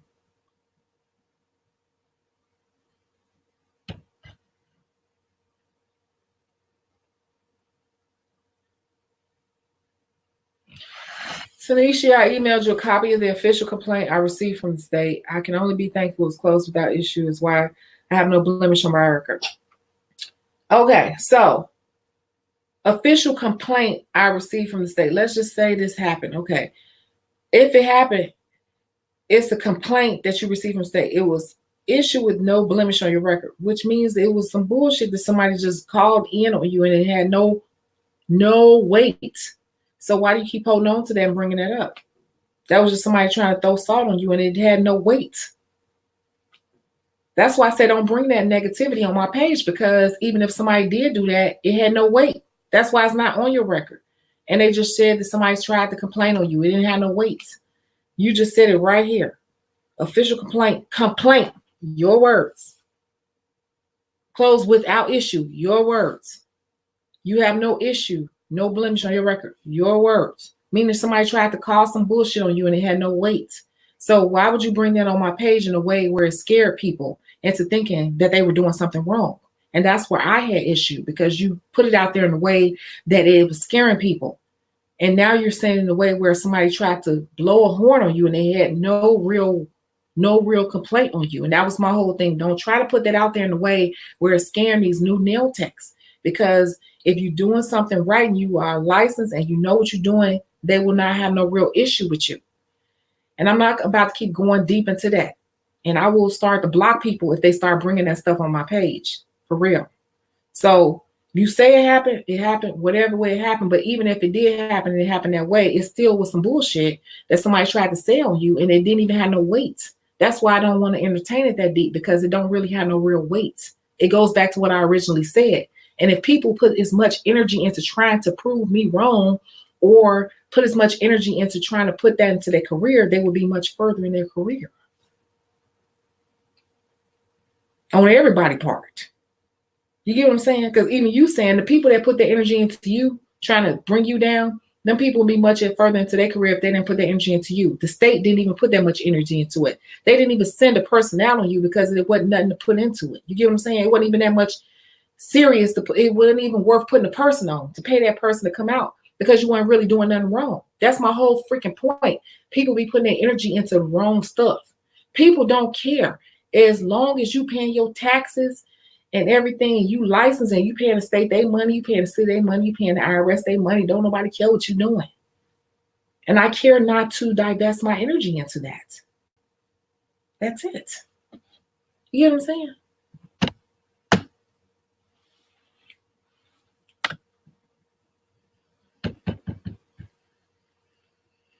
Y'all get your energy in the wrong place. And that's one thing that made it to my list, because of this negative energy that I keep feeding off of people. Y'all be divesting y'all energy into the wrong stuff. It goes back to the beginning of my video from 3.5, 4 hours ago now. Manifestation. Whatever you keep focusing energy on and giving energy to is what your life will be. And I choose not to put that on my page or even go into in no way, shape, or form. Because what I'm telling you is, if you're doing this, you fine. And that's all we need to focus on. We don't need to focus on the ways that can go wrong. We only need to focus on what you need to be doing right. And everything else will bounce off. So I don't want nobody coming on my page telling me no wrong stuff. I only want to hear what needs to be done to protect ourselves. That's it. Because you ever heard this? Any weapon formed against me shall never prosper. Any weapon formed against me shall not prosper.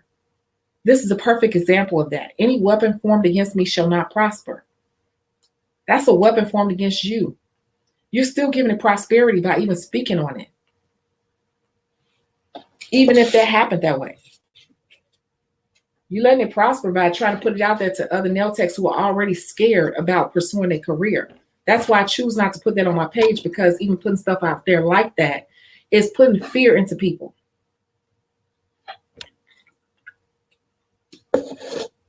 That's the reason why. Love you to death, but you gotta let that go. However it happened, let it go.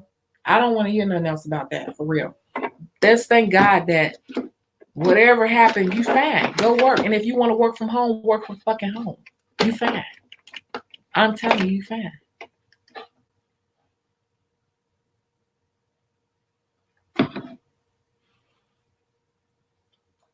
Everybody loves my hashtags I learned about from your book.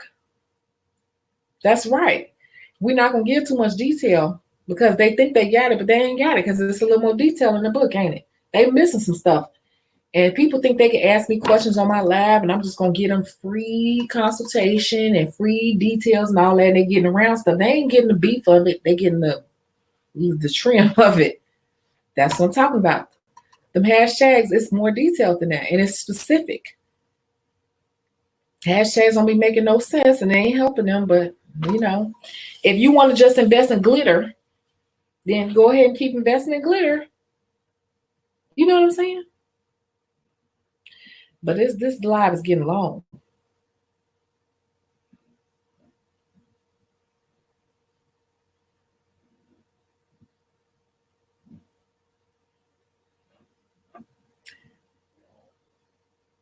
See what I'm saying?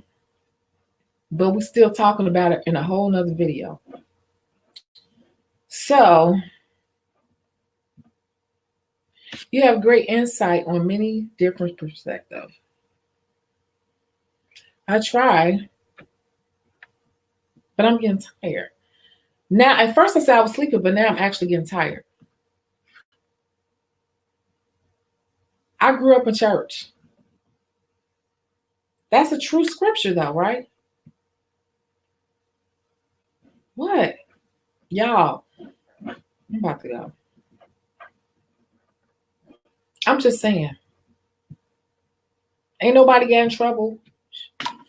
That young lady is not in trouble because she ain't did nothing wrong. And I just don't want people, I don't want to be scaring people because it's a lot of new people in here and they're already scared. They're already scared to believe in themselves. So I don't want people thinking like way off in left field on some stuff, you know, that may or may, that's like a rare occasion. I just don't want to go there. That may or may not happen. You know what I'm saying? Even if it did happen, it's like, that's like rare as hell. 30 years in my career, I've never heard anything like that happening.